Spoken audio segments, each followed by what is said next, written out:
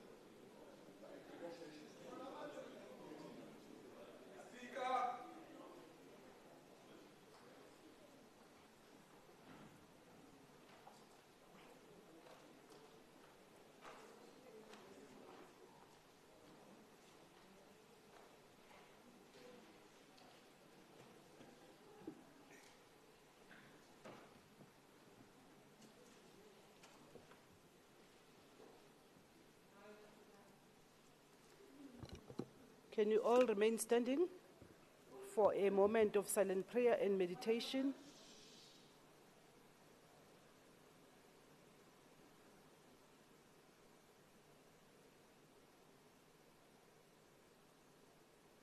Thank you very much. You may all be seated.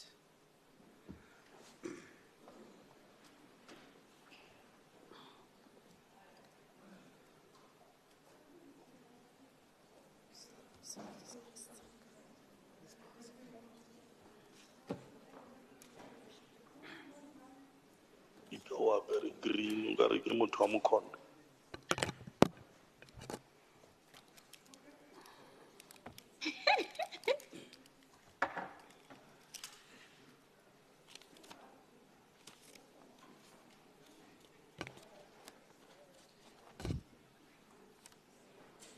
Good morning, honorable colleagues. Let me take this opportunity to acknowledge and welcome our honorable Premier, members of the Executive Council, leaders of political parties, the Chief Whip and the Deputy Chief Whip, members of the Provincial Legislature of Gauteng, ladies and gentlemen. Let me also acknowledge our visitors in the gallery, and I hope that we will conduct ourselves orderly because we do have the rules that govern how members conduct themselves, but also the rules that govern how guests must conduct themselves when we have sittings. And I see, because it's elderly people, normally we don't have problems with elderly people because they normally, Honorable, you are not elder, you are just a junior. I'm just talking about our senior citizens there. All of them, we love you, but we want to thank you for taking and interest in the matters of your Parliament of Gauteng. You are all welcome. We have received the following apologies: Honorable Nseche for the early departure, Honorable Nkosi Malubane, who's outside of the country, Honorable Dlamini, who has an urgent party business. And I know that in terms of the report, we are advised that Honorable Musito will stand in for Honorable Dlamini. Those are the only apologies. Those that were supposed to be here but will be joining virtually, we don't regard them as apologies because they are present, although in a virtual platform. We only consider those that are absent. Thank you very much. We are all welcome. Honourable members, in accordance with Part 4 of the Conflict of Interest and Disclosure Framework for members of the Gauteng Provincial Legislature, which are members, we are all required to disclose all your registrable interests within 30 days after the opening of the legislature or on appointment of the member. And in complying with the above framework, members are required to complete and submit their declaration of interest via SAP from the 1st to the 30th of March. So the deadline is this week. However, we know that some of the members, you might not be able to access your SAP. So we requested that ICT must put our SAP administrator on standby for them to be able to assist you. So when you are ready, just check with my office for you to be able to be assisted, especially for those, because the deadline is this coming Saturday, but Saturday there's no one working. So it means by Thursday you should have actually submitted. Please do so, because if you don't do so, then it means it's an ethical issue that must be raised through the ethical committee. So I hope members, because we've been advising you since last month, and I'm sure we'll all comply. Thank you very much. Announcements in terms of members. We have received a notice that Honorable Mdlankomo wants to do an announcement. Honorable Mdlankomo. Thank you, Madam Speaker. Economic Freedom Fighters wishes to announce and congratulate Honorable Member Masoleng, our qualified engineer, one of the members alleged to have only matric, for obtaining her master's degree in public administration.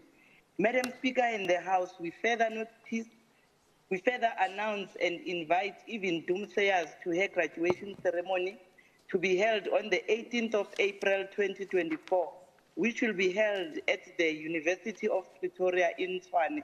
Indeed, lies run in the DNA of the ANC. I thank you.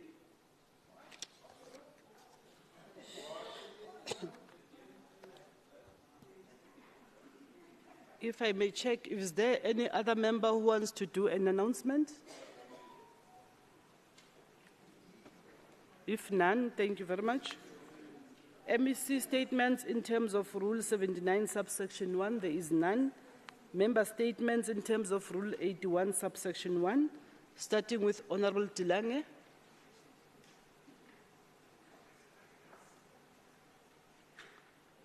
Honorable Tilange. Good morning, Speaker. Since the advent of democracy, South African policymakers have been focusing on affordable housing solutions, the latter which have been battling with undesirable outcomes in terms of location, density, integration and affordability. Adding to this, the inability of government to provide proper infrastructure services to low cost. My apology, Speaker. But it's often marked by legal irregularities compromising projects' integrity and residents' rights. As an example, I wish to cite the Brickville housing project in Dalton, who since the inception of projects have been tainted by allegations of corruption, casting doubt over the legitimacy and land transactions. Despite numerous inquiries to provincial departments, no satisfactory responses could be obtained on the reasons as to the fact that the correct township establishment procedures were not followed. Irrespective of numerous objections being raised against this development, even as far back as 2016.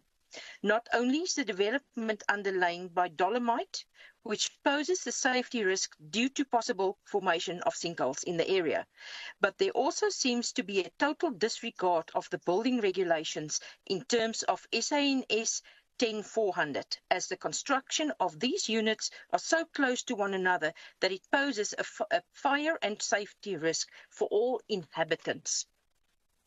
Many residents still await formal title deeds, leaving them vulnerable to eviction or disputes.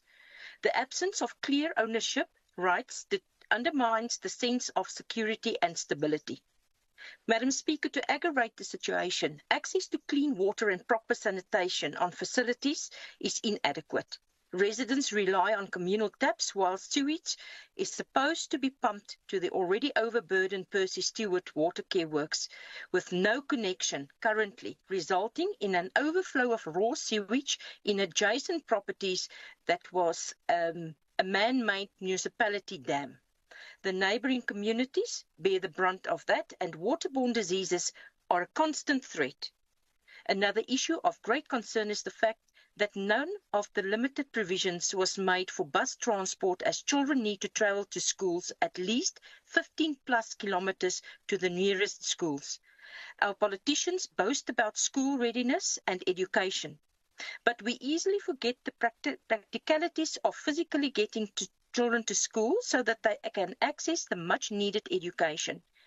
Brickvale is but merely one example of a poorly planned, low-cost housing development that's facing significant challenges relating to legal compliance, infrastructure, and community dynamics. Let us learn from these mistakes and ensure that in future developments showcase collaborative efforts from government bodies, developers, and community leaders. Thank you, Madam Speaker. Honourable Diege. Thank you, Madam Speaker.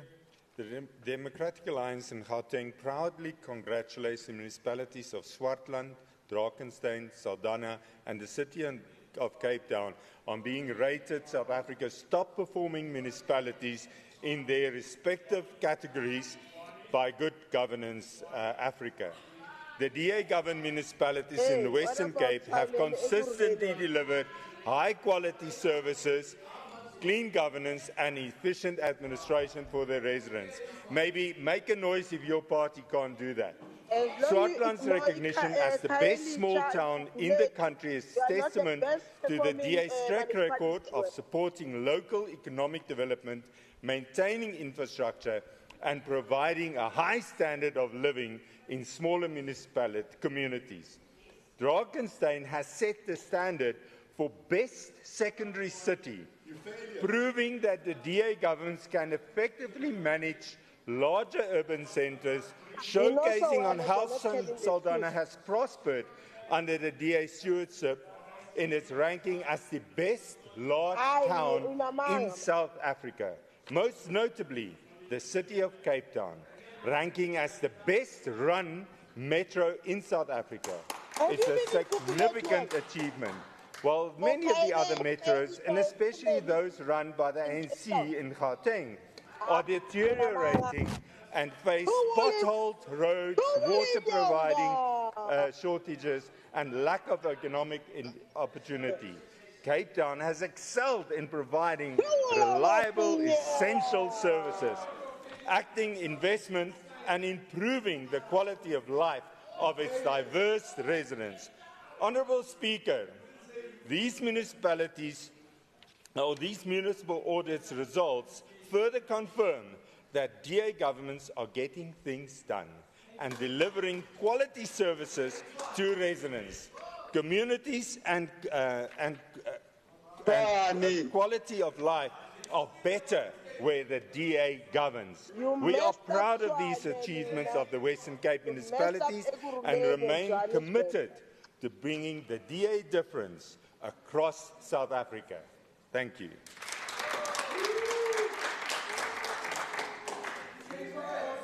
Honorable Atkinson. Make a noise if your party sucks. Honorable Atkinson. Thank you very much, Madam Speaker. Madam Speaker, I'm deeply troubled by the recent declaration in Ghana that identifying as LGBTQIA is now a criminal offence punishable by imprisonment. This flagrant denial of basic human rights and freedoms is an affront to the values that South Africa holds dear. This law passed by Ghana is the latest in a dangerous trend of erosion of rights across Africa that risks unravelling progress made over decades towards building open and democratic societies across the continent. If left unchallenged, it will only embolden others to follow suit, threatening LGBTQIA communities and other marginalised groups. I therefore call upon the Gauteng Provincial Government to immediately and unequivocally condemn the actions of the Ghanaian government. We ought to distance ourselves from the Ghanaian government and demand that they repeal this draconian law. Staying silent is not an option.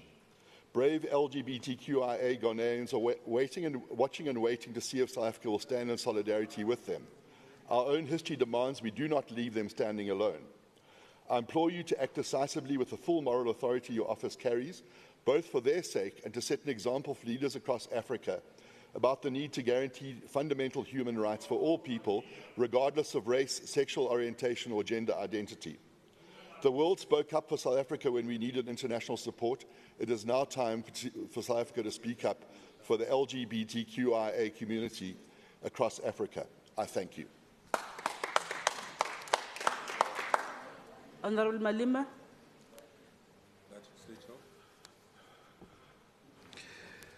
Thank you very much, Madam Speaker, and warm greetings to the House at large.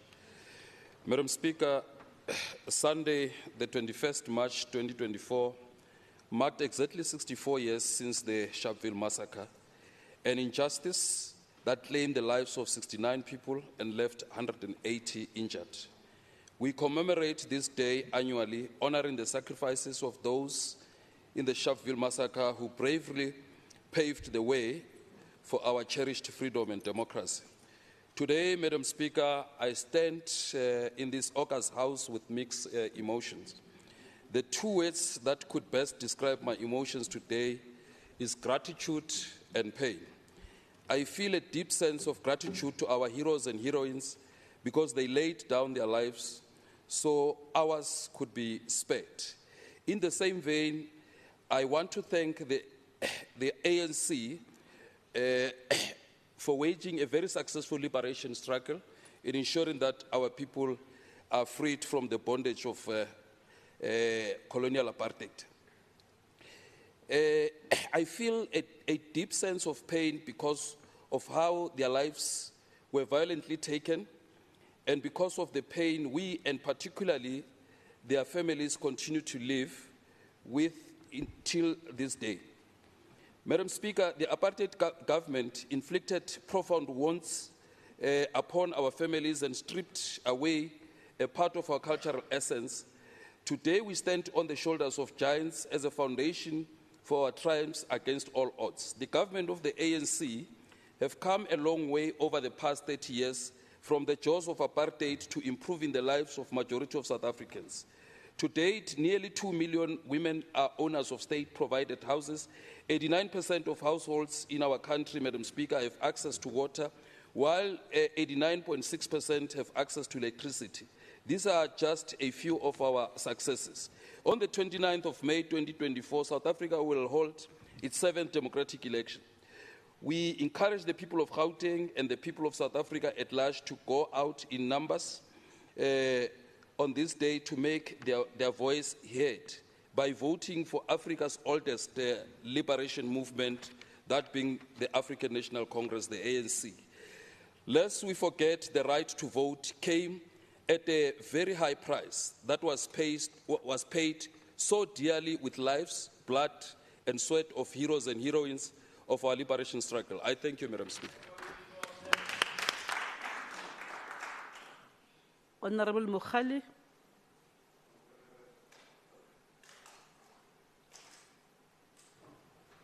Thank you very much, Madam Speaker, honorable members. In accordance with Rule 81 of 1, I, Honorable Refilwe Mukhali, table the following member statement on the City of Tshwane. 13 billion rand irregular expenditure. The DA-led coalition regime at the City of Tshwane has been characterized as the worst performing municipality in Gauteng province, as demystified by the latest Auditor General's report, which explicitly indicates that the City of Tshwane received an adverse report finding, as per the AG report 2024, flagging the highest irregular expenditure, which account to 13 billion for the financial year 2022-23, without considering and implementing the recommendation of the AG to rescue the municipality from financial carcass. The report contained unsubstantiated financial statement and unaccounted for city budget. The quality of the audit report was found wanting by the Auditor General, who said it was not in accordance with the standard of generally recognized Management Act and the Division of Revenue Act, as was floated, with the intention to put municipality in disarray. The Auditor General again produced concrete proof of the administrative nightmare of City of Tshwane, which reflect a serious financial crisis as a result of poor service delivery under the coalition led by DA administration. The AG report further flagged a shocking and inflammatory statement regarding the 12 billion rand ranging from corruption, maladministration, and accounting fraud under the DA-led coalition in the City of Tshwane. It is a well-known fact that the City of Tshwane is a catastrophic financial liability which failed the people of Tshwane dismally in relating to the provision of services such as sanitation, electricity, water, road, collection of waste, particularly in the informal settlement, as a true reflection of collapsed municipality. These 8 wasted years of corruption and malfeasance misled the citizens of Tshwane into vicious cycle of poverty and desperately lose of hope for the better future, while they drive a narrative that where they govern well. Unfortunately, the AG report reflects the opposite of good governance in the City of Tshwane under the DA-led coalition. Madam Speaker, we stand for our position as a glorious movement that the DA coalition must fall. Thank you. DA coalition must fall. Thank you, member. Thank you.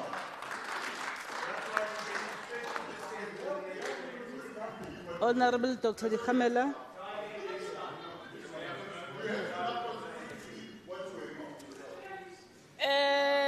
Honorable Speaker,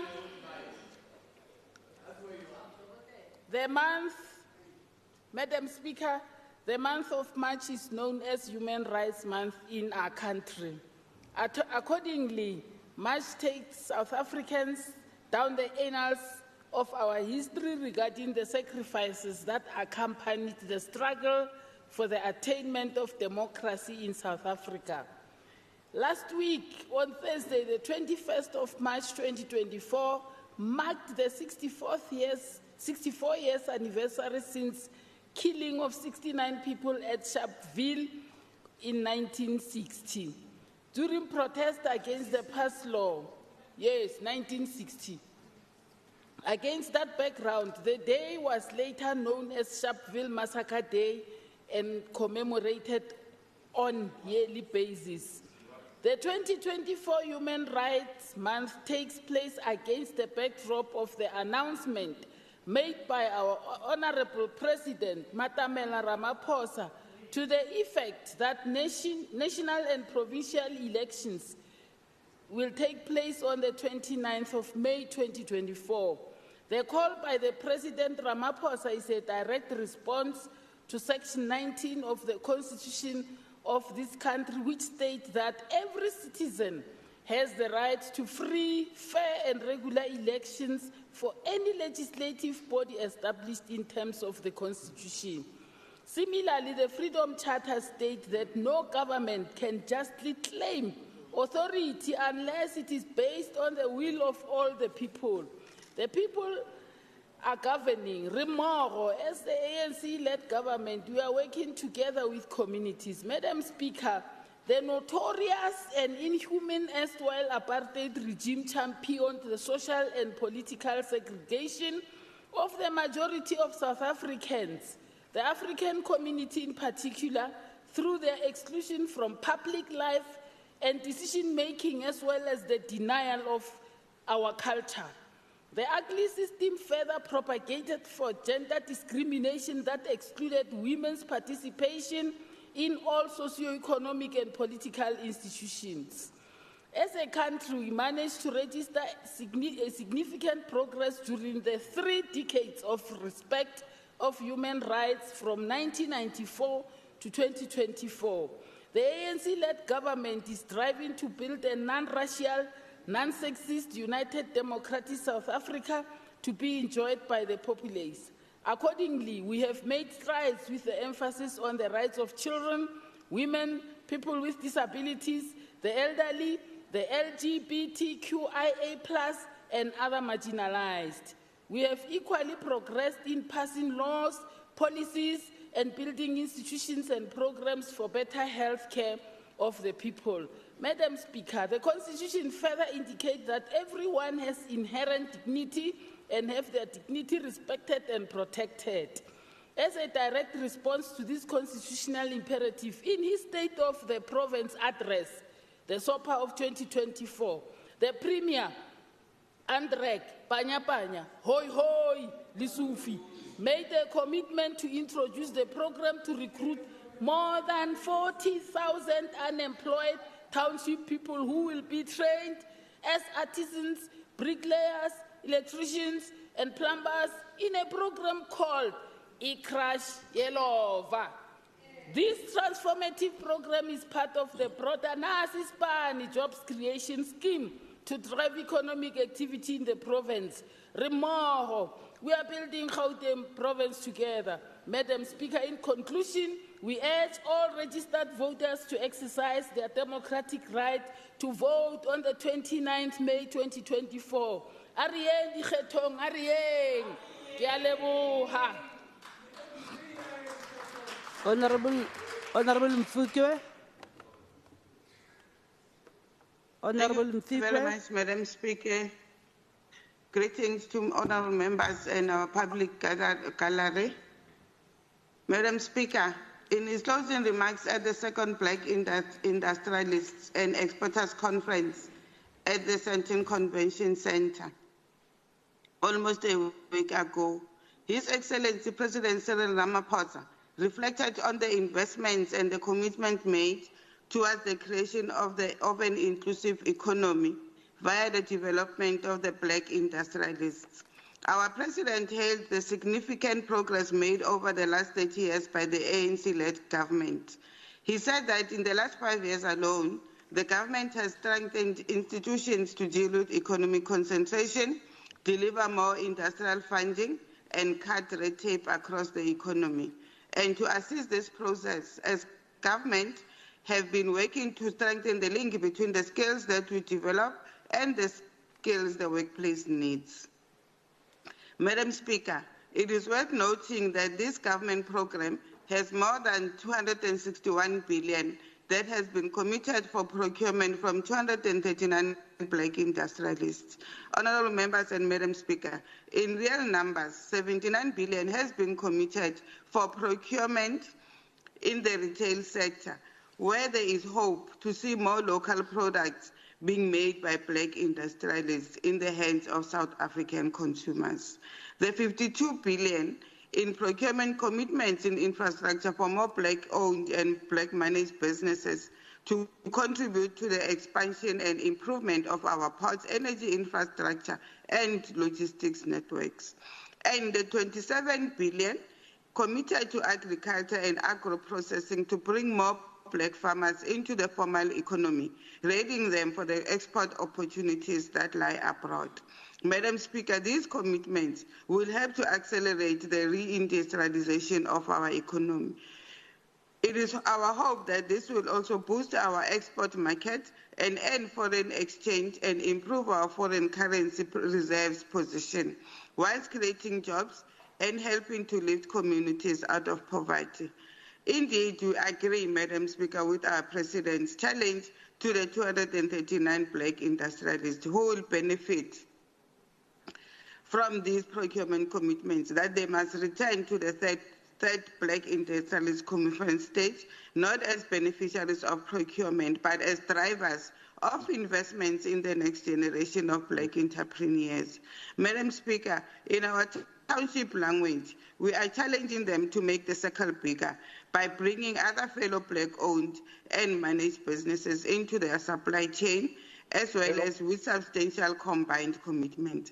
For it is only when we are intentional that we will break the resilient ownership patterns and create a level playing field. Remojo, growing Gauteng together. Thank you, Madam Speaker. Honourable Padenost. Thank you, Speaker. Good morning. The Department of Social Development is still struggling to accommodate women, youth, and people living with disabilities. Disabled people are part and parcel of our communities, irrespective of gender, color, or creed. The disability employment gap is shockingly wide, and it is imperative to give disabled people more opportunities in the workplace. The disabled employees face struggles that many employees do not realize and understand. This issue can have an impact on their satisfaction, performance, and can lead to a workplace trauma or quiet quitting.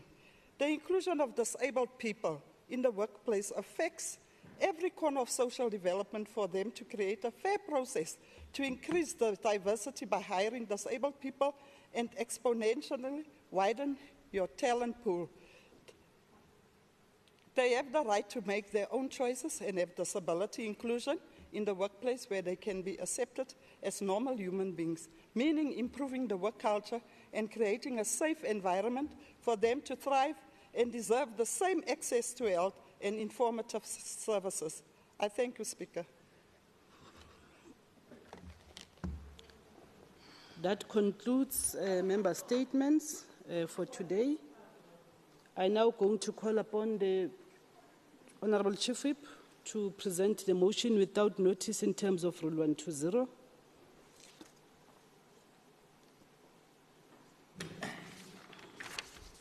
Thank you very much, Madam Speaker, Madam Deputy Speaker, and presiding officers, as well as the Deputy Chief Whip, the Premier, and members of the Executive, and all the people who have tuned in into the proceedings of the House. I, Member L.E. Makubela, the Chief Whip of the Majority Party in the Gauteng Provincial Legislature, hereby tables the following motion in terms of Rule 120, read with Rule 121 and Rule 122 as follows. That noting that the following reports were not programmed for today's sitting of Tuesday, the 26th of March, 2024. That one, the Infrastructure Development and Property Management Portfolio Committee's Focus Intervention Study, or FIS report on reviewing infrastructure projects of the current administration in Gauteng. 2, that the Roads and Transport Committee's Focus Intervention Study report on progress on the implementation of an integrated fare management services in the province. 3, that the Roads and Transport Committee's Focus Intervention Study report on establishment of logistics branch by the department.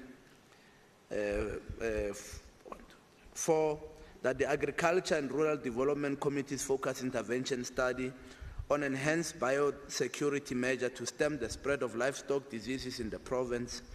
5, that the Finance Committee's Focus Intervention Study arising from the annual report of the 2023-2024 financial year on assessing the effectiveness of support provided to youth-owned businesses in Gauteng. 6, that the Sports, Recreation, Arts and Culture Committee's Focused Intervention Study report on sport, recreation, arts and culture portfolio committees, the committee's concerns on the implementation of the infrastructure development projects, a case of library infrastructure, sports infrastructure, and heritage monuments. That 7, the Human Settlements Committee's Focused Intervention Study report on an evaluation on the progress made in relation to the projects that are being implemented by the Housing Development Agency on behalf of Gauteng Department of Human Settlements. 8, that COGTA and eGov Portfolio Committee's Focus Intervention Study report emanating from the 2023 and the 2024 budget report of the Department of COGTA on the evaluating the implementation of the roadmap on powers, functions, and metro systems of government. 9, the Economic Development Committee's Oversight Focus Intervention Study on implementation of the Gauteng Township Economic Development Act through the small businesses support and the status of distribution centers in Mamelodi and Thokoza. 10, that the Health Committee's Focus Intervention Study report on assessing the impact of shortage of skilled staff in maternity wards on improving maternal health in Gauteng. 11, the Health Committee's Focus Intervention Study report on assessing the preparedness of the primary healthcare facilities regarding the implementation of picture aching communication system and the implementation of the health patient record system. 12, that we consider the final voting mandate on the Upstream Petroleum Resources Development Bill of Section 76. 12, that the final voting mandate on the Housing Consumers Protection Bill of Section 76, and finally, the final voting mandate on the Expropriation Bill, Section 76. Madam Speaker, therefore I request that the House resolves to add all of the above focus intervention reports, including the final voting mandate, to the orders of the day. Madam Speaker, I so move. Thank you very much. Thank you. Any seconder to the motion? Speaker, I rise to second. Honorable Nel seconding. Thank you very much. I now put a question to the House. All those in favor say yes. Yes. All not in favor say no. The yes have it. The motion is adopted by the House. I just want to check if is there any member who wants to give notice of a motion in terms of Rule 121?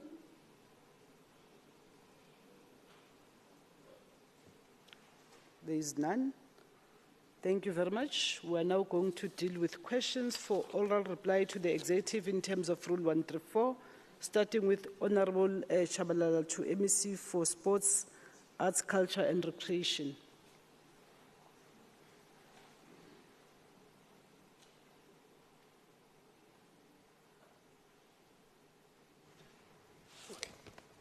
Thank you, Speaker. Regarding the Gauteng sports announcements of finalists and the gala events held in 2022 and 2023, could the MEC please indicate, 1, what services were rendered by the following service provider: Grande, Victory Plus Projects and Services, Parker Seboja, Leon B Holdings, Dream Flora, Maletsatsi Holdings, MJ and LB Pty Ltd, Gauteng Sports Confederation during the gala event. For each gala event, how many finalists attended? 3, how many people did the department invite for each gala event? Number 4, what services were rendered by service providers during the announcement of finalists for both 2022 and 2023? Thank you. Honorable MEC. Thank you very much, Madam Speaker, for the opportunity, and good morning to the people of Gauteng. Thank you very much, Honourable Member, for the question. So, responding to your first question, N Grande Trading provided the following service. They were doing production in generally, but it included pre-recordings prior to the gala event, which included photo shoots for the finalists, recording audio visuals and the finalists. Of the finalists, rather. They also did choreography of the show, catering for the creative team, secured all technical personnel for the gala event, did entertainment for the gala event, and scripting of the show. Victory Plus projects and services were doing logistics, which included accommodation for finalists and the project management team, safety and security, air conditioners, emergency services, safety officers, community policing forum staff were also catered for. Parka Seboja did technical services for us, which included stage, building the set, lighting, sound, engineering, trophies, and certificates.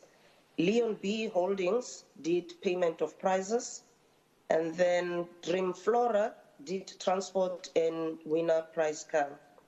Mali Seidi Holdings did broadcasting of the event, which included OB events on site, generators for the show, dry runs, and then MJLB Trading were responsible for venue, catering, and decor. The 2023 gala event, Sports Confederation was responsible for the following services. Venue, they put up the dome, they did catering and decorations, they did broadcasting and technical aspects, and the production of the show. They also did transport and accommodation of finalists, prizes and trophies and certificates. Lastly, they did logistics such as safety and security, emergency services, safety officers, community policing staff, and engineers. Responding to your second question, Honourable Member, the finalists that attended for 2022 were 55, and for 2023 were 58. In response to your third question, the people that were invited for 2022 were 600, and for the year 2023 were 650. In response to your fourth question, the services that were provided by service providers were venue and decor, safety and security, catering, audio and audio visuals. They also gave us PA systems and audio visual equipment, portable ablutions, entertainment, presenters, transport, and generators. Thank you very much, Madam Speaker. Any supplementary question or a short remark, Honourable Shabalala? Okay. Thank you, Speaker. I want the MEC to tell me, does she think the things that she mentioned here, in the midst of many challenges bedeviling our communities, especially with regards to sporting infrastructure, the MEC and the department went on to spend over 14 million on things like, just to make an announcement about the finalists, to pay 1.4 million just to have a deco and a venue, which the department could have done in a cheaper way. The MEC went on to say they've paid for catering, they've paid for photo shoots. Yet, you go to our townships today, sporting facilities are non-existent. Where they are available, they are dilapidated. But the MEC goes and spends almost 14 million. Short remark. And then we check. He says the finalists that were invited were 58. Yet he went on to invite over 600 people to a gala event. How do you pay Gauteng Sports Confederation over 7 million for one day just to host a gala event? Honorable Shabalala. That is bad. MEC Speaker, Honorable Shabalala. I think Honorable Shabalala, can you be orderly? You know very well that the supplementary questions, it's one question or a short remark. No, please, you've made a comment and it should be short. Once you start saying "and," it means you're coming with a second thing, which is not allowed by the rules. So sit down, please, Honorable Shabalala. I don't want to fight you. I'm going for the Easter weekend. I'm going for a pilgrimage. I don't want to mess myself. Thank you very much, Honorable MEC. No, thank you very much, Madam Speaker, for the opportunity again. I think the honourable member is aware that he's asking, I think, 4 or 5 new questions, and I would advise him to pose them as such, as new questions. Honourable members, can we allow the MEC... Honourable clerk, you don't have to behave that way. I'm struggling to hear the response. I'm also interested in how she responds. So if we make noise, especially when a person is on a virtual platform, when we can't hear properly, please, can we be orderly? Thank you. Honourable MEC? No, thank you very much, Madam Speaker.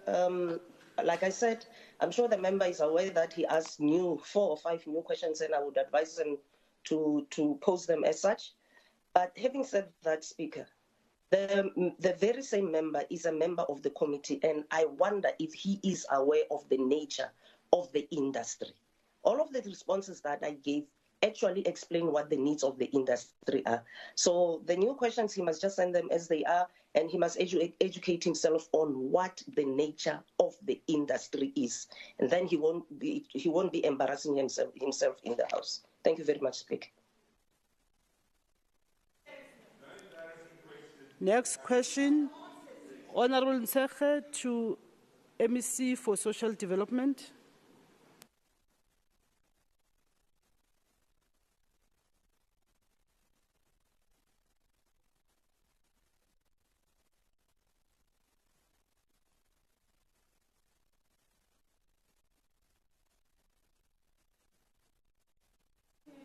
You press once and you leave it, then it will come, it will be on.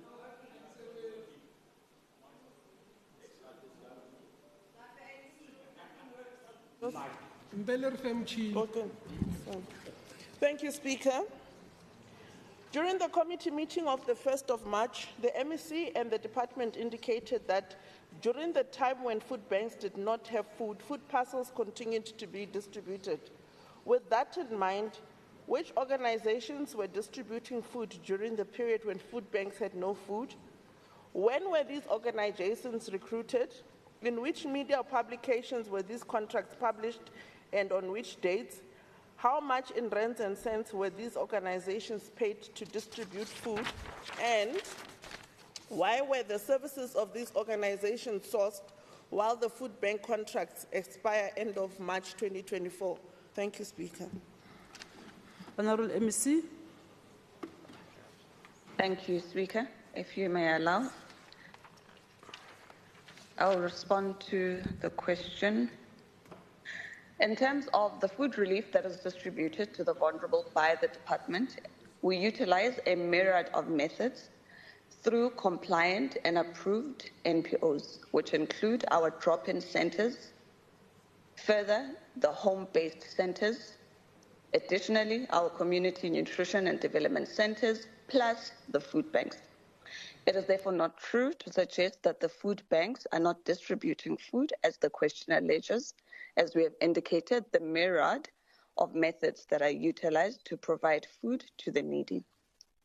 As it pertains to question 2, NPOs distributing food through the various mediums, as mentioned above, got contracted after their successful adjudication for funding for the financial year 2023-2024. And accordingly, the entire list has been given in previous questions that would have received that detail the NPOs that have been approved and the amounts that we are giving them. Thirdly, we are asked what are the details. The department provides the following food relief to the vulnerable people. Our food banks provide food parcels. Our CNDCs provide cooked meals or prepared meals. Our CHBCs provide food parcels, and our drop-in centers do a mixture between daily cooked meals and food parcels. The department also funds NPOs operating in various programs where meals are provided on a daily basis to old age homes, to our child and youth care centers, shelters for victims of GBV, the homeless, those who are dependent on aid, such as those suffering from HIV, AIDS, and so forth. Which publications was these advertised in? The advert for NPO funding for the financial year of 2023-2024 was published on the 30th of September 2022 on platforms such as the Daily Sun, the Sowetan, and other digital communication platforms that the department has within our social media pages. On question 4, as of or about the 25th of Feb, our expenditure for the various areas that we provide food in terms of the food parcels, the amount is 16,926,917. As it pertains to food parcels, those that deal more with patients of HIV/AIDS is 19,20500. As it pertains to our CNDCs, it's 58,612,023. As it pertains to our food banks, it's 17,810,166. And on our drop-in centers, it's 27,017,311. And for the CHBCs, it's 55,574,112. And now, on the last question, as it pertains to the distribution of food by the food banks, the department has procured food through a deviation, and the food banks are distributing food parcels accordingly. It must be noted, however, that availability in the food banks fluctuates depending on availability and demand, and it is in this regard that a myriad of food relief options are available before us, so that as and when our food banks run empty, we're able to work through the NPOs to ensure that the various individuals that require food are able to still receive it. Thank you, Madam Speaker. Honourable Tsakhe, any supplementary question or a short remark?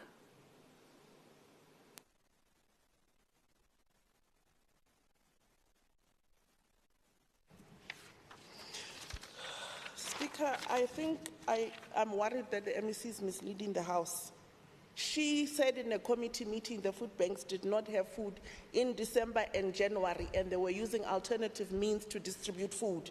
Why would you distribute food when you are busy paying food banks which have a contract expiring in December? From me, I hear fruitless and wasteful expenditure by a parallel process that she's engineered. She must be honest in this House.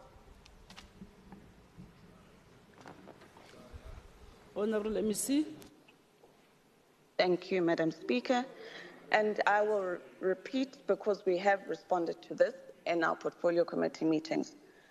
The member seems to be confused and not having an appreciation that in terms of the NPOs that run the food banks, these are NPOs that run the administrative aspects of it.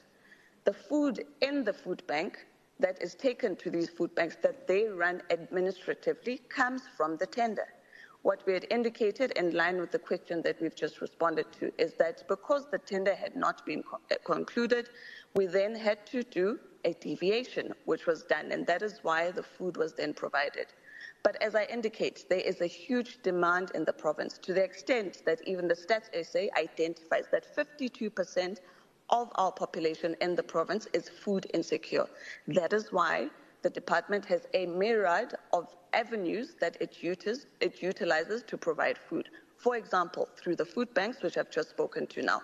Additionally, through our NPOs, which amongst other things, they not only just provide the food, but they also provide the additional care that is required, particularly for people that are bedridden and so forth. That is why there's a provision and a mixture of warm food and the food parcels that are given. We believe we've responded adequately, and I hope this time around the member has a better comprehension of how the department works. Thank you.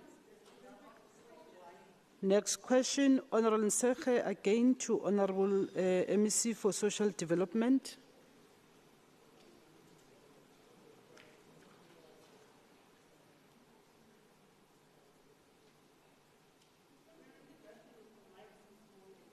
We're being silenced, but thank you. In a committee meeting, once again, the MEC indicated that forensic audits were being conducted within the department. With that in mind, has an external service provider been appointed to conduct this audit? If yes, to question 1, which persons or organizations? What is the cost of this exercise in rands and cents? What is the time allocated to conducting this investigation? And what is the deadline for this investigations to be completed? And what percentage of the investigation has now been completed? Thank you. Honourable MEC. Thank you, Madam Speaker. And again, this is a question that has been asked before. In fact, it was asked to the Premier in February, but we will repeat for the purposes of ensuring that the member now has a better comprehension of the responses that we are to give. As it pertains to the investigation, yes, an external service provider has been appointed to conduct the audit of the NPOs and is funded by the department. What is the entity? It is called FSG Africa. In terms of the rands and the cents, there are 2 parts to the investigation that they are doing. The first was the forensic audit, followed by a forensic investigation. And the amounts for that, for the forensic audit, are 995,526. As it pertains to the forensic investigation, it's 962,723. As it pertains to question number 4, during the undertaking of the forensic audit, it was necessary to conduct a forensic investigation into several preliminary observations and findings. It is anticipated that the forensic investigation will be completed by the end of this financial year. As committed to the Portfolio Committee and the various responses that have been given, including by the Premier. On the last question, as indicated above, the service provider has indicated that by the end of the financial year, the report will be received accordingly and we will be able to then speak further to it. Thank you, Madam Speaker. Honourable Nsekhe, any short remark or supplementary question? Yes, please, Speaker. I put it to you, Speaker, that one of the investigators that the MEC is using is one Vernon Naidu, who was fired at ex-Grantham Thornton for sexual allegations and resigned. I don't know how you run a forensic investigation with somebody who's a sex pest. And I think the MEC should do due diligence when recruiting people to conduct forensic investigations on a department. Thank you. Honourable MEC. Thank you, Madam Speaker. And again, just for education purposes, is to indicate that the allegation that the MEC appoints and should do due diligence on individuals would be rather odd of a request to make, particularly because, as you know, with all financial related appointments, MECs are not involved in that area of work. However, the concern that has been raised will be raised with the department accordingly so that we then are able to ask administration to be able to investigate further into the matter. Thank you. Next question, Honourable Diekga to MEC for Kokta.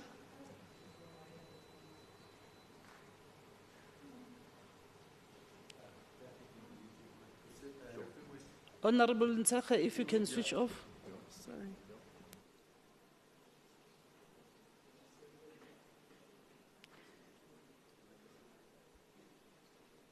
Can Hansat help us? Hansat, you are sleeping. Thank you. Thank you, Madam Speaker. A recent social media video indicates people have been living on tombstones in Mooifontein Cemetery between Birch Acres and Tembisa in Ekurhuleni.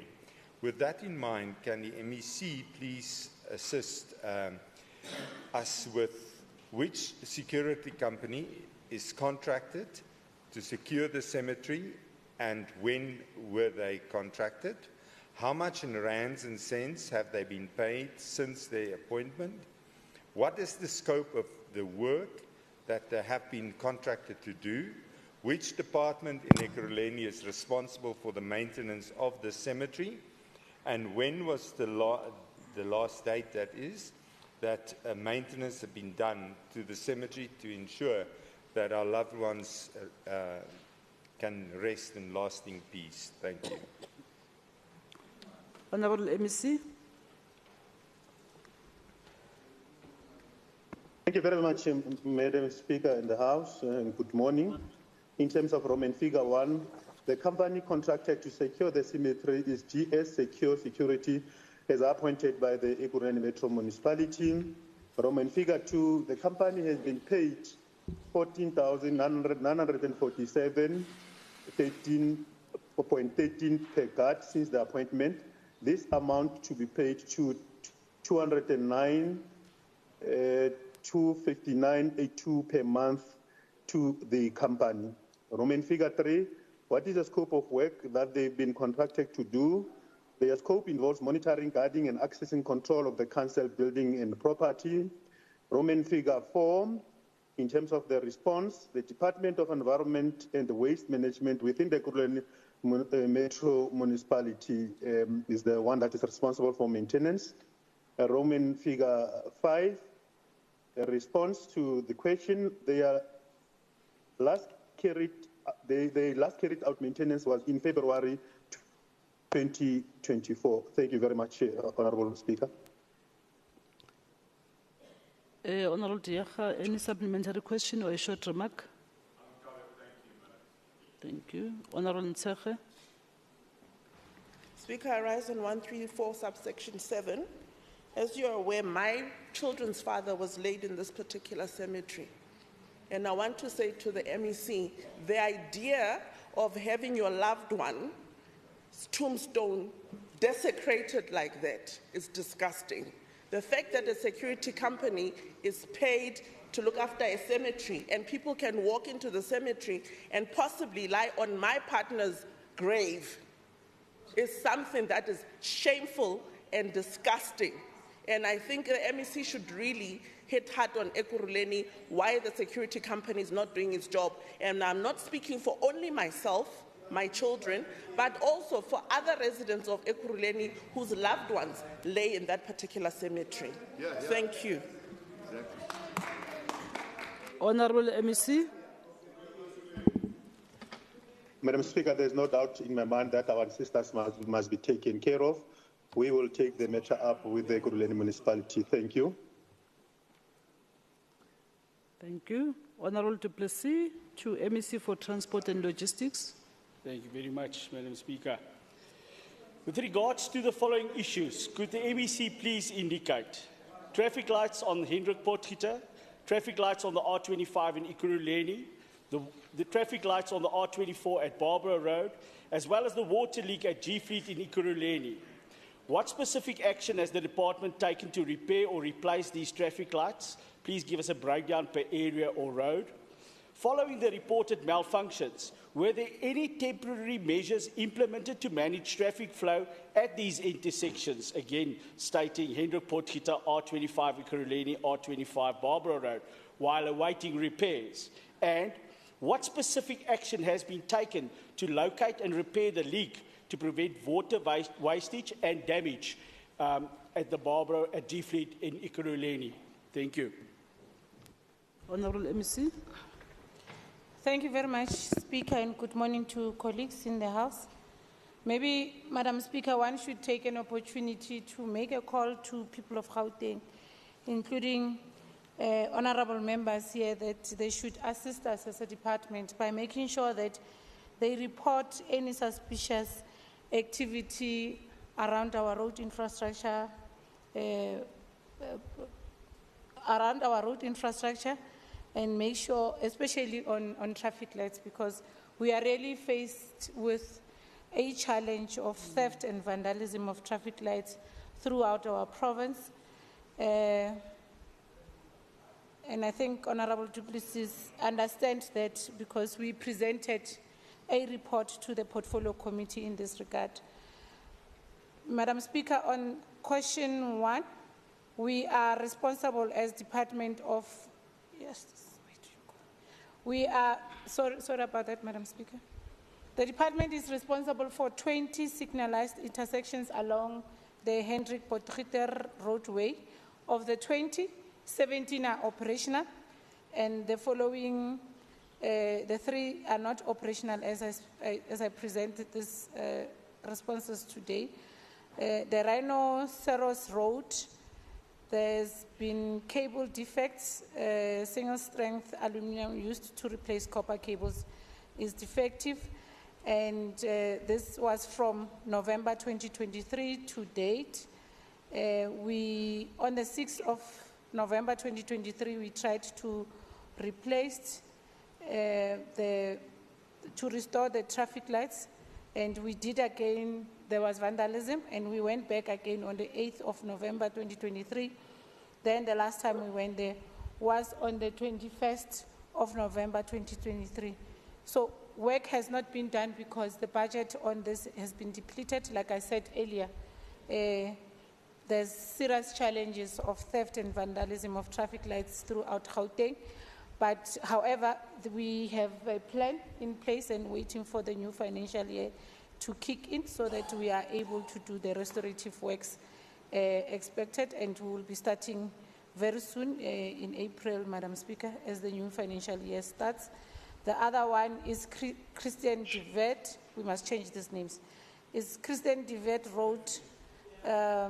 This one also was affected by theft and vandalism and power supply in the mini substations.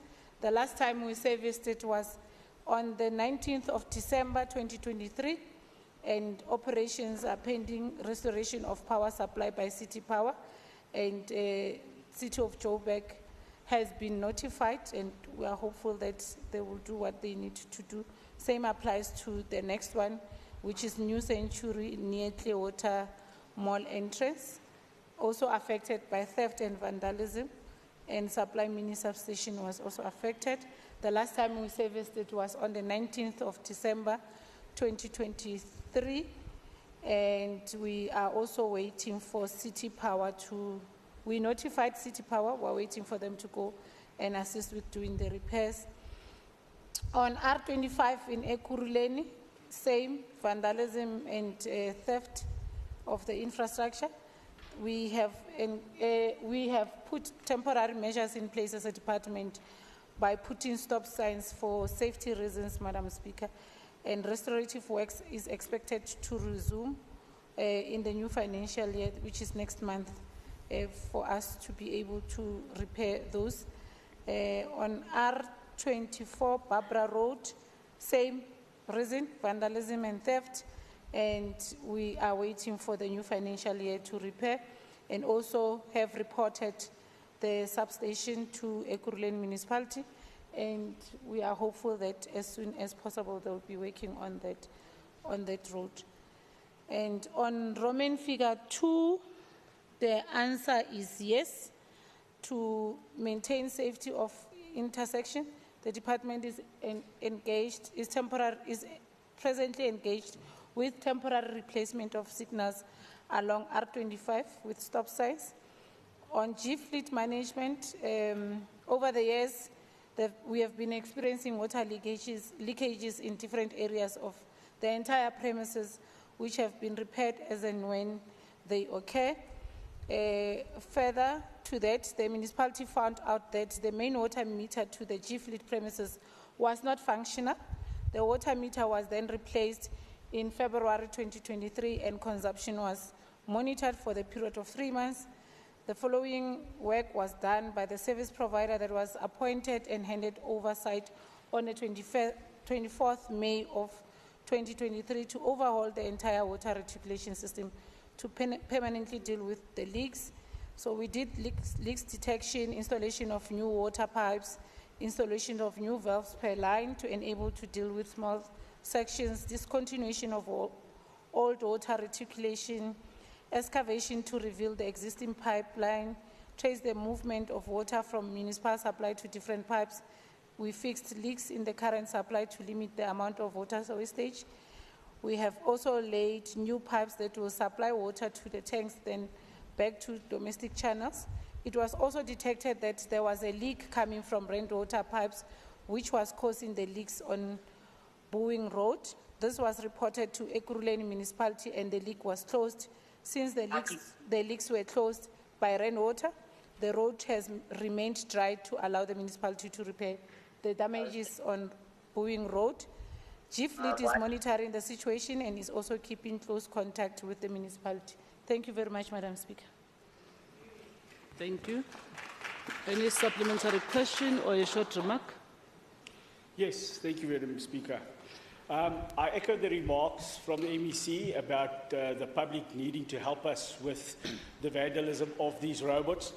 But except for the driver's frustration, my frustration lies in the fact that I have reported these problems with members of the public. I can show you that at some of these, there were 125 people copied into these.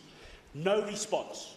No response. Not from the department, not from the MEC's office, not from the people working in the department. None. I can show you the emails. I'm not joking. So this is where my problem lies, is why can't we get a response from the department? Why can I myself, as a member of this legislature, not get any response? Exactly what I got now. I needed to have asked this question if I got a response from the department. Thank you.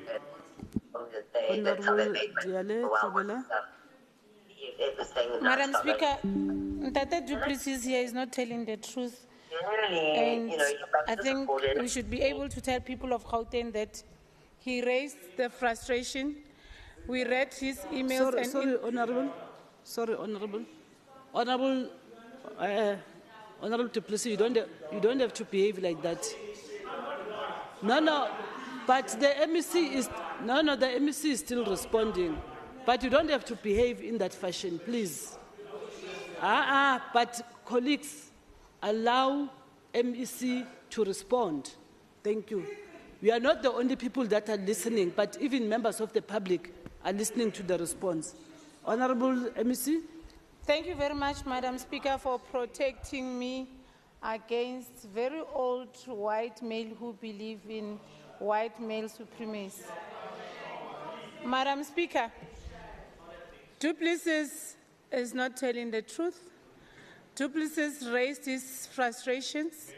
Like Member Du Plessis raised his frustrations like all other members of the Portfolio Committee, and the department has comprehensively presented to them a report on our plans on how are we going to handle this challenge. I admitted this is a challenge that we are faced with as people of Gauteng, and this is due to theft and vandalism, and there's nothing we can do so far because we are putting and looking into other alternative technologies on how to maintain our traffic lights in Gauteng. From April, we will be fixing all the traffic lights that are vandalized. Thank you very much, Madam Speaker. Madam, next question, Honourable Du Plessis. Honourable MEC, please. Thank you very much, Madam Honourable Speaker. Du Plessis to Honourable MEC for Kokta. To the MEC of Corporate Governance, Traditional Affairs, Research and Development. The municipalities of Merafong, Randwest City and Mugale in the West Rand reportedly owe Randwater and Eskom millions of rands. These debts are causing frequent water and electricity outages for the residents, sometimes lasting for weeks. With this in mind, can the MEC please tell us what immediate interventions will the MEC undertake to address these critical infrastructure and service delivery failures in these municipalities? Can the MEC outline a specific debt repayment plan for these municipalities regarding their outstanding balances with Randwater and Eskom? What long-term infrastructure investment plans are in place to prevent future service disruptions in Merafong, Randwest City and Mugale? How will the MEC ensure transparency and accountability in the use of any funds allocated to address these issues in the West Rand municipalities?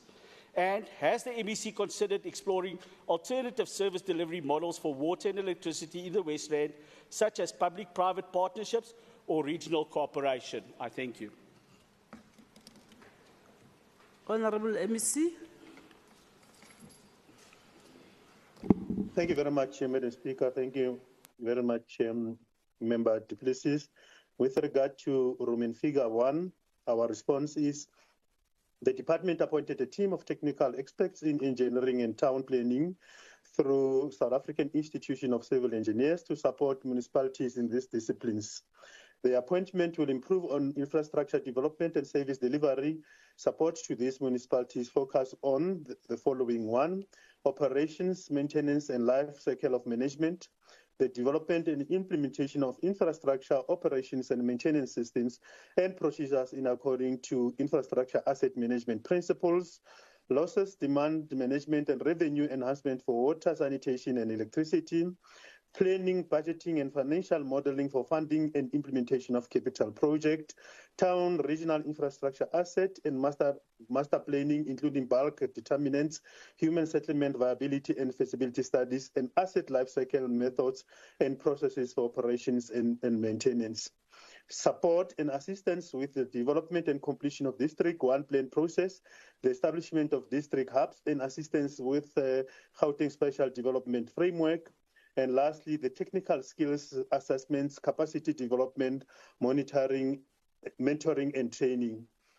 The Rand West City Local Municipality has been identified to support municipalities as an implementing agents for this particular purposes on water. In terms of Roman figure 2, our response is the approved payment plan for Mohale City local municipalities to pay the current account in twofold, wherein 60% on the current invoice date and the interest-free balance of 40% is settled within 14 days of the following month. The approved payment plan for Rand West City local municipalities to service the current account while allowing an interest-free ring-fenced amount to be settled within 36 months and committing a portion of equitable share to settle the debts. And lastly, Merafong has developed a draft payment plan which is still to be considered. I need to indicate, Madam Speaker, that I had a meeting with these municipalities together with Rand Water. And one of the concerns raised by municipalities that whilst they get into these settlements agreements, part of the difficulty it's how to maintain, because sometimes they commit themselves in something that will be difficult for the municipality to necessarily manage, because remember, they are based on projections that they will be able to collect this amount of monies from the residents in particular areas, and at the end of the month that is not a case, and therefore they run short of fulfilling the agreements as such. We've noted that going forward. Insofar as ESCOM is concerned, the Minister of Finance in the 2022-23 budget speech announced conditional debt relief for all municipalities that owes ESCOM on the 31st March 2023, including interest and penalties. Any municipality that owed ESCOM areas, interest or penalties on the 31st of March 2023 qualifies for this relief, subject to council successful written application to National Treasury. In this regard, all 3 municipalities were approved for the debt relief program. In addition, the National Treasury issued the condition for municipal debt relief and the application process in the MFMA circular number 124. One of the conditions is that municipalities should ensure that they pay ESCOM and Rand Water current account in full. Currently, National Treasury and the Gauteng Department of Finance are tasked with actively monitoring the situation to avert any defaults from occurring in the debt relief program. The department works with the 2 institutions to monitor the compliance of municipalities in this regard. With regard to Roman figure 3, our response is that the province has not developed any long-term infrastructure investment plans for municipalities. However, there are initiatives to facilitate funding for medium to long-term bulk infrastructure provision with the Development Bank of South Africa. Based on their infrastructure master plans, this includes the use of existing grants funding and loan funding where possible. and we've been having continuous meeting with the bank, the GBSA in this regard. There are areas to be covered. The areas to be covered are listed in paragraph Roman figure 1. Some of the work packages are undertaken by the technical team from sites such as compilation of basic cost of supply study for electricity, operation and maintenance plan for all infrastructure categories, including solid waste management and roads and storm water. With regard to Roman figure 4, our response is that the department will monitor the expenditure of grants and project performance to realize the intended benefit. It will also request the Rand West municipality to report regularly on the utilization of the funds for transparency and accountability. From an infrastructure asset and master planning point of view, including bulk services, determinants, and asset lifecycle management and processes for operations and maintenance. The Provincial CAPEX War Room is the platform utilized to assess the municipality's performance and thus allow transparency and accountability in the use of funds. With regard to Roman figure 5, our response is yes. Through the aforementioned appointment of technical experts, it is part of their mandate to identify possible alternate service delivery models for water and electricity. These form part of continuous work in progress with municipalities, including the implementation of the district development model. I thank you, Madam Speaker. Any supplementary question or a short remark, Honourable du Plessis? Yes, thank you very much, Madam Speaker. I just want to thank the MEC for that comprehensive answer, and so I'll be keeping him to it, but thank you for that. Okay. Next question, Honourable Nell to MEC for Transport and Logistics.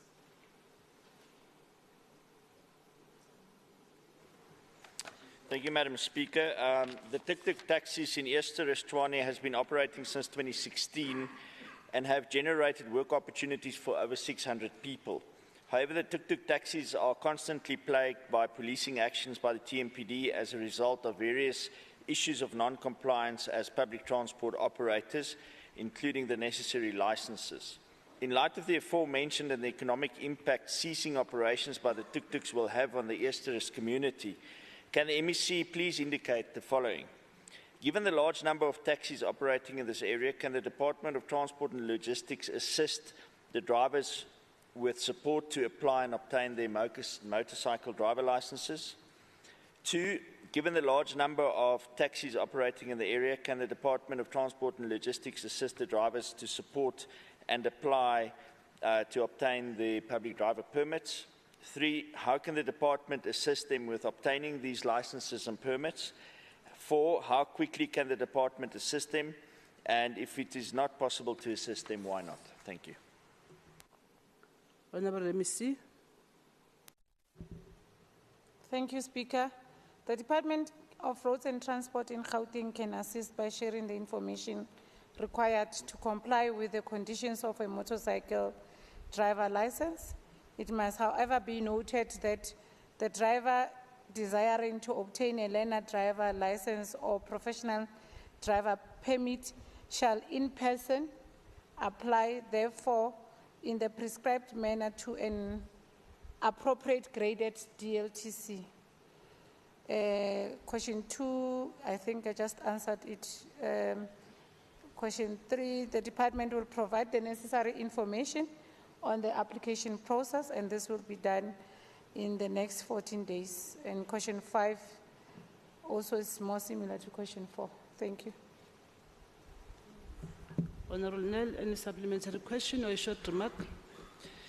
Yeah, Madam Speaker, thank you very much for the information that the department will supply, but I'm sure that we can get that off the website of the department as well. The problem here is that last year the department rolled out a significant driver license program in schools.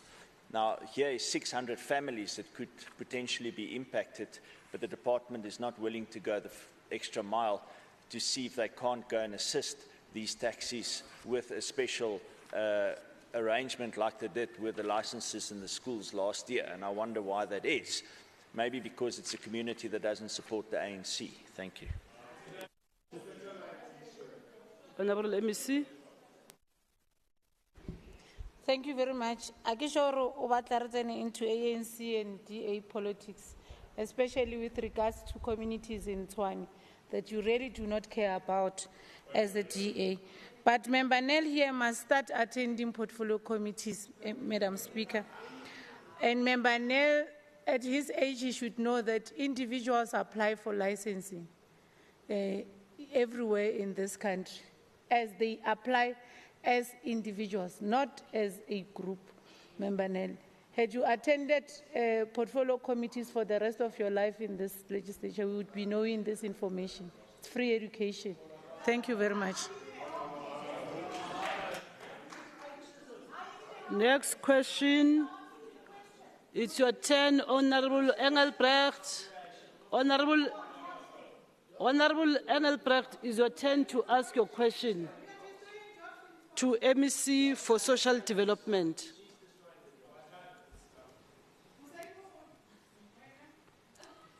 Madam Speaker, thank you. With regard to MPO funding for the 24-25 financial year, could the MEC please indicate, firstly, the MPO business plan advertisements typically go out in October. Why were they delayed in 2023? Secondly, the adjudication processes for funding are usually concluded by the end of November.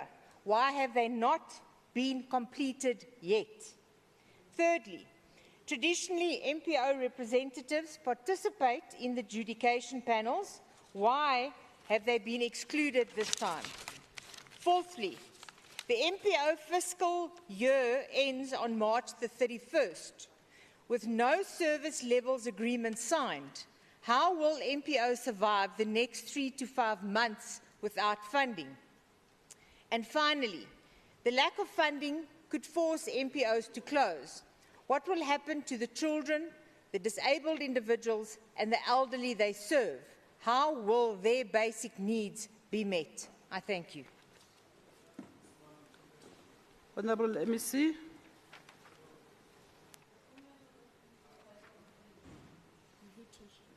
Thank you, Madam Speaker. And as I respond to the questions, maybe just to indicate that the DA has, with very little, tried at many times to create some form of havoc within the NPO space, raising all sorts of attempts to raise crisis where none exists, particularly on the NPO funding. So let me allow to clarify the members so that at least, hopefully, the matter can be brought to rest. The call for NPO funding advertisements go out in the third quarter of the financial year. Accordingly, the third quarter is composed of October to December. The department has therefore not late and has not delayed in its advertisement because, accordingly, the work has been done within the third quarter. In terms of question 2, the adjudication and evaluation processes are only concluded in the fourth quarter of the preceding year. Accordingly, the department is again within schedule as we had to await the announcements of departmental budgets by national and provincial treasury. It would be irresponsible for the department to commit funding to NPOs in November, as the member suggests, before receiving its approved budgetary allocation, especially in an environment where the National Minister of Finance had indicated last year the knock-on effect of the constrained economy we find ourselves within.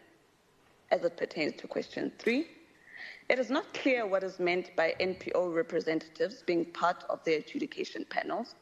But if the question suggests that NPOs as interested bodies who apply for government funding must then equally form part of the adjudication, it would be a rather odd comment to make and is not in line with good governance prescript. It's tantamount to suggesting that those who tender must then form part of the adjudication for their own applications. Simply put, NPOs can't be referees and players in a process they have an interest in. In line with good governance prescript, they ought to be segregation of duty. This is amongst the findings made by the AG and guess that the primary problems why our NPO funding environment is currently riddled with the problems that are now under investigation has been because of the poor systems in place and the lack of segregation of duty accordingly. As it pertains to the fourth question, as stipulated in question 2, the department is well within its timeframes and will conclude the adjudication and evaluation process before month end as promised. To date, a substantial amount of work has been done and a report is anticipated along with the finalized list of successful NPOs. Needless to say, with a short space of time, the department had to embark on an investigation, strengthen governance within our funding environment, and still conclude the NPO adjudication. Ordinarily, all this would require a lot of time, but within a few months that we've had, much has been done. Notwithstanding that over the years, more than 7 investigations have taken place on NPO funding to indicate the severity of the problem. And I can proudly indicate that as we close the administration term, this government will finally conclude and bring the matters to finality. In terms of the last question, as in any funding environment, funding is limited and therefore can only be given to compliant entities that meet the department's requirements in line with the engagements. Our department has had with National Treasury. The vulnerable will continue to be taken care of, and our government remains committed to such. Thank you, Madam Speaker. Any supplementary question or a short remark, Honourable Engelbrecht? Madam Speaker, thank you. And I appreciate the comments from the MEC, but it would be better appreciated that instead of obfuscating, she actually answers the actual question. She has admitted that the adjudication process will be completed by the end of the financial year. In other words, the adjudication is finished at the end of March. The MPOs do not have money from the 1st of April. From adjudication to approval to payment, and as she said, normally takes a lot of time, takes up to 3 months. So she has admitted in this House that the MPOs will not be getting funding for the first 3 months of this financial year. And I think, MEC, you need to stand up and admit that your department has failed MPOs miserably, and once again they will not have money to be able to support the vulnerable. This is a disgrace. They're funding you, these NGOs. Honourable MEC. Madam Speaker, let me simplify Can you it. allow the MEC to respond? Can you allow the MEC to respond? Thank you, Madam okay. Speaker. Sorry, before you, MEC. Honourable Nseke. Thank you. I rise on 134 subsection 7. Through you, Speaker. MEC, you and your department are riddled with irregularities, changing addresses from social development to GDAT, highly irregular for a department two departments to operate as such. You also wasted taxpayers' money having the adjudication committee sitting in Capital Hotel in Rosebank when you have free government facilities that you could have been using for the adjudication. And Premier has always said there's open tender processes. Why would you have adjudication done in secrecy? Thank you. Honourable MEC. Thank you, Madam Speaker. And let's indicate that Member Refula is trying to smuggle in new questions, but I'll indulge her. Member Refula indicates that there is secrecy. I'm not quite sure what is meant by secrecy, because from the questions that would have been given by Member Dilanga, it is quite clear that the DA has a notion that NPOs should be part of an adjudication process of funding to which they are applying for. It's unheard of. And it's quite absurd that anybody, and particularly members who should be invested in good governance, would even suggest such. But it is quite evident that this is the common mentality that they both share. So no, NPOs will not form part of the adjudication of a funding process they have a direct interest on. We simply will not do that, and as indicated before, that will not be the case. Because in terms of the funding that is there, I indicated earlier that the department provides funding in line with its own processes. It's equally absurd for anybody to suggest that we must commit funding to NPOs before National Treasury and Provincial Treasury make commitment and allocate funds. How do we do that? Unless if the DA is attempting to frog march the department into a real crisis where we will then commit funding that we don't even have or are not even sure of. So it's simply absurd to suggest that our processes of allocation should predate that which is the allocation for departments and the departments alike. So we simply will not do that, as indicated. This NPO funding space has been riddled with many problems, as indicated within our AG reports, but also by gas. And we have sought to rectify that. I further indicated that already the current investigation we're doing is the 8th. There's been 7 others that have been there. And we are bringing the matters to finality because, as committed in the SOPA address, that this department is going to ensure that in the NPO funding space, there is greater clarity and we're able to fund compliant NPOs, those that are doing great work, and we're able to rid ourselves of the many problems that have been there. And amongst the allegations would have been on ghost NPOs, NPOs that are not doing the work, individuals that are fleecing government funding in the name of beneficiaries through NPOs. Now, it is very concerning for me when I hear members speak in this manner. But, Madam Speaker, as I come to a close, is to indicate once again that in terms of our time frames, we are well within the time that we ought to do the work.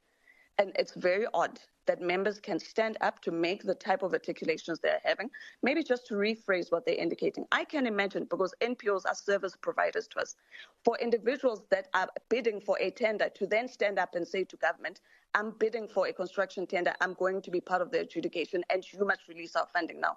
It's absurd. Perhaps when you run government, and that's what you're doing in the Western Cape, we will not do that in Gauteng because this government is committed to clean and good governance. Thank you, Madam Speaker. Thank you. Next question, again from Honourable Engelbrecht to MEC for Social Development.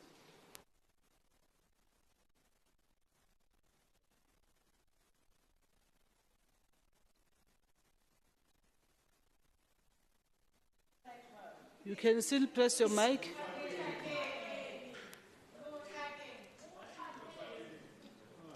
Would the MEC please indicate?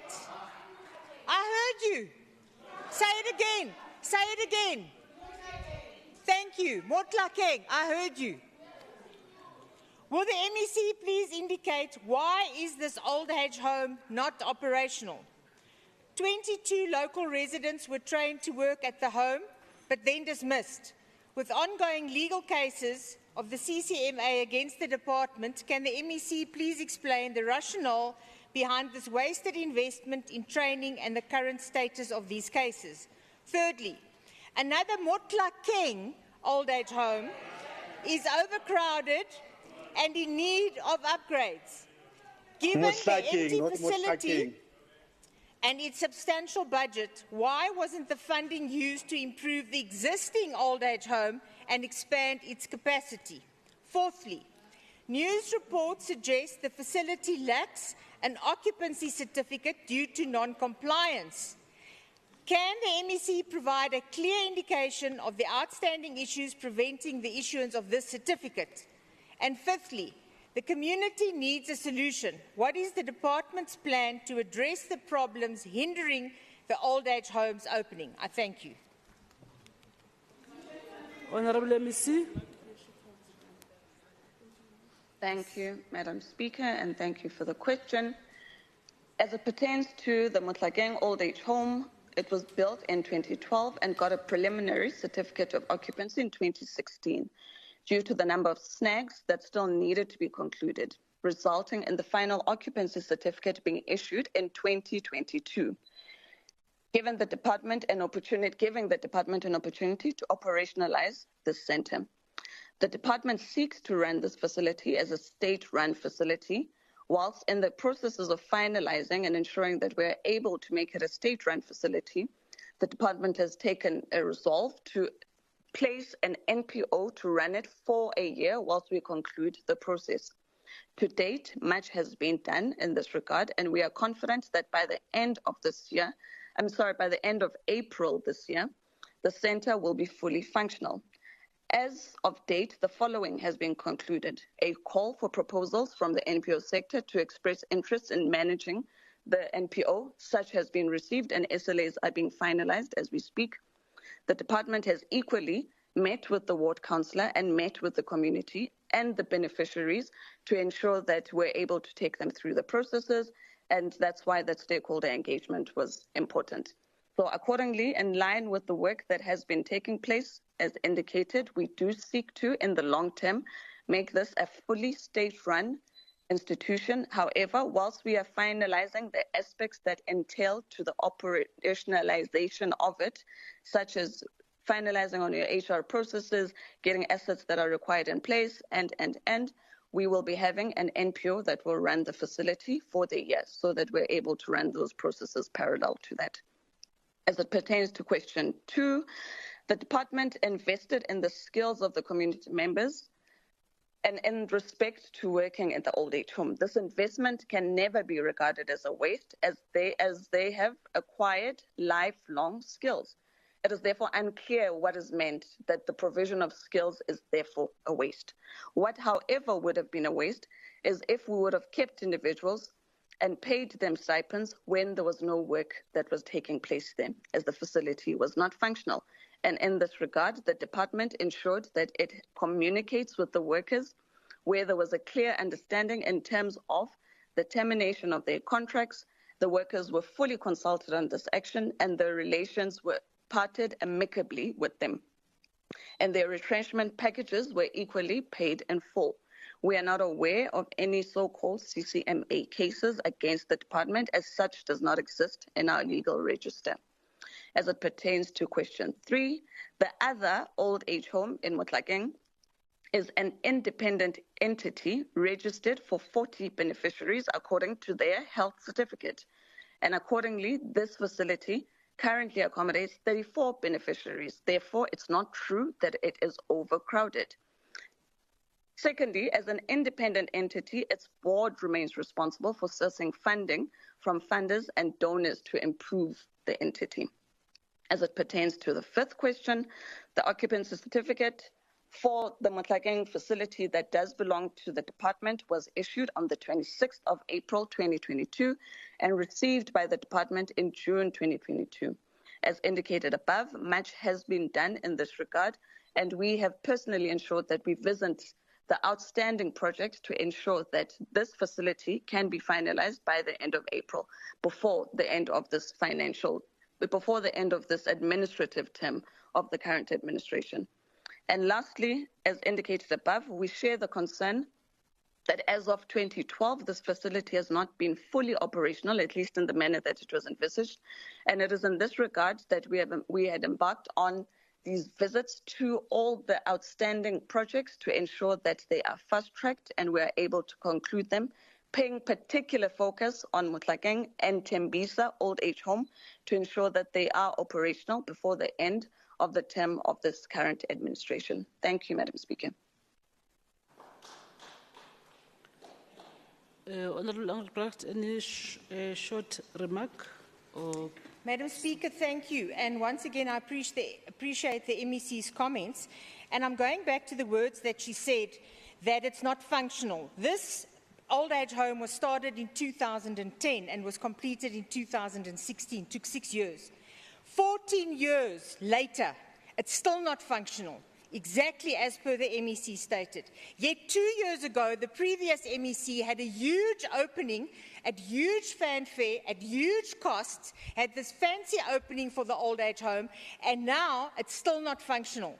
So to say that you're fast-tracking anything, MEC, is absolute mistruth, because if it takes you 16, 14 years to open an old age home, 2 years after you had the initial opening, I'm sorry, that's not fast-tracking. That is typical ANC way of not doing the work and blaming everybody else. Honourable MEC. Thank you, Madam Speaker. As indicated, perhaps the best way to make sure that that which we have said is realized is just simply to invite the member to the opening accordingly. As indicated, there was a preliminary certificate that was given to the department, and that is why at that point there was that opening. So I don't understand what the member is trying to indicate. Safe to say that what is quite clear from the various actions over the years is that there has been a commitment to ensure that this facility is functional, and that has been done. We're simply indicating that because we want to run this as a fully state-run facility, whilst we are finalizing on those processes, we are going to be able to put in an NPO to run the facility in the interim. And as is indicated, the SLAs are being finalized so that by the end of April, it can be functional, and you will be invited accordingly. Thank you. Thank you, MEC. The next question, Honorable Munyai to MEC for Education. Honorable Speaker, thank you for the opportunities. In terms of Rule 121, subsection 1, I therefore hereby placing a question for oral reply to Honorable MEC on Education, noting that Growing Gauteng Together 2030 plan, which is the Gauteng government roadmap, further noting that education and skill revolution are amongst the GGT 2030 priorities. Can the Honorable MEC therefore please indicate the following? One, what program have the Department on Education implemented over the past 5 years to contribute to education and skill revolutions in the Gauteng province? Number two, what have been the impact of those programs? Thank you, Honorable Speaker. Just to correct Honorable MEC, Honorable Member, Rule 121 is the motions, but we're dealing with Rule 134. Yeah, but I think you have made your questions as presented through proceedings. Can you stand as corrected, the Speaker. Thank you. Thank you. Let's allow MEC for Education to respond. Thank you, Speaker. As I greet honorable members of the House, for question 1, the department through the Gauteng City Region Academy has implemented the following programs with different partners over the past 5 years to contribute to education and skills revolution in the province. The first one, the GCRA bursary scheme, Gauteng Youth Brigades, the Presidential Youth Employment Initiative, Youth Internship Programs, Career Guidance, Early Childhood Development Program, Solar Technician Program, Building Instructors Program, and Schools of Specialization. For question 2, the impact of these programs. The first one, the GCR bursary scheme. This scheme was first started in 2009, but I'll talk to the last 5 years. The first 5 years, what needs to be noted is that this scheme is targeting financial assistance for post-matric studies for top 3 learners in quintile 1 to 3. These are no fee paying school in Gauteng province. Through this initiative, graduates have been produced who are now making a mark in the economy and supporting themselves and their families. The expenditure thus far for 2019 to 2020 financial year, we had 2,705 beneficiaries. 2020 to 2021, 3,024. 21-22, 3,851. 22-23, 3,916. 23-24 were sitting at 3,789 beneficiaries. The PYE Presidential Youth Employment Initiative and the Gauteng Youth Brigade. The purpose of this project was to capacitate schools with education assistance and general school assistance in order to give educators time to concentrate on teaching and learning. The education assistants support the educators by taking on some of the administrative duties. Therefore, the Youth Brigade started on the 1st of June in 2020 and ended in 30 November 2020, when the PYEI was introduced on the 1st of December 2020.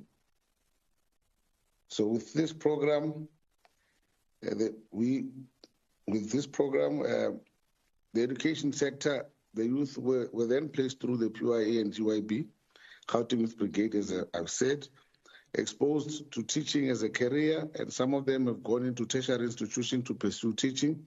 Some of those who entered the program with teaching qualifications have been employed in the same schools which took them as education assistants, and some have been taken in as administrative assistants. The program, therefore, has created employment for the said beneficiaries. So I've outlined the table which will be shared to honourable members in terms of the numbers, but the numbers sit at 9,500 youth brigades initially. The first phase of the PYEI was 47,540, and we had screeners within the program that were 9,461. The second phase was 49,680. The third phase was 42,065 beneficiaries. The fourth phase was sitting at 37,389. And then the current youth brigades, which have recently taken, are sitting at 32,000. The youth internship program, we have currently placed over 3,874 youth in youth internship programs. This includes the work integrated learning program, which exposes the graduate to technical and vocational education and training, colleges to be exposed to the world of work in different areas of their studies.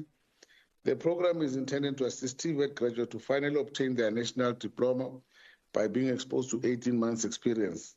This came with the associated stipend that allow them to commute from home to work and take care of their necessities.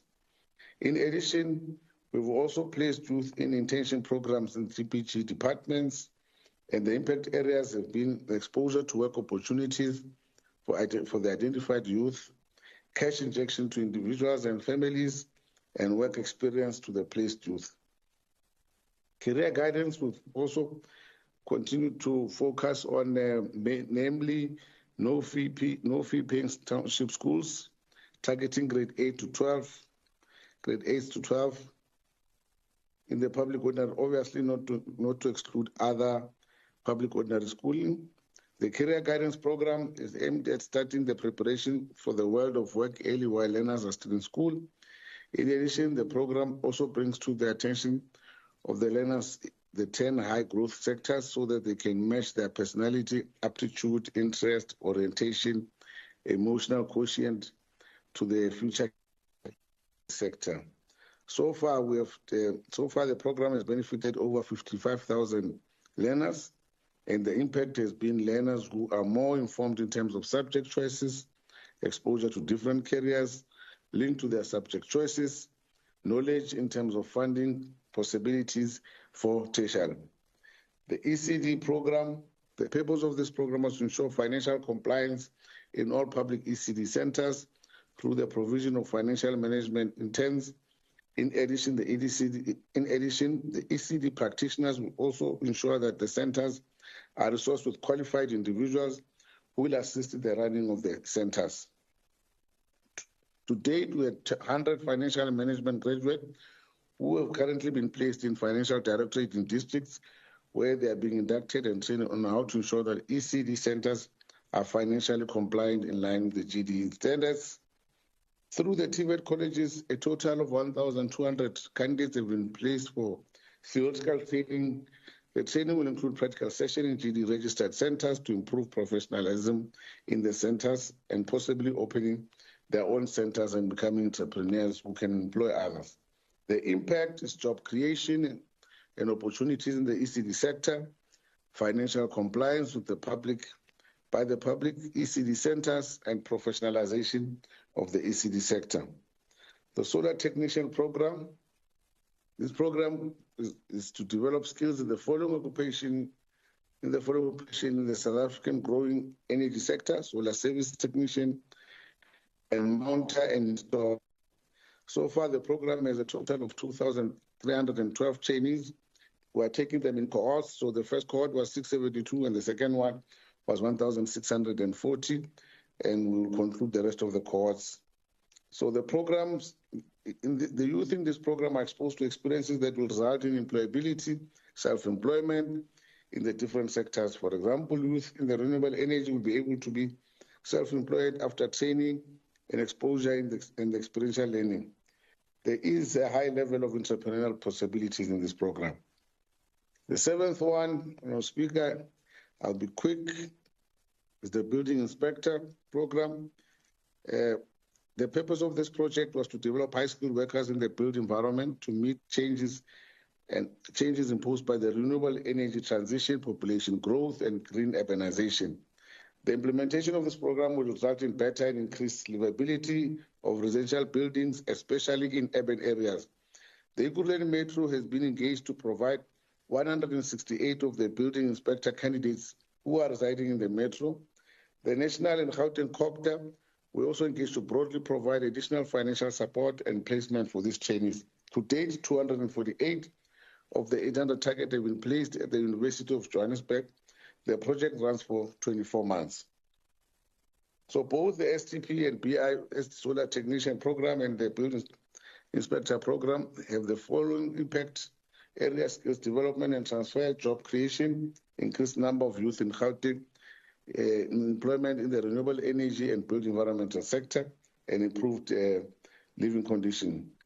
Lastly, Madam Speaker, the SOS, which forms part of the GDE's reorganization of school program, is guided by the National Development Plan 2030 and Growing Gauteng Together GD 2030, with the primary aim to address the skills shortages in the country's economy and to expand learning opportunities post-matric, so that the impact on employment is visible. From 2016, Honourable Speaker, we have launched a total of 35 schools, with one left that will be launching in April in Tshwane South. The schools have been involved in several activities and exchanging exposure. This is part of ensuring the enhancement of schools and learners. Schools undertake excursions through their partners to industries linked to the focus of specialization. For instance, the Tembisa Commerce and Entrepreneurship School of Specialization undertook excursion to Emperor's Palace and the Johannesburg Culinary School to get exposure in the hospitality industry. And this is part of their holiday programs. Learners are exposed to the following on-site interaction with companies who focus on the school of specialization. The learners gain skills based on the individual specialization, the needs of the economic development corridor which they are situated. This prepares them to attend university or college or enter relevant industry or start their own company.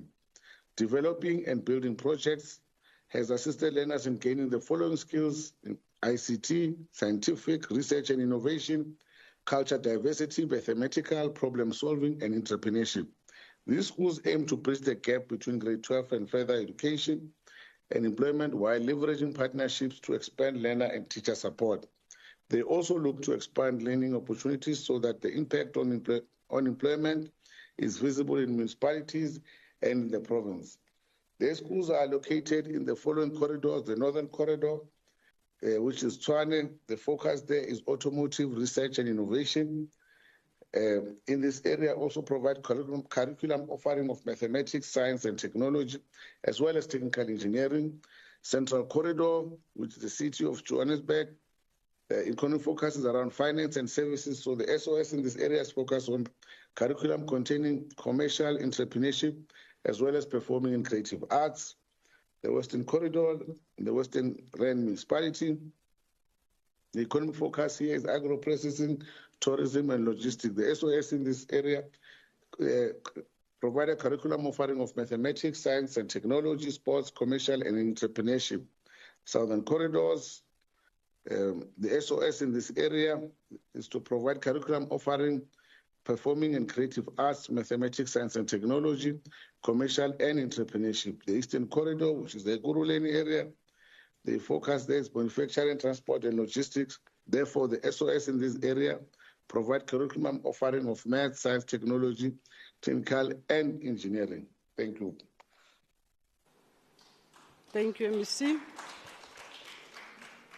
In the event the question requires a lot of information, MEC, you can actually send the response So members must know that at times, the longer the questions or the longer the response, it might not serve its purpose. But thank you very much for your response. Let me check, Honorable Munyai, whether you still have a supplementary question or a short remark. Thank you, Honorable Speaker and the Honorable MEC, for comprehensive, qualitative and impactful response to the House and the people of Gauteng. Honorable Speaker, I have no further complementary question. Thank you. Thank you.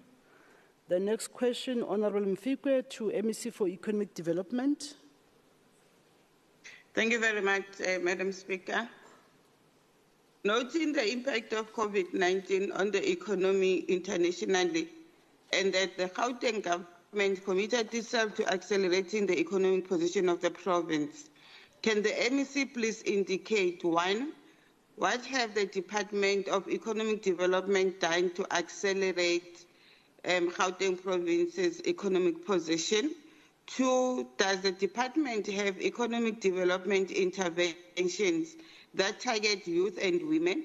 If so, what are those interventions? Thank you, Madam Speaker. Honorable MEC. Thank you very much, Madam Speaker, and thank you to Honorable Mfikwe for the questions. Responses are as follows. The Gauteng Department of Economic Development developed various sector strategies and initiatives to accelerate Gauteng Province economic position. Some of these initiatives that have been implemented include those in the skills development area, in various sectors, and out of the candidates who underwent training, 40% have successfully established their own businesses. We have also contributed towards SMME support in various sectors. Through the use of incubation programs, we've capacitated SMMEs, also through market access, compliance, dealing with compliance issues, etc. We've also provided technology and innovation support to SMMEs, as well as contributed towards creating indirect as well as direct jobs with their local communities, thereby fostering economic empowerment and inclusive growth. A total of 97 million turnover has been generated by SMMEs through the market access facilitated, which was provided. We have also supported them through initiatives in the infrastructure development space, having established various hubs in the various townships, such as Jabulani in Soweto, the Global Business Services Contact Center, in Kutsong, in Merafong, and in Manziville.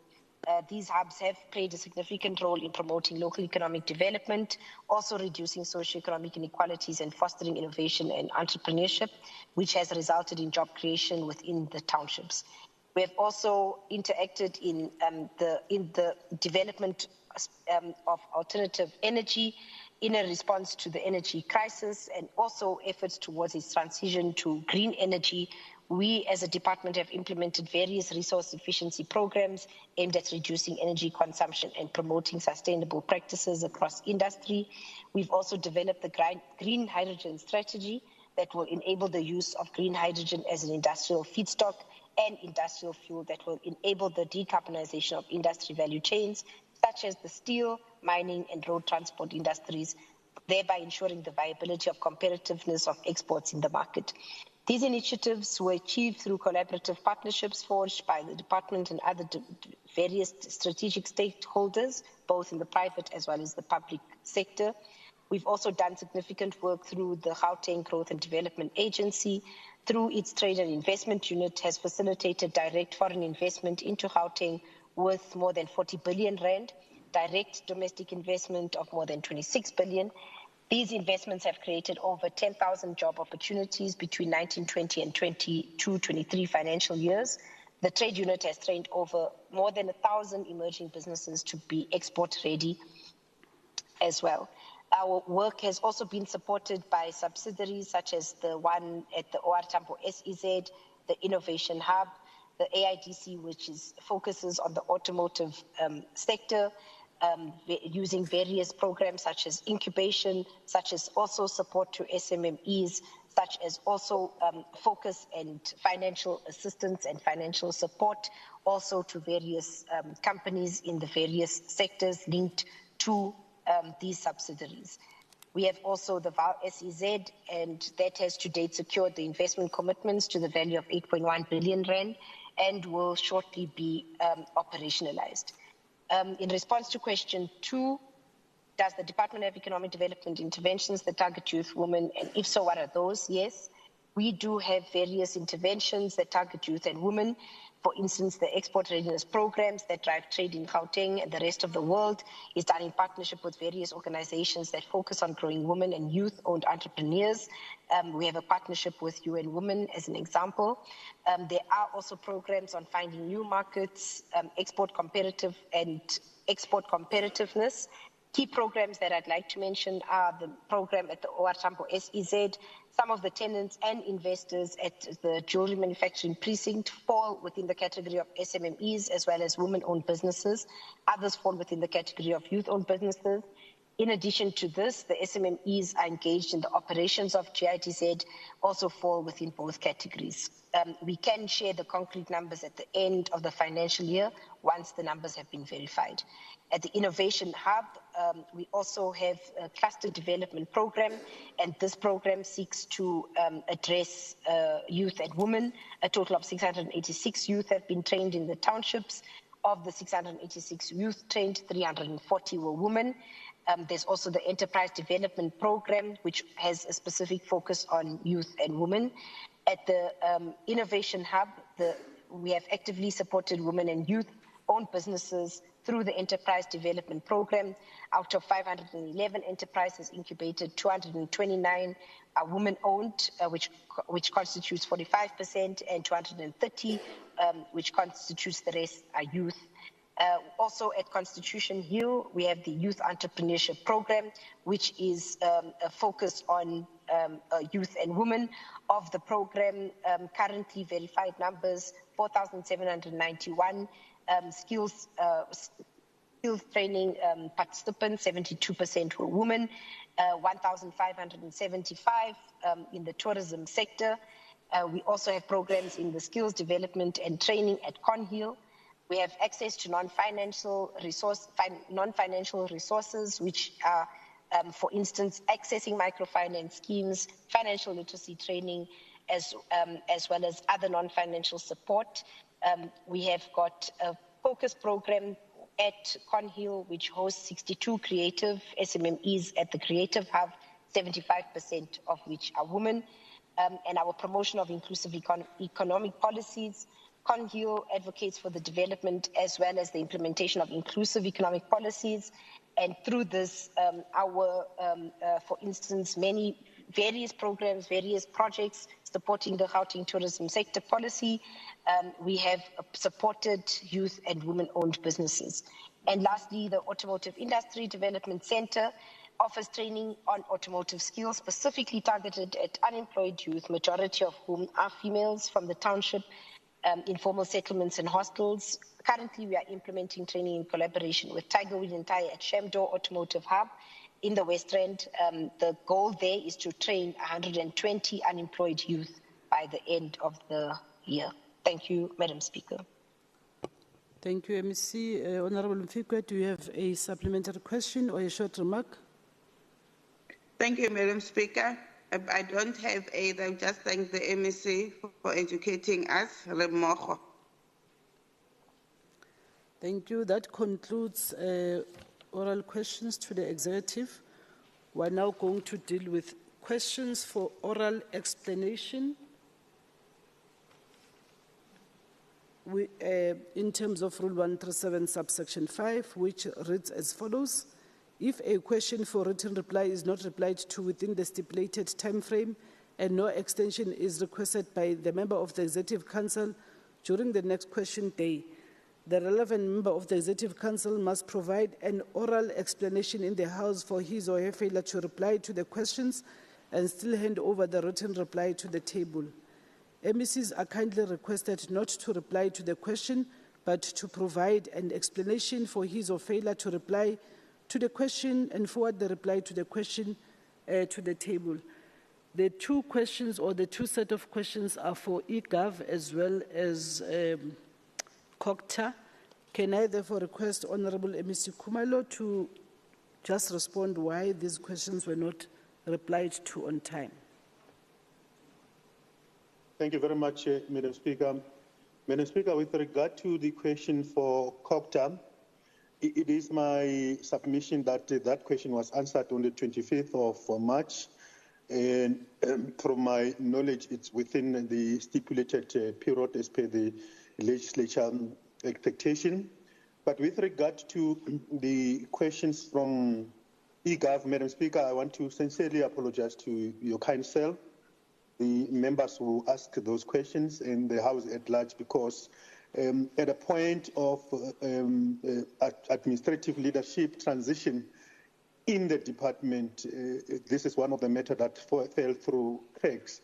And therefore, on the basis of that, I honestly want to apologize to the House, but submissions would be presented to the table as such. Thank you very much, Madam Speaker. Okay. I know that for COGTA, we have not received the response, but please provide as requested. We also have a set of questions for social development. Can we request the MEC to also explain why those were not responded to? Thank you, Madam Speaker. We received over 30 questions, and some of them were repeat questions, as you would have heard earlier when we were responding. However, with the ones that were outstanding, we had to do quality checks on them before rushing to submit. But however, I can indicate that we have duly submitted all of them. Apologies for those delays. However, we felt it was important that the quality checks are done so that we don't sprint towards submission without doing due diligence accordingly. Thank you. Okay. Thank you. We're now going to deal with orders for the day, starting with order number 1. Can I request the Secretary to read the first order? Thank you, Honourable Speaker. Oversight Committee on the Office of the Premier and Legislature Oversight Report on the third quarterly report of the Gauteng Provincial Legislature for the 2023-2024 financial year. Thank you. Okay. Thank you very much. While I wait for the DS, can I request that Honourable Musito present on behalf of Honourable Dlamini?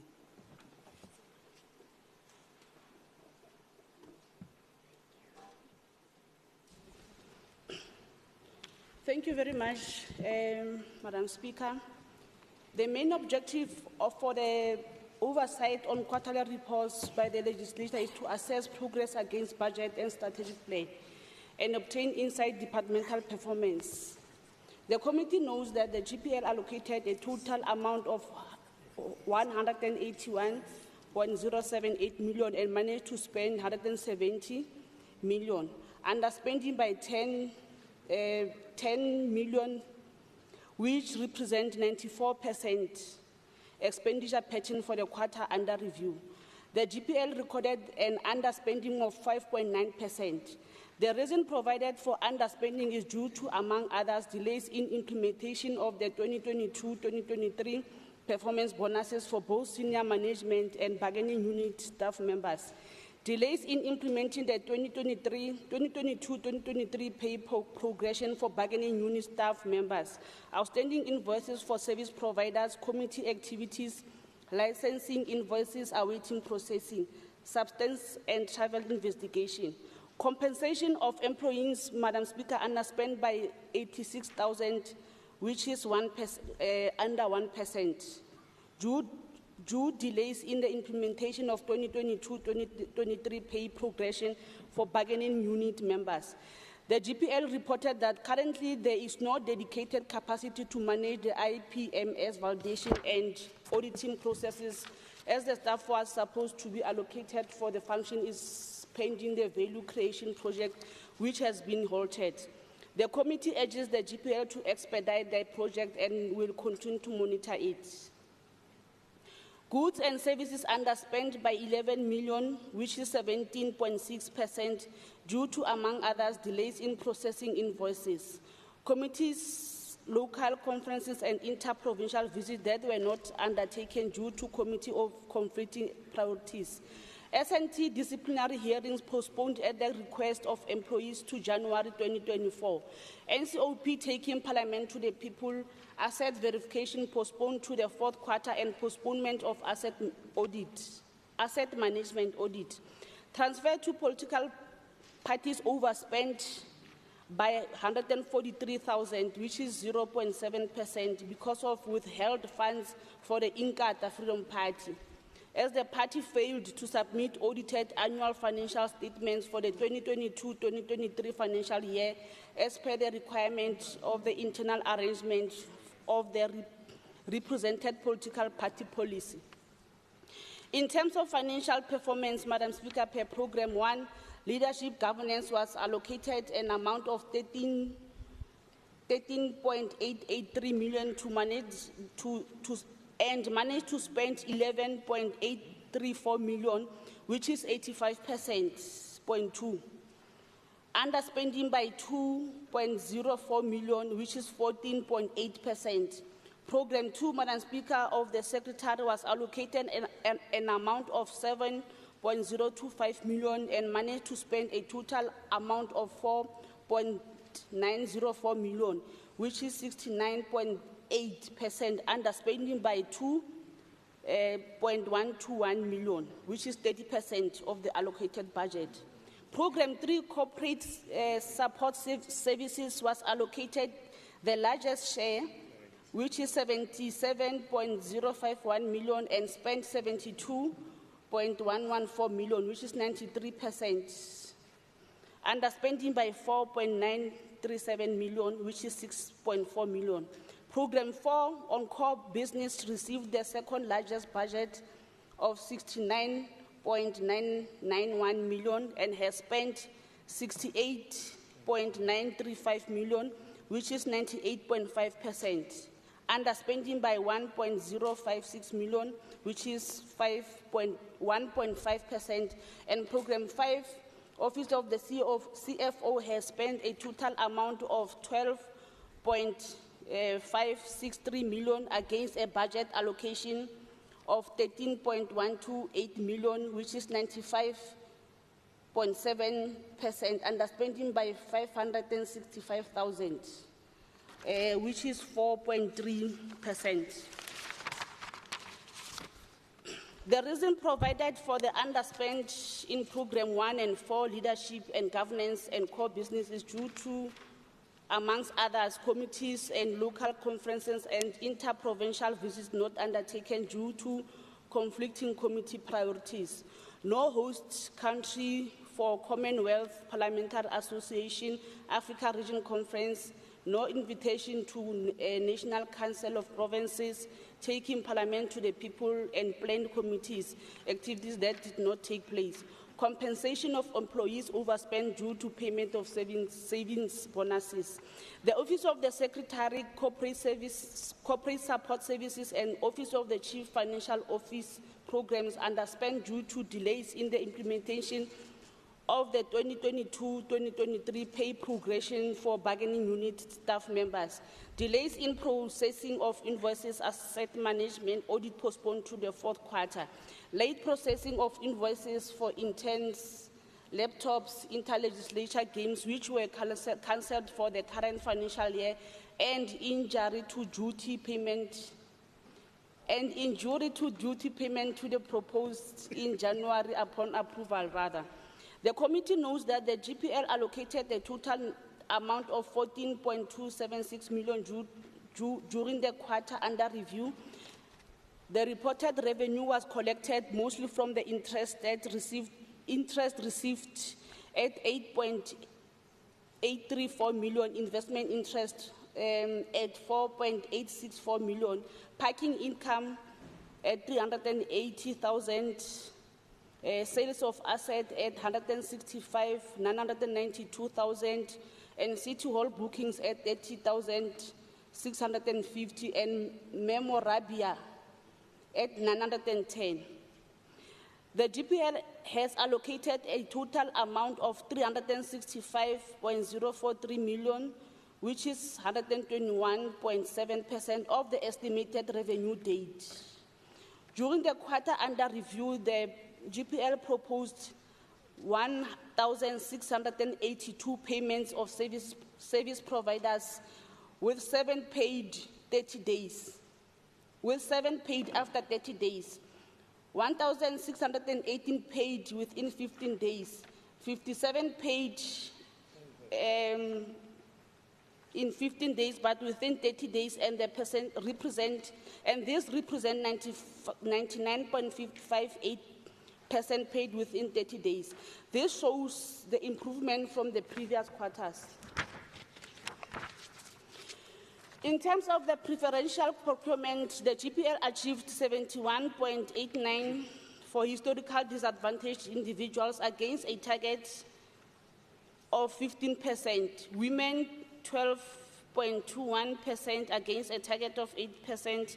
People living with disabilities achieved 39.64% against a target of 0.5%, and township spend achieved 31.39% against a target of 2.5%. It is noted, Madam Speaker, that the GPL is still experiencing challenges with the youth targets, and that engagement are continuing with the National Treasury to try to see how best the central supplier database can be used to improve these targets. The committee will continue to monitor the target periodically. The GPL achieved a total of 10 performance targets out of 14 that were planned, while 4 not achieved and constitute 71% achieved. The underachievement relates to the implementation of the 75% Leadership Initiative Implementation Plan, 75% Human Resource Strategy Annual Implementation Plan achieved, 60% achievement of Information Communication Technology Strategy, and the 90% attainment for the milestone of 5-year integrated communications, PPP and stakeholder management strategy implementation plan. The GPL reported that underachievement in the leadership implementation plans is due to delays in the implementing planned outputs, such as sign-offs or submissions of requirements for development assessment surveys. It is anticipated that some of the outputs planned will commence in the fourth quarter. The Human Resource Strategy Annual Implementation Plan was not fully achieved, as some outputs executed. Your time is about to expire. Is there a seconder to your report? Or rather, do we have a mover for the adoption? The committee is concerned about the non-finalization of the repurposing and value creation project, as it affects the decision-making process of the committee.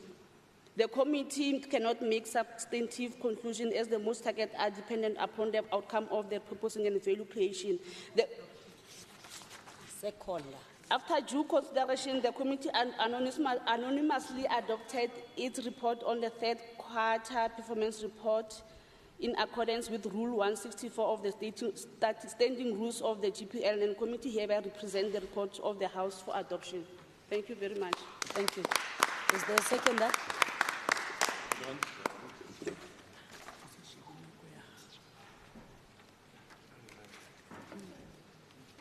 Honorable Deputy. Yes, you go ahead. I second the report, Honorable Deputy Speaker. I now put the question. Those who are in favor say yes. Yes. Those not in favor say no. The yes have it. Secretary, next order, please. Thank you, Honorable Deputy Speaker. Oversight Committee on the Office of the Premier and the Legislature Oversight Report on the third quarterly report of the Office of the Premier for the 2023-2024 financial year. Thank you. Honorable Musito.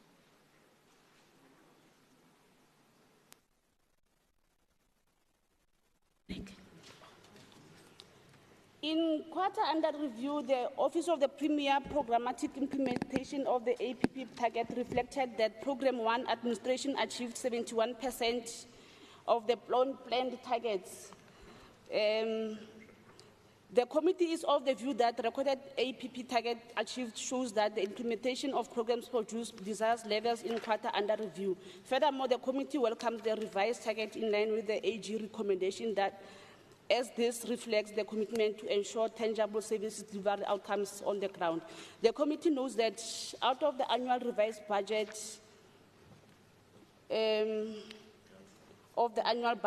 in terms of the quarterly spending, a total of 32.9 million of the projected 261.6 million, which is 89, was recorded, reflecting a variance of 28.7 million. All the three programs recorded underspending of 5% threshold of the quarterly budget allocated. The committee welcomes the Office of the Premier continuous effort to improve the living standard of the target groups through the achievement of preferential procurement spending targets. However, the concern is on the Office's lack of progress in economic inclusion of people with disabilities due to a low numbers of participants in government projects. The committee knows that the People with Disability Desk has been established in the Office of the Premier. However, there is a need to provide the committee with organizational structure.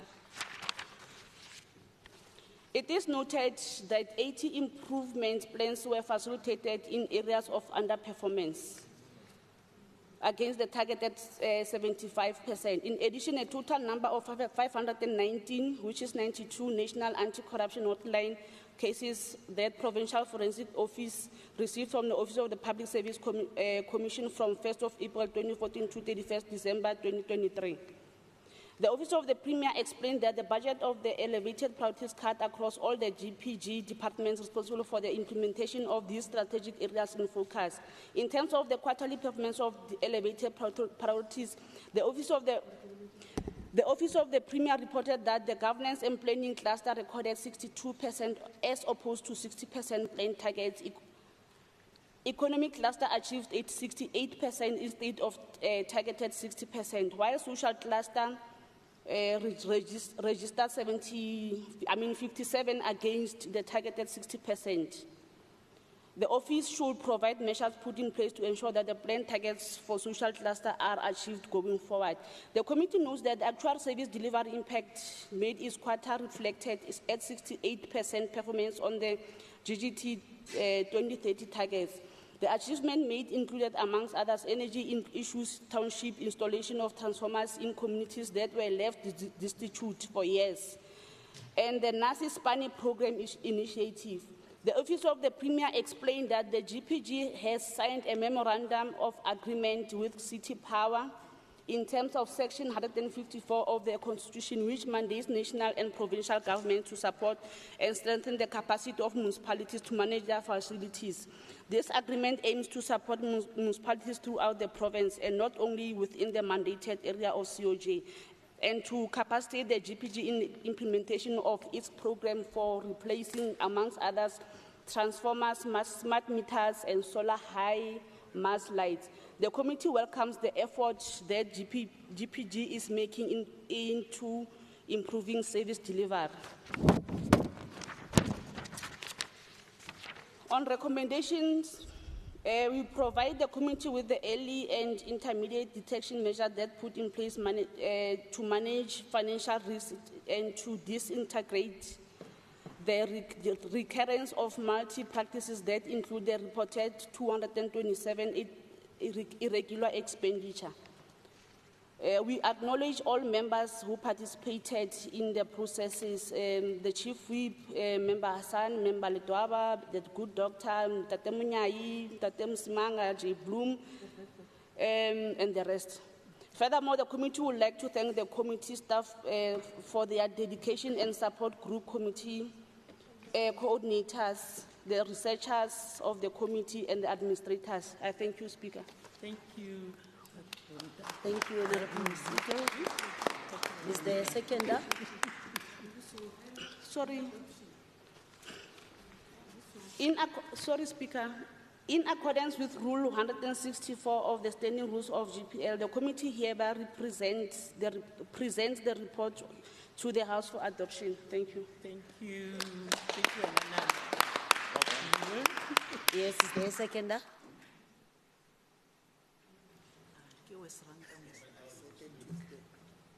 Thank you very much, Honorable Deputy Speaker.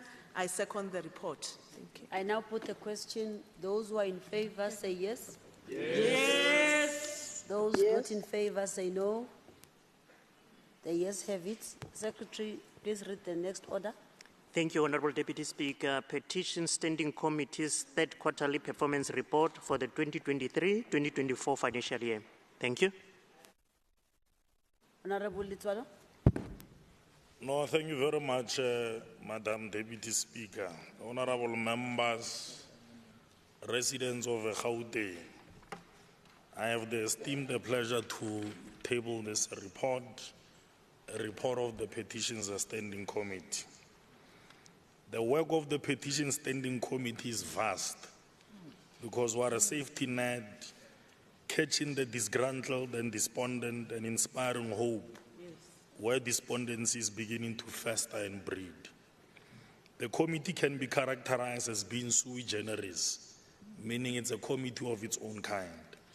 This is because as a service delivery barometer, we help expose service delivery pressure points across all spheres before they erupt.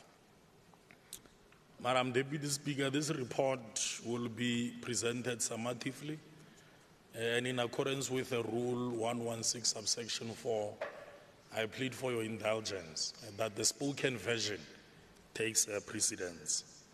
Executive summary, sociology scholar Professor Xolela Mangu, in his 2011 edited book, Becoming Worthy Ancestors, evokes the wise words of German sociologist Max Weber, who reminds us that we ought to be worthy ancestors to the future unborn. The future that does imposes obligations on the present to be preserved and actively to cultivate the goodness of the nation, close quote. As the 6th legislative term draws to a close, I can say without any shred of doubt and fear that this committee has demonstrated being a worthy ancestor to the future unborn, this being the incoming 7th legislative incumbent. The interventions that the committee has embarked on have cultivated trust by bringing the executive to account on matters big and small, whether from Mabopane, Garankuwa to Wadeville to the Palisade.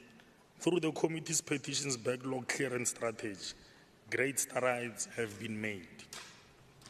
On new petitions, during the period, the reporting period, a total of 170 new petitions were adopted, out of which 141 were specifically related to RDP housing. The petitions that were tabled and subsequently adopted during this period were then forwarded to the appropriate authorities for further investigation and reporting. And you will see there are tables on the report. Unfortunately, due to time constraints, I may not be able to venture that. Closed the petition since the beginning of the 6th legislative term. 51% of all the petitions that the committee has adopted have also been about RDP housing. So RDP housing is a pressure point. It's a reality that we are contending with.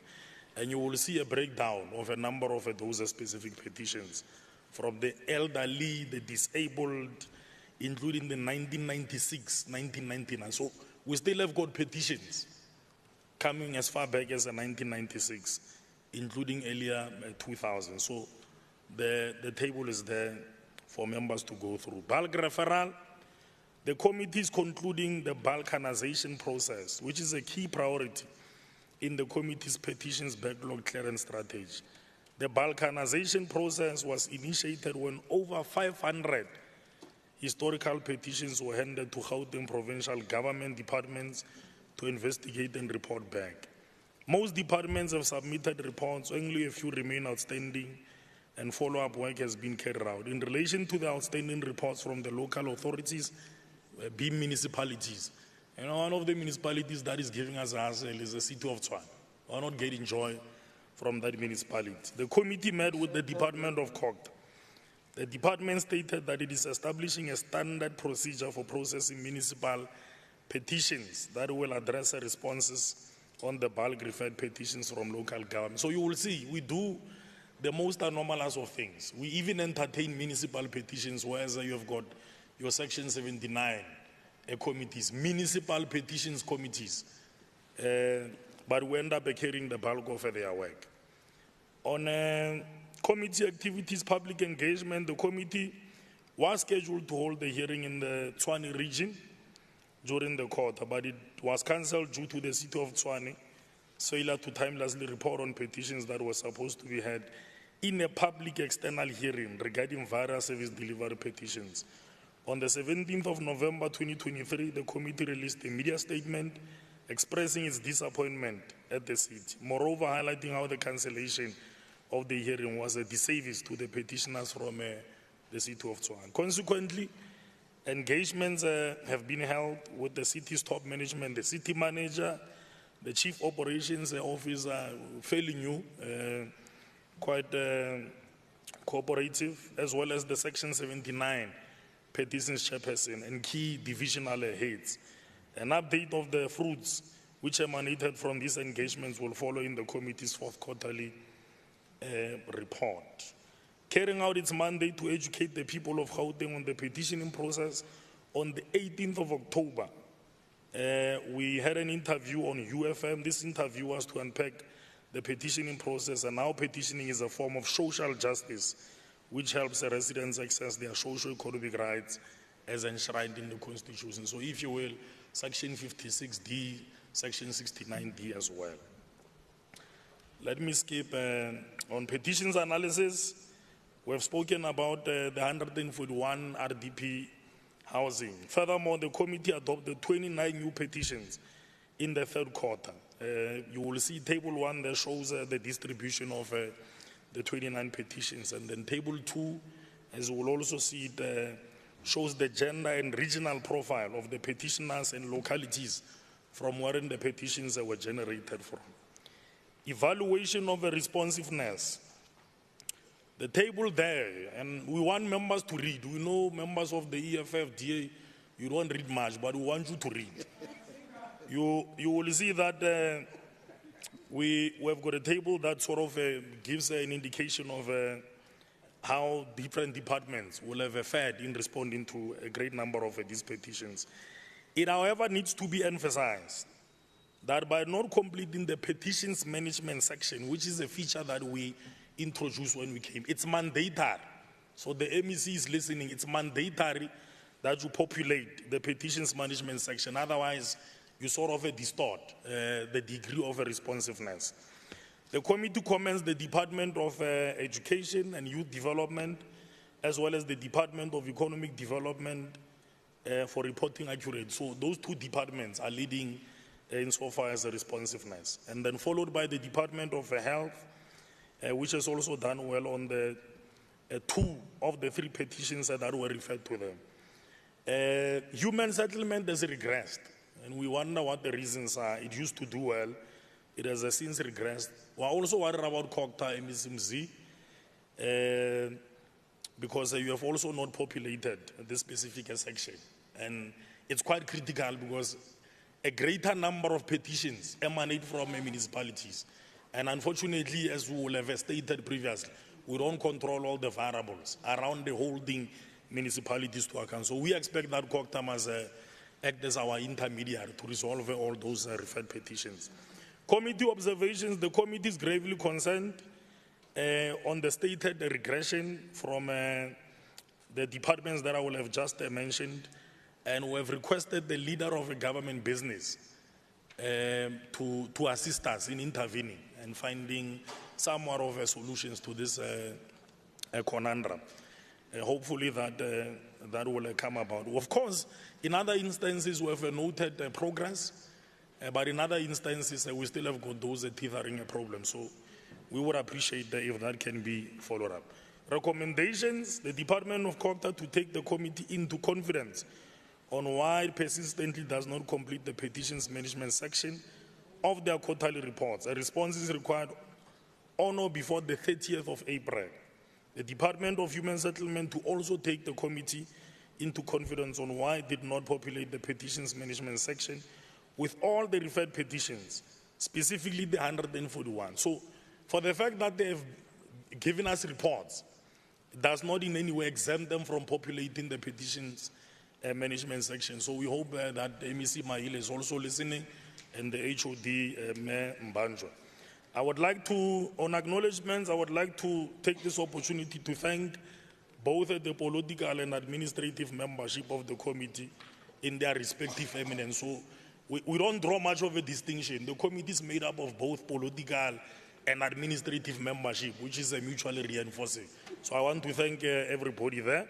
On adoption, in accordance with Rule 164, the Petition Standing Committee hereby presents the report to the House for adoption. Thank you very much.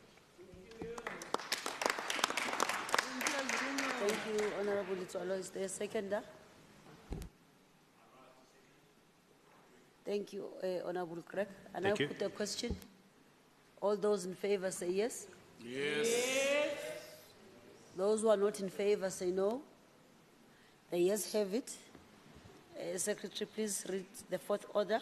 Thank you, Honorable Deputy Speaker. Committee for the Scrutiny of Subordinate Legislation in the third quarterly performance report for the 2023-2024 financial year. Thank you. Honorable Leti. Ke a leboga, Honorable Deputy Speaker, go fiwa sebaka sa go tlo fa report ya third quarter ya CSSL, and the aim of the report is to evaluate the CSL third quarter performance by comparing the committee's performance against the quarterly targets. Ke tlo kgopela, Honorable Deputy Speaker, gore tše ke sa ilong di balang mo reportong di tšere jwale ka tše di badilweng. The overall performance of the committee, the CSL has managed to achieve its quarterly objectives, namely lawmaking, oversight, and scrutiny and stakeholder engagement as set out in the annual performance plan for the 2023-2024 financial year. On lawmaking, in the quarter under review, there were no regulations referred and tabled to the committee for scrutiny. Oversight and scrutiny, the committee considered and adopted the post-legislative report on the assessment of the Gauteng gambling regulations. On stakeholder engagement, in the quarter under review, the committee had an engagement session with the Gauteng Forum for Community Policing Forums in relation to the liquor regulations. Honorable Deputy Speaker, the activities of the CSSL were well supported and attended by members and support staff. Moreover, the members of the committee showed commitment and contributed positively to the deliberations in the committee meetings. In conclusion, the plans which are set out in the third quarter of the 2023-2024 financial year with regards to the implementation of the committee strategic objectives have been achieved. On acknowledgement, a special thanks are due to all honorable members in the committee and all support staff that are actually supporting the committee to function effectively. On adoption, after due deliberations, the committee adopted the third quarter performance report for the 2023-2024 financial year. In accordance with Rule 164, the committee presents the report to the House and recommend its adoption. Thank you very much, Honorable Deputy Speaker. Thank you. Is there a seconder?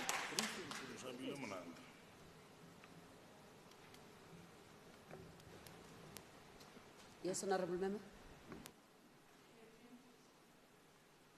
Thank you, Madam Deputy Speaker. I rest to second.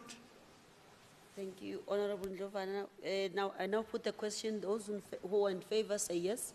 Yes. Those not in favor say no. The yes have it. The report is adopted. Thank you. Please read the seventh item, Secretary. The fifth order, sorry. Okay, thank you, Honorable Deputy Speaker. Finance Portfolio Committee Oversight Report on the third quarterly performance report of the Gauteng Provincial Treasury for the 2023-2024 financial year. Thank you. Honorable Malema. Ke a leboga mothusa mme Seboleledi sa lekgotla theramelao a Gauteng. Madam Deputy Speaker, I rise to table the Finance Portfolio Committee Oversight Report on the third quarterly report of the Gauteng Provincial Treasury for the 2023-2024 financial year, as read out by the Secretary, for consideration and adoption by the House. And please consider parts of the reports that I'm not going to read out as duly read and submitted, Madam Deputy Speaker. The purpose of the third quarter report is to provide a summary of programs undertaken by the Gauteng Provincial Treasury from October to December 2023. The department's quarterly report provides progress reports that specify achievements against performance targets for the period under review, Madam Deputy Speaker. The purpose of the Finance Portfolio Committee Oversight Report on the Gauteng Provincial Treasury third quarterly report, inclusive of Gauteng Infrastructure Financing Agency, which is GIFA, is to monitor and assess Gauteng Provincial Treasury's performance as reported in the quarterly performance report. In assessing quarterly performance, the committee considers both financial and non-financial performance against set targets and expenditure patterns. The sector oversight model states that in-year monitoring through quarterly reports provide the committee with the information needed to monitor effective program implementation, Madam Deputy Speaker. The evaluation of the Gauteng Provincial Treasury's third quarter performance report of 2023-2024 financial year depicts a satisfactory state of affairs, with 26 of the 26 performance targets achieved and 71 of the total appropriated budget spent. The quality budget expenditure is slightly lower than the 88% straight line projections. However, it compares favorably with the 97 annual performance plan achievements, Madam Deputy Speaker. As at the end of third quarter, administration program achieved 6 out of 5 planned performance targets. The performance targets, the performance target pertains to 100% of supplier payments paid within 30 days after receipt of valid invoices, workshops and or training conducted to promote awareness on transformation agenda matters, revised annual performance plan submitted to the Gauteng Provincial Legislature as per the timelines, and a report submitted to Office of the Premier to monitor the implementation of gender, youth and people living with disability programs. On the other hand, Madam Deputy Speaker, Gauteng Provincial Treasury also planned to appoint 50% of women at senior management services level. However, 46%, which is 35 of 76 of women, were appointed at SMS level.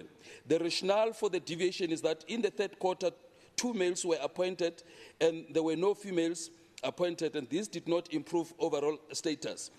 To mitigate underperformance, the department undertook to fast-track the recruitment process for the remaining target posts to address employment equity for male representation in the fourth quarter. Expenditure for this program stood at 93% of the appropriated funds for the period under review and 70% cumulatively. Of the 6 performance targets planned under Sustainable Physical Resource Management Program, all performance targets were achieved, Madam Deputy Speaker.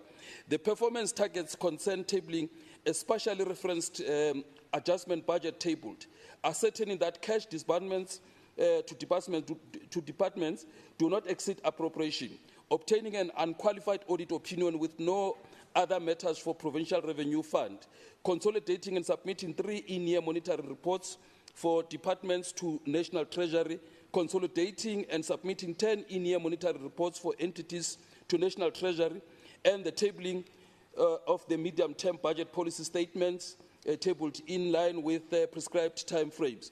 The percentage expenditure for this program stood at 201 for the period under review and 77% year-to-date.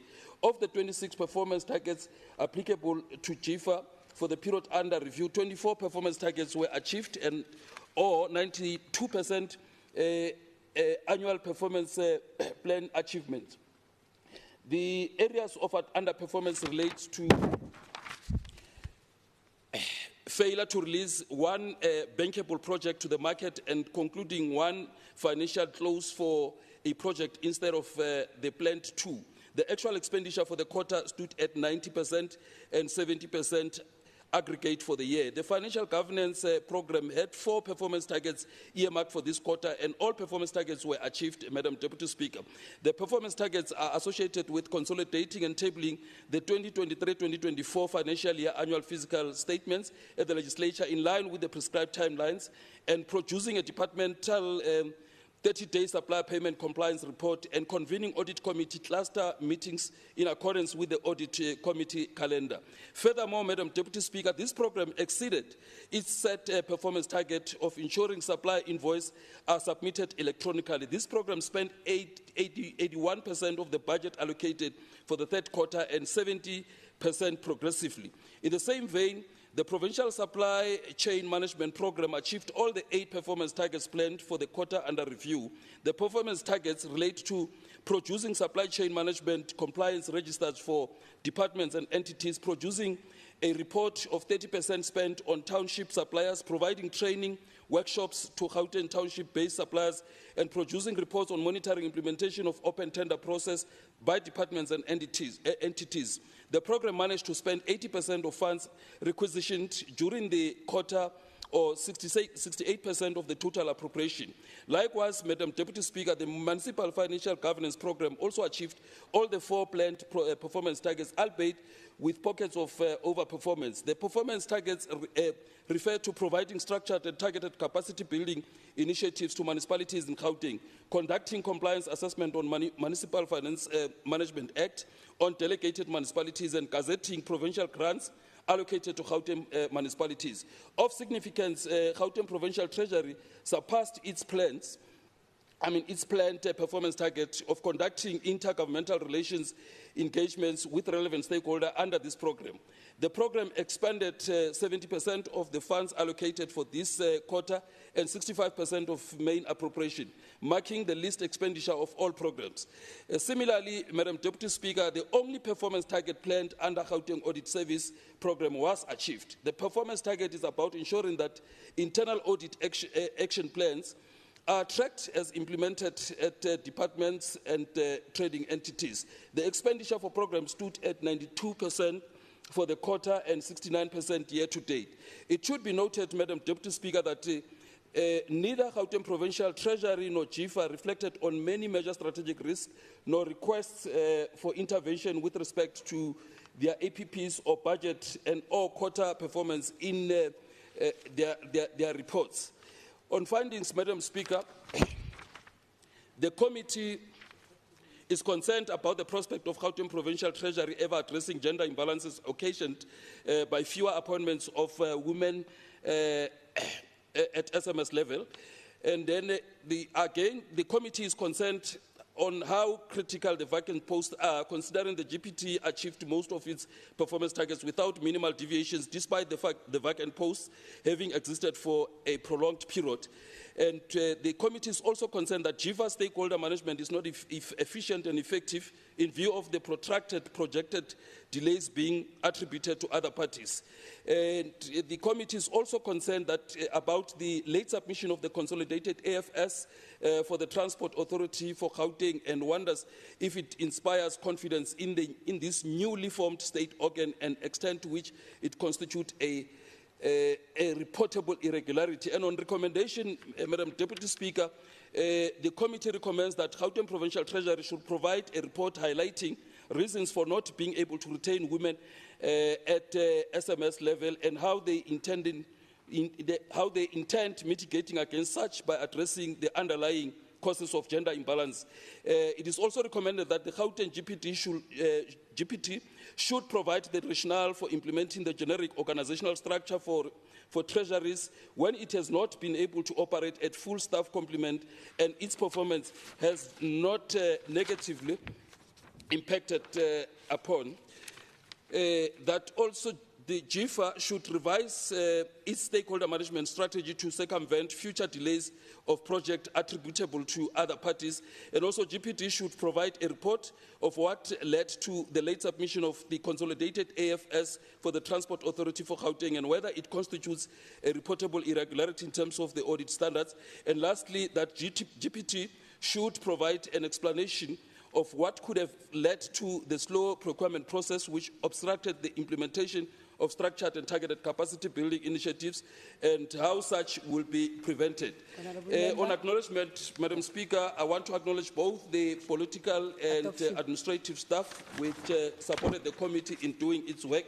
And on adoption, after due consideration, the Finance Portfolio Committee unanimously adopted the third quarter performance report on the Gauteng Provincial Treasury for the 2023-2024 financial year. In terms of Rule 117, Sub-Rule 2C, read with Rule 164, the Finance Portfolio Committee presents this to the House, this report to the House, and recommends the adoption of the Committee's Oversight Report on the third quarter performance report on the Gauteng Provincial Treasury for the 2023-2024 financial year. Deputy Madam Speaker, thank you very much. Is there a seconder? Yeah. I rise to second, Deputy Speaker. Thank you, Honourable Member. Those I now raise the question. All those in favour say yes. Yes. Those not in favour say no. Report is adopted. The yes have it. Thank you. Secretary, please read the next order.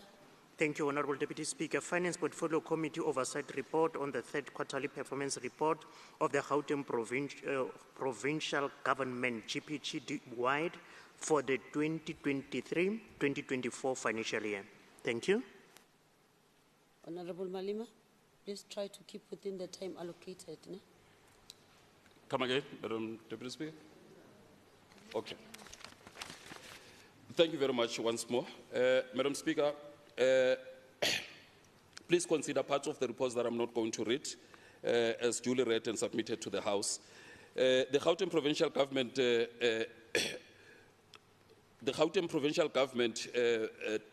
GPG-wide quarterly financial performance report as tabled by the Gauteng Provincial Treasury affords the Finance Portfolio Committee an opportunity to interrogate the financial position and monitor the financial performance of Gauteng Provincial Government departments for the quarter under review. Furthermore, the tabling of the Gauteng Provincial Government quarter financial performance report ensures that the Gauteng Provincial Government departments are accountable to the Gauteng Provincial Legislature through the Finance Portfolio Committee. As at the end of the third quarter, total provincial receipts amount to 126.77 billion, or 77.54% of the total budgeted receipts. Provincial receipts arising from provincial equitable share, provincial financing, conditional grants, and own revenue amounts to 94.32 billion and 5.4 billion, 20.89 billion and 6.15 billion respectively. As at the end of the third quarter, GPG total cash outflow amounted to 121.73 billion or 74.46 of total adjustment appropriation. Of this amount, departments requisitioned 121.69 billion or 74.43 of the total adjusted provincial budget, while provincial direct charges or political office bearers accounts for 0.03% of the total cash flow. Year to date, an amount of 5.08 billion remains unspent. It is worth noting, Madam Deputy Speaker, that revenue collection, as per the adjusted appropriation for the 2023-2024 financial year, was projected at 7.61 billion. However, as at the end of the third quarter, 6.14 billion or 80.7% was collected. The 6.14 billion revenue collection represent an over collection of 5.7%, equivalent to 436 million relative to the straight line projection of 75%. The least performing departments are infrastructure development, cooperative governance and traditional affairs, community safety, under collecting by 35.6 and 22.2 and 15.5% correspondingly. The Department of Roads and Transport collected 70%, thereby under collecting by 5%. Department of Health collected 61.6%, under collecting by 13.4%. Department of Economic Development collected an impressive 71.6%, while Treasury outperformed all departments by over collecting by 20.1%, other departments over-collected by 1% against the collective appropriated target. During the quarter under review, the overall GPG expenditure amounted to 121.5 billion, or 74% of the adjusted appropriation of 163.49 billion. The expenditure of most departments fluctuates between 69% and 75% of their adjusted appropriation. The notable outliers deviating from the average expenditure are departments of human settlement at 59%, 65% sports, arts, culture and recreation at 68%, and e-government at 63%. It is notable that departments who provided a variety of reasons for under-expenditure as well as remedial measures to redress same, which are discussed in the report. Of importance, Madam Deputy Speaker, in terms of the economic classification, personnel costs accounts for 74% of the adjusted appropriation for compensation of employees, amounting to 68.7 billion. Most departments spent 70% and 75%, while sluggish spending was recorded under DCS, DED, GPT, GPL, which recorded expenditure of 63%, 69%, 69%, and 68%, respectively. On the other hand, expenditure for goods and services amounts to 28.4 billion, or 76% of the adjusted appropriation. There is a projected over expenditure of 2.3 billion. And the current expenditure trends for machines, property payments, medical suppliers, laboratory services, agency support, and outsourced services.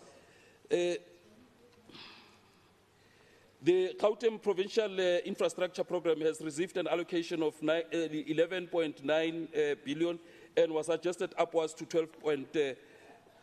12 billion. On recommendation,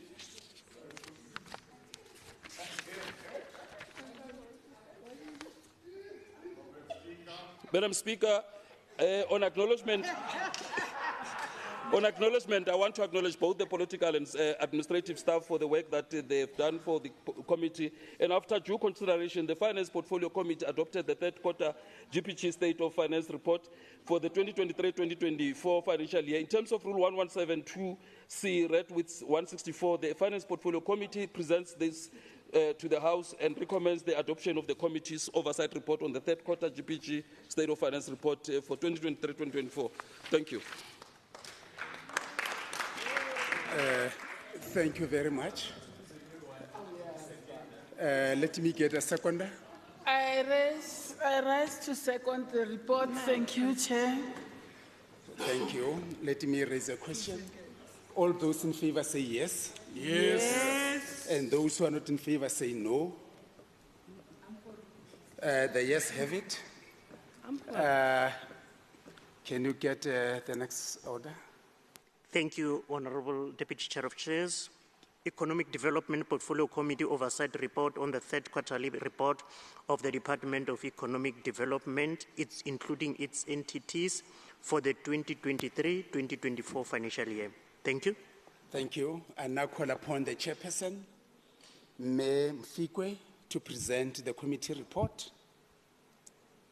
Thank you very much, Chair. Good afternoon, honorable members and our guests. We present the quarterly report, third quarter report, and we want to suggest to the House that the parts that we did not read should be taken as read and tabled for consideration by the House. Just a few pointers, Chair. We are really impressed that the department has sought to make sure that its service providers were paid within the 15 days allocated in response to the economic transformation and job creation strategic priority. The department, on the department and its APP achievement, concerns have been raised by the committee that the department has only realized 75% of its set targets, which means that they attained 9 out of their 12 set targets, and its entities have attained 50 out of the 62 planned targets, thus translating into 81% achievement. This remains a concern for the committee as the department and its entities chair continue to fail in attainment of all its targets, in particular the targets that relates to job creation. We're noting in the report that the department has the department's expenditure in the quarter under review was on the amount of 372 million out of the budgeted amount of 408 million, which translates to 91.21 expenditure of the allocation. This results to a variance of 8.79%, which amounts to 35 million. And this variance is above the 3% threshold. The committee has continuously implored the department to ensure that there is alignment between expenditure and the attainment of its targets. This underspending is attributed to the vacancy rate and procurement delays owing to the projects such as record scanning, registry layout, cleaning materials and equipment. It is imperative, Chair, for the committee to be appraised within the achievements of the Ikasi Umnotho program. Since it was launched on the 1st of November to date, including potential future plans or successes in creating job opportunities. This is raised on the backdrop of the committee being concerned about the program that failed of the committee to be kept abreast in this regard. The department reported that the Township Enterprise Partnership Fund for Kasi Umnotho is a loan fund that is being managed by Family Tree. Family Tree Chair is appointed as an intermediary following the extensive due diligence process, which was concluded in September. Kasi Umnotho started disbursing loans from the 1st of November 2023. The fund is for enterprise expansion, and the department's role is to invest in the pipeline of expansion for the enterprises. It is important to note that more than 1,000 enterprises had applied by end of December, and 80% of those enterprises are reported to have failed to meet their basic requirements. These SMMEs have been referred to a rehabilitation program to enable them to access funding support in the future. The committee should be appraised by the department on the timeframes linked to the rehabilitation process, as well as the guarantees that these enterprises will be assisted to qualify for such loans once rehabilitation has been completed. In the current financial year, Chair, similar to the previous financial year, the department entities are reporting individually as recommended by the committee. This enables the committee to be in a position to interrogate their plans thoroughly. In the quarter under review, the departmental entities have achieved 50 of the 62 planned targets as indicated, and the committee continues to view this as unacceptable, as these entities are at the core of service delivery, and these entities are key in unlocking potential job as well as job opportunities, as well as positioning to play the active role in the economy. The committee have also observed, Chair, that the Tshwane Innovation Hub incurred fruitless and wasteful expenditure amounting to 65,000 and irregular expenditure amounting to 334,000. This, the committee was informed that it was through a travel arrangement that was done through Nexus Lexus, where the acting CEO and the board chair were supposed to go out of the country, going to a conference in Luxembourg, which was supposed to be held on the 11th to the 15th of September. And the trip was duly approved by our Premier, but then the team couldn't go because their visas were not issued in time by the embassy. So this has also been reported to the internal audit, and the outcome of the audit will advise on the measures to be taken. The committee would like to be appraised on the outcome of that audit outcomes. The committee noted, Chair, that the GGDA continues to be plagued by management and governance challenges, thus holding the view that the CEO has been that's holding the view that the filling of the CEO position is of importance. However, the department has indicated that subject to matter of filling the position of the CEO has been a matter of a court case, which was argued on the 13th of November and further postponed to the 5th of February. We are still awaiting the result of the pending court case. I want to jump some parts. The lack of job creation opportunities, Chair, remains a problem.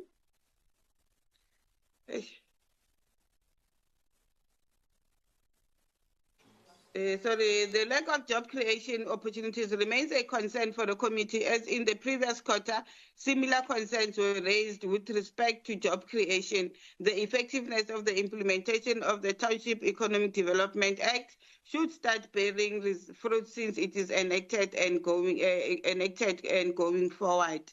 None of them, we'll skip, Chair, to the committee findings and concerns. The committee is concerned about the Township Enterprise Partnership Fund. That is a loan funding vehicle for Ukasi Umnoto projects that is being managed by the family tree, noting that 80% of the applicants did not meet the required basic needs. Therefore, the committee recommendations, more than 100,000 enterprises has been applied for funding, and therefore we want the department to submit a report to appraise the committee of the time frame linked to the rehabilitation process, as well as the guarantee for those enterprises to get assistance once they pass the rehabilitation process. In addition to this, the report should detail the number of enterprises rehabilitated, actual amount that the enterprises has been funded for post-rehabilitation process, assisting enterprises to meet the qualification criteria. We are asking that the report be submitted to the committee by the 30th of April. Equally also that the committee should be appraised with the report on the outcomes of the internal audit, noting that it is not prudent to waste and misuse public funds. The committee observed that the TIA's Innovation Hub incurred fruitless and wasteful expenditure and irregular expenditure, in despite of the rationale provided related to inability to secure visas timeously. The report submitted to the committee should also detail if consequence management actions, including other measures, were taken to avert such wasteful and irregular experience. We're asking that the report be submitted on the 30th of April as well. We would like to acknowledge all honorable members of the committee for their due support and engagement, as well as attending to their responsibilities. We really commend them for their diligence and commitment shown during all the deliberations of the committee. Also, I appreciate and pass our gratitude to all our support staff for the support and the commitment that they're giving to making sure that the work of the department is done diligently.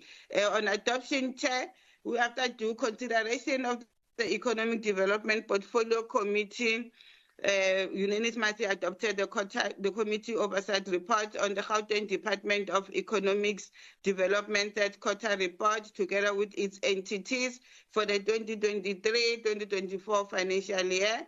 And in terms of Rule 117-2C, read together with Rule 164, the committee presents to this August House and recommends the adoption of the committee's oversight report on the Gauteng Department of Economic Development third quarter performance report, together with its entities for the 2023-2024 financial year. I thank you, Chair. Daily report. Thank you very much. Let's get a seconder to the report. Thank you, Deputy Speaker. I'm rising to second. Thank you. Those who are in favor say yes. Yes. Those not in favor say no. The yes have it. Let's get the next order. Thank you, Honourable Deputy Chair of Chairs. Environment, Agriculture and Rural Development Portfolio Committee Oversight Report on the third quarterly report of the Department of Agriculture, Rural Development and Environment for the 2023-2024 financial year. Thank you. Thank you. I now call upon the chairperson, Mayor R.J. Kekana, to present the report. Thank you. Thank you very much, Deputy Chair of Chairs, and greetings to the House at large. Deputy Chair of Chairs, I rise to present to the House the adopted Portfolio Committee on Environment, Agriculture and Rural Development and Environment Oversight Report on the third quarterly report of the Gauteng Department of Agriculture, Rural Development for the 2023-24 financial year. Deputy Chair of Chairs, I would request that parts of the report that I'm not going to read be taken as read. And the committee noted that the department's projected expenditure is 289 million and spent 326 million, which equates 113% at the end of the third quarter of the 23-24 financial year. The department reported that the over-expenditure can be attributed to the appointment of the 6,000 EPWP workers. The projected budget figure was not revised in line with the adjustment budget, which was only finalized at the end of November 2023. Therefore, the projection should have been adjusted to make provision for the increases during the adjustment budget period, thus the over-expenditure of 13%.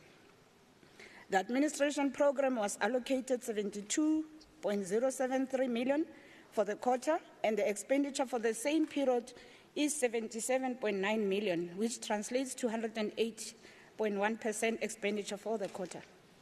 The Agriculture and Rural Development Program was allocated 135 million and utilized 123 million, which translates to 91% for the quarter. The Environmental Affairs Program was allocated 81.9 million and utilized 125.4 million, which translates to 153.1% expenditure for the quarter. And the year-to-date expenditure levels for the three programs show that it is both the administration and environmental affairs programs that have reached levels of expenditure commensurate with this, with this stage of the budget cycle, having attained 78% and 76% respectively. The Agriculture and Rural Development Program, which is at the forefront of service delivery, is lagging behind, and it sits at 61% of budget expenditure to date and is 14% points off the mark for this stage in the budget cycle. This is worrying and gives the impression that the program will have funds returned to Treasury, and as has been the case over the last 6 financial years, with just 7 weeks left before the financial year ends.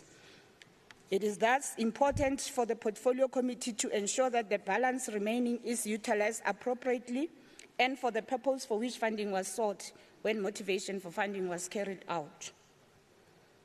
The department planned for and reported on a total of 63 indicators at the end of the third quarter.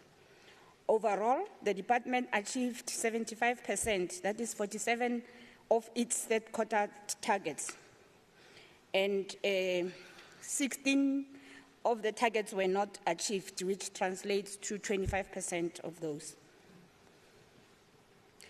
And on committee concerns, Deputy Chair of Chairs, the committee is concerned with the following. One, the underachievement and implementation on conditional grants, the lack of completion of capital-funded projects, and the spending in goods and services due to tender processes that are being implemented through the open tender system. And finally, the infrastructure delivery management system related challenges that impacted on procurement and tender processes.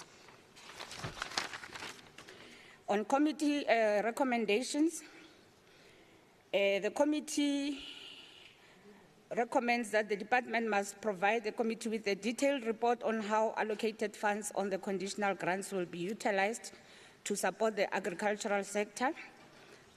Number 2, the department to provide a feedback report on how DBSA will implement capital-funded projects and completion dates.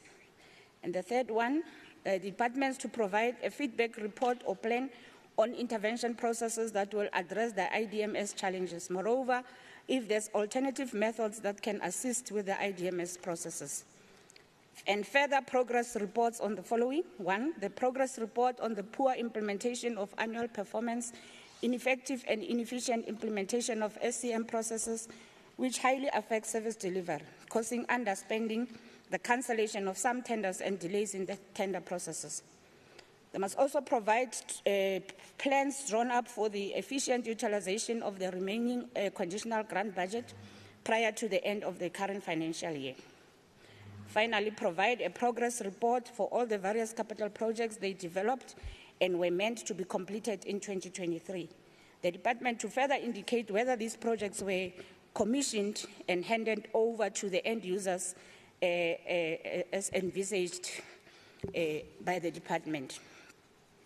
And on acknowledgements, Deputy Chair of Chairs, I would like to take the opportunity to thank the department under the leadership of MEC Hlophe, the HOD and her team of officials, as well as all the honorable members and alternate members who participated in addressing this report. And finally, all the staff that diligently supports the committee in executing its mandate. And on adoption, in terms of Rule 117, subsection 2C, read together with 164, the Environment, Agriculture and Rural Development Portfolio Committee presents the oversight report on the third quarterly performance report of the Gauteng Department of Agriculture and Rural Development for the 23-24 financial year and recommends its adoption. I thank you, Deputy Chair of Chairs. Thank you very much. Let's get a seconder. Member Hassan. Thank you very much. Member Hassan wishes to second. Thank you. I now pose a question. All those in favor say yes. Yes. And those who are not in favor say no. The yes have it. The next order. Thank you, Honourable Deputy Chair of Chairs. Infrastructure Development Portfolio Committee Oversight Report on the third quarterly report of the Department of Infrastructure Development for the 2023-2024 financial year. Thank you. Thank you. I now call upon the chairperson, Ntate Modise, to present the committee report.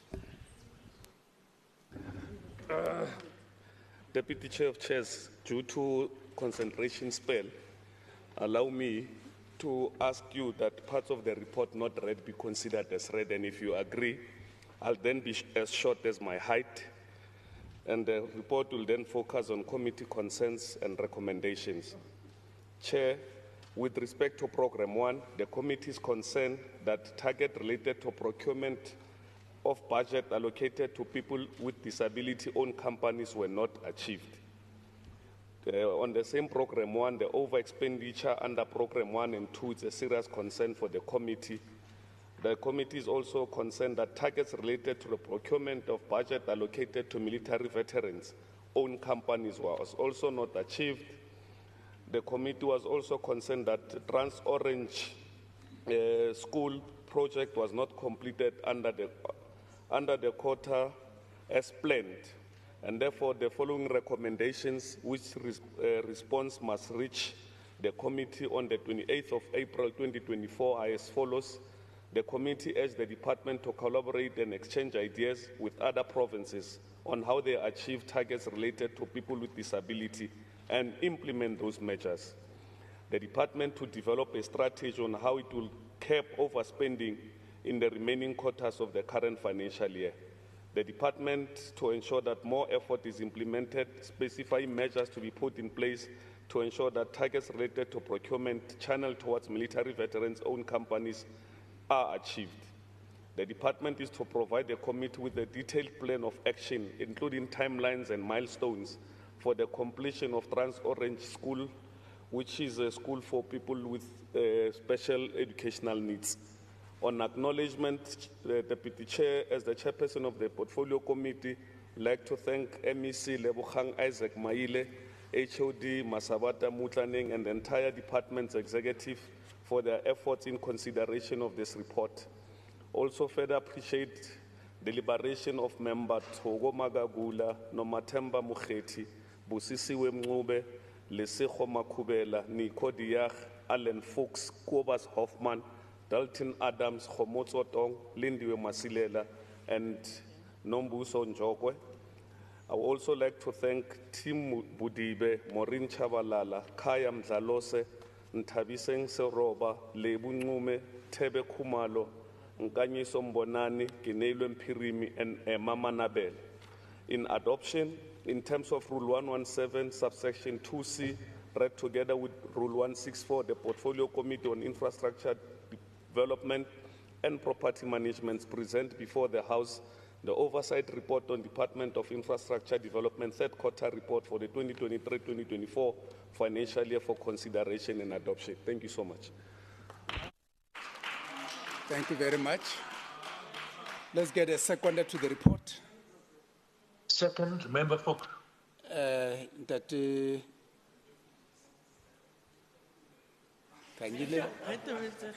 I'm not Ntate Fuchs. I rise to second. Thank you very much. I now pose a question. All those in favor say yes. Yes. And those who are not in favor say no. The yes have it. Secretary, the next order. Thank you, Honorable Deputy Chair of Chairs. Transport and Logistic Portfolio Committee Oversight Report on the third quarterly report of the Department of Transport and Logistics, including Gauteng Management Agency and G Fleet Management for the 2023-2024 financial year. Thank you. Thank you very much. Let me call upon the chairperson, Ntate G.D. Schneemann, to present the report. Thanks very much, Chairperson. In the quarter under review, the committee noted that the department managed to spend an amount of 2.6 billion, or 27%, across all programs, whilst G-Fleet spent 316 million, or 31%. In terms of the expenditure per program, the department transferred 488 million of the allocated budget to the Gauteng in the quarter under review. The committee noted that the other four programs, namely administration, spent 112 million, the transport infrastructure section spent 1.1 billion, transport operations spent 805 million, and transport regulation spent 82 million. As at the end of the quarter, the committee noted that the department's remaining budget allocation stood at 3.1 billion, or 31%, whilst G-Fleet's remaining allocation amounted to 204 million. Of the 32 APP targets applicable for the period under review, the department achieved 24 outputs, which equates to 75% of the APPs achieved as at the end of the quarter. The committee noted that the GMA achieved 23 out of 24 planned targets, which equates to 96%, and the G-Fleet managed to achieve 3 out of 4 planned targets, which equates to 75%. And I think everybody would agree that the department has been turned around in a massive manner over the last while, and we must congratulate the department on its achievements in this particular quarter. With regards to infrastructure projects, and in particular the Vereniging taxi rank, the committee noted that Phase 1 focused on the rehabilitation of the old taxi rank, which has been completed, whilst Phase 2 processes are at a stage of appointment of the contractor for implementation of the intermodal facility, which will link with the current Metro Rail system. And I can just say that the Portfolio Committee actually visited Phase 1 of the Vereniging taxi rank a couple of weeks ago, and the response that we got from taxi associations using that upgraded facility was phenomenal. And again, it's an indication of how this provincial government, and in particular the Department of Roads and Transport, is changing the lives, changing the community experience of drivers and passengers alike in our province. On transport operations, the committee noted that 16 subsidised bus contracts were operationalised and 2,982 routes were funded through the PTOG. 95% of the 1,881 buses in the bus fleet are electronically monitored through small monitoring firms, whilst 30% of the subsidised bus contracts' monetary value is subcontracted to previously disadvantaged operators. On the collection of revenue in the provincial DLTCs, that's the driver licence testing centres, The committee noted that the department was experiencing challenges due to the non-surrender of revenue by municipalities, in particular the city of Tshwane, as well as other municipalities. And the total amount owing is 770 million. So I think the members on that side really need to go and have a good look at the municipality that they manage in the city of Tshwane and what it's doing and how it's performing. The committee is concerned over the continuous non-surrender of revenue by municipalities and the impact it might have on the province's ability to collect revenue in the future. According to the department, a short-term intervention has been adopted and work is underway in relation to provision of consumables to municipalities to alleviate financial pressures and the taking over of the revenue collection from owing municipalities, allowing for revenues to be deposited directly to the department's bank account. The committee noted that the performance of the department and its entities is improving in comparison with the performance that was recorded in the previous quarter, and I would also say in the previous financial year. The department should be encouraged to fast-track the implementation of the key road infrastructure projects in the fourth quarter. And Chair, may I also request that the sections of the report not read be taken as read. I move to the committee's concerns. With regards to the organisational structure, the committee is concerned about the delays experienced in finalising the organisational structure, taking into consideration the mandate set for implementation by the department and its entities. With regards to the transport infrastructure projects, the committee is concerned about the delays in the implementation of infrastructure, especially those that are behind schedule and stagnant due to court interdicts. And the last concern, with regards to the surrender of revenue by municipalities, the committee is concerned over the continuous non-surrender of revenue by municipalities and the impact it might have on the province's ability to collect revenue in the future, and we must take note of Tshwane in particular. With regards to the committee's recommendations, the committee requests that responses be submitted by the 30th of April of this year. Recommendation 1, the department should provide the committee with a detailed report on the progress made in addressing matters raised by the Office of the Premier and submission of organisational structure to the DPSA. Number 2, the department should provide the committee with a detailed report on the progress made in continuation of construction of infrastructure projects behind schedule and those that are stagnant as a result of court interdicts. And number 3, the department should provide the committee with a detailed report on the progress made in the short-term and long-term interventions in resolving the challenges on the surrender of revenue by municipalities. On behalf of the committee, I'd like to express appreciation to the MEC and the team from Department of Transport and Roads in the province for their cooperation during this particular process. I'd also like to thank all the honourable members of the Portfolio Committee on Transport and Logistics for their participation and contribution while we were busy scrutinising the third quarter performance report. And lastly, we would also like to express our appreciation to the committee support team, all the members of the committee support team for their work and their efforts in ensuring that this process was able to move efficiently and smoothly. After due consideration, the Roads and Transport Committee unanimously adopted the Gauteng Department of Transport and Logistics, Gautrain Management Agency and the G-Fleet Management Third Quarterly Performance Report for the 2023-2024 financial year. In terms of Rule 117(2)(c), read together with Rule 164, the committee presents to this House and recommends the adoption of the committee's oversight report on the Gauteng Department of Transport and Logistics, Gautrain Management Agency, G-Fleet Management Third Quarterly Performance for the 2023-2024 financial year. As I conclude with the remaining minutes that I have, I just want to indicate that in terms of this particular report that's been presented, throughout Gauteng, the Department of Transport and Logistics is changing the travelling experience of motorists and commuters alike. Roads are being upgraded, and I can give a few examples of these. The R554 near Lenasia, the R515 to Cullinan, the Potgieter Bridge upgrade that took place late last year, the Allendale interchange which was completed, and the 40 Roads project taking place in Sedibeng at the moment. Incomplete projects are also being completed. The K69 in Mamelodi, after years of standing still, is almost complete.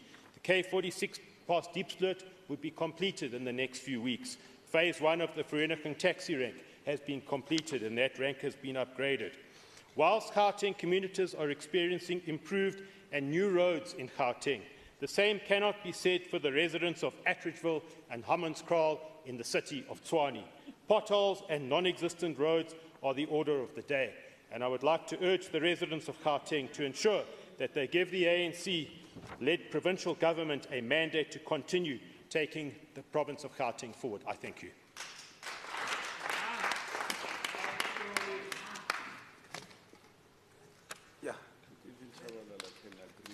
Honourable Nell. Yeah, Chair of Chairs, I rise to second the report despite all the potholes in Mfuleni. I now pose a question. All those in favour say yes. Yes. And those who are not in favour say no. The yes have it. Secretary, the next order. Thank you, Honourable Deputy Chair of Chairs. Cooperative Governments and Transitional Affairs Research, Development and E-Government Portfolio Committee Oversight Report on the third quarterly report of the Department of Cooperative Governance and Traditional Affairs for the 2023-2024 financial year. Thank you. Let me call the chairperson, May Hassan. Thank you very much, Deputy Chair. I'm going to take certain parts of the report as being read and therefore only cover the summary, committee concerns and recommendations. As such, I'll be delivering the third quarter analysis, or rather report, for the Portfolio Committee for COGTA. The Portfolio Committee noted that the department has spent 516,494,000. That's a 284% spend against an allocation of 181.939 million in the third quarter of the 23-24 financial year. The variance in over expenditure reported is 334,555,000. And in terms of the total budget and expenditure to date, the department has spent 74% of its annual budget for the 23-24 financial year. In terms of non-financial performance, the department has achieved 93% of its targets and only 7% were not achieved during the quarter under review. The department assisted 3 municipalities in Gauteng, namely Mogale City, Mfuleni and Rand West, as part of implementing the Simplified Revenue Plan project. It's also worth noting that the department identified 43 mine accounts to the value of 1.9 billion debts with no water-metered services on them. The department is therefore in collaboration with the Human Settlements Department to install meters and properly bill. The department is currently implementing the viability assessment in the Citibank district municipalities. The department also conducted voter education campaigns across the Gauteng regions, and on a risk assessment, the inability to effectively support municipalities to be financially viable, the disruption of the administration, or the administrative and political operations in hung municipalities, and the inadequate support for municipal service delivery on infrastructure projects, as well as poor support for local economic development as municipalities, are the high level of risks. In terms of committee concerns, number 1, the Portfolio Committee is concerned that the Ekurhuleni municipality has since been downgraded to a junk status by Moody's rating agency, and this has affected the Metro's creditworthiness with financial institutions and investments. Number 2, the underspending of the department on its core service delivery function, which is Programme 2, Local Governance, has recorded an expenditure of 66%. And number 3, the Portfolio Committee has noted an enormous expenditure on the transfer to municipalities at 240% at the end of Quarter 3. This is due to emergency transfers for Rand West City and Marafong local municipalities for the transformations process and, importantly, the improvement of disaster management services, which all of the members in this House will know has been quite a critical issue. In terms of recommendations, number 1, and all of these recommendations are due on the 30th of the 4th, 2024, through its constitutional mandate and governance systems, the department should work with the Ekurhuleni municipality to improve their state of finances. Written responses should be forwarded to GPL and the resolution as adopted by the House. The department should also ensure that the expenditure on Programme 2, which is the core function of the department, is spending adequately to ensure that all planned targets are implemented timeously and that service delivery is not compromised. Same situation, written response to be forwarded to GPL on that date.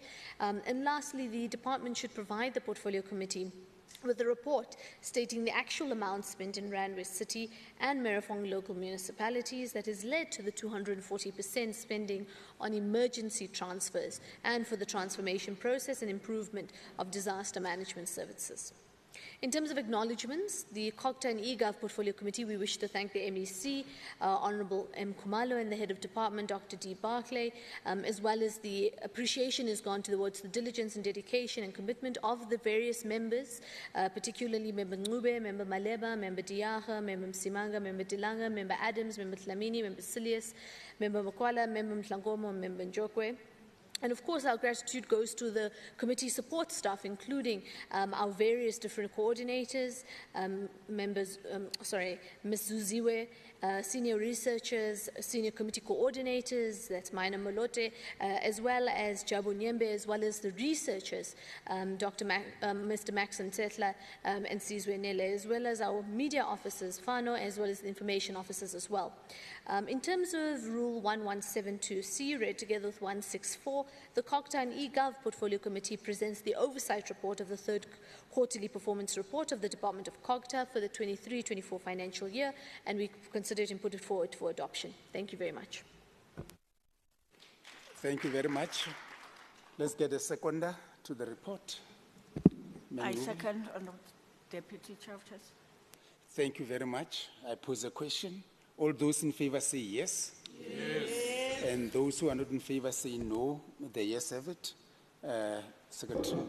Thank you, Honourable Deputy Chair of Chairs. Cooperative Governance and Traditional Affairs, Research and Development and E-Government Portfolio Committee Oversight Report on the third quarterly performance report of the Department of E-Government for the 2023-2024 financial year. Thank you. Thank you. Let me call the chairperson, May Hassan, again. Thank you very much, Deputy Chair. In the same light, I'll take the parts of the report as being read and only deal with the summary concerns and recommendations. This, of course, is the report dealing with the eGov third quarter performance. The report assesses the third quarter performance of the Department of E-Government with a focus on non-financial and financial performance for the quarter. The department is mandated to implement the e-government strategy of the Gauteng City region, which aims to consolidate back-end systems and processes to bring about better frontline service delivery to the Gauteng province and the relevant community.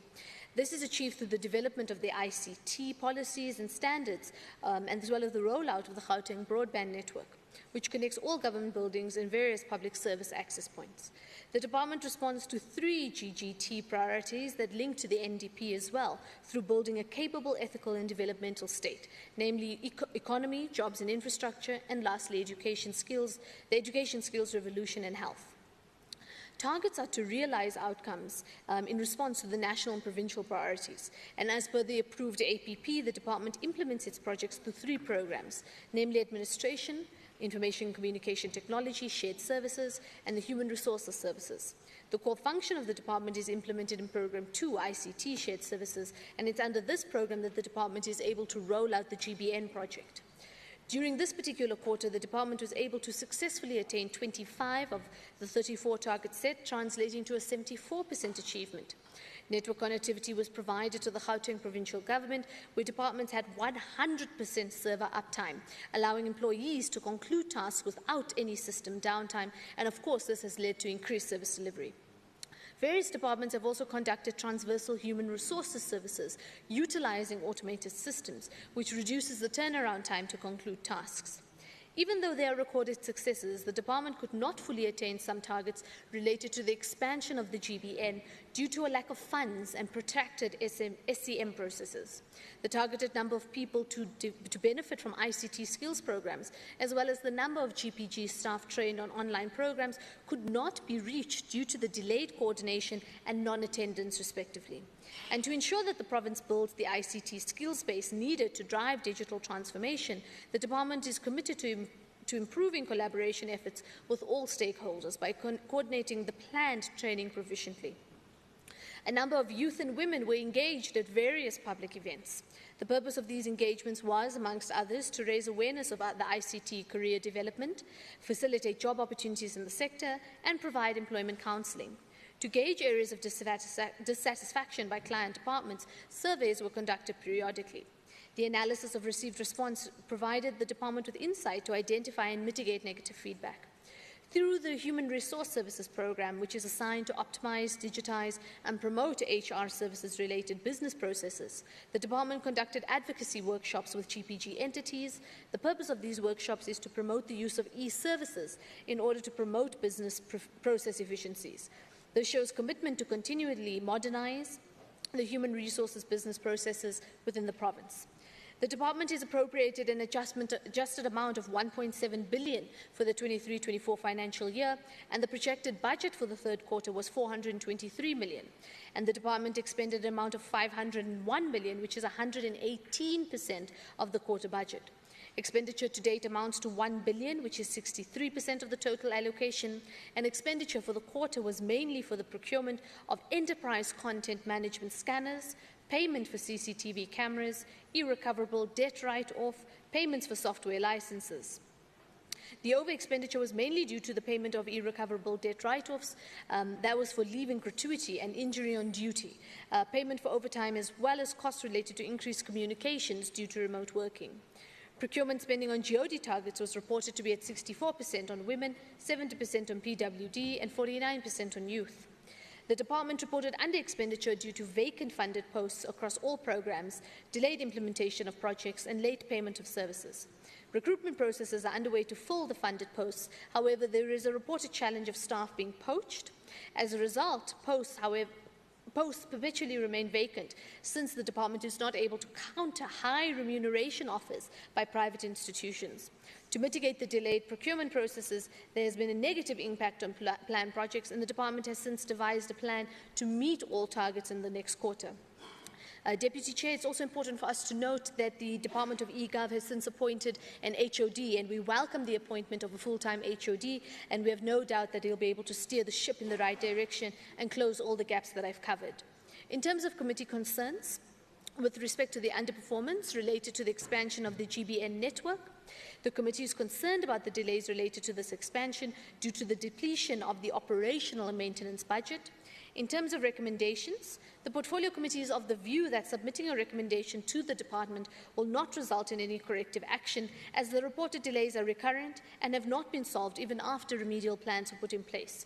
The Portfolio Committee acknowledges that the reported challenges that result in this underperformance of targets is rather related and caused by insufficient funding. As a result, no recommendation is proposed to this particular department at this stage of the area of concern. However, there's the Portfolio Committee. We commit to escalating the matter to the relevant both provincial and national treasuries, as well as national oversight bodies through other oversight processes. And of course, written responses acknowledging the committee's commitment will be received by the 26th of the 4th, 2024. In terms of Portfolio Committee acknowledgements, we extend our gratitude to the MEC and, as I said, the new HOD.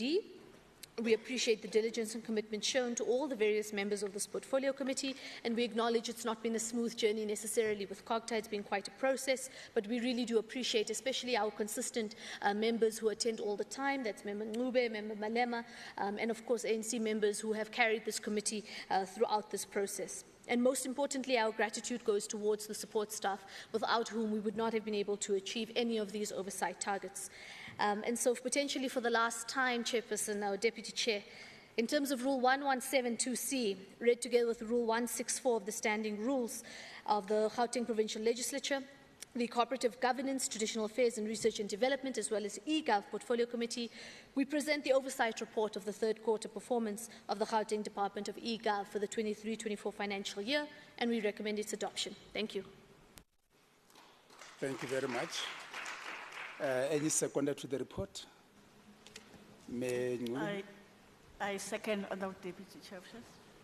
Thank you very much. Let me pose a question. All those in favour say yes. Yes. And those not in favour say no. The yes have it. Secretary, read the next order. Thank you, Honorable Deputy Chair of Chairs. Human Settlement Portfolio Committee Oversight Report on the third quarterly report of the Department of Human Settlement for the 2023-2024 financial year. Thank you. I now call upon the Chairperson, May Ndlovana. Thank you, Honorable Deputy Chair of Chairs and the honorable members. I'll request the House to consider the part of the report which I'm not going to read be considered as read.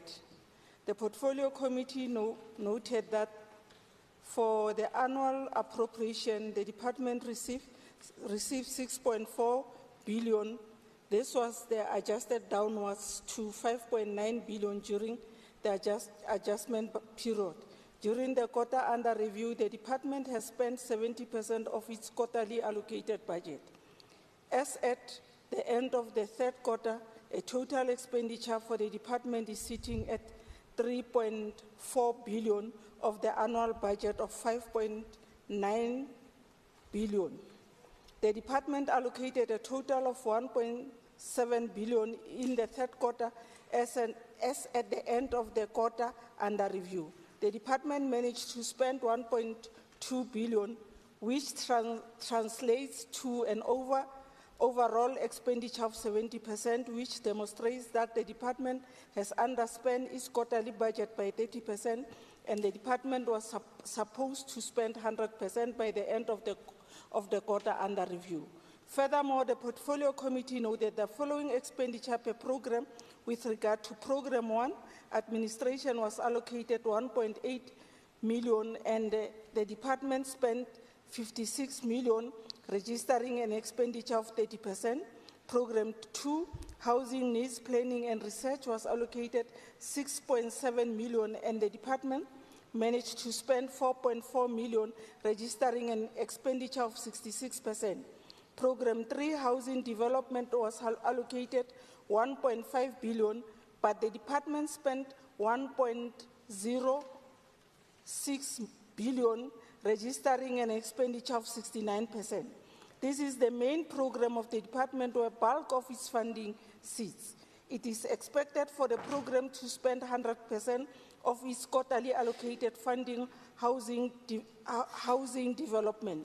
And Program 4, Housing Asset Management and Property Management, was allocated 66 million, and the department spent 130 million, registering 195 expenditure. This is the first time that the department records a high over expenditure under Program 4. The Portfolio Committee remained concerned that on the number of work opportunity created through the EPWP incentive grant, the report shows that 231 jobs were created against the planned target of 1,500. The report further illustrates that about the number of work opportunity created through the Human Settlement Development Grant, the department had planned a target of 115, and 12 work opportunities were created as at the end of the quarter under review. In relation to the percentage of procurement budgeted that the target business owned by women, it appears that the department partially achieved its target of 40%, that is, they managed to achieve 18.3%.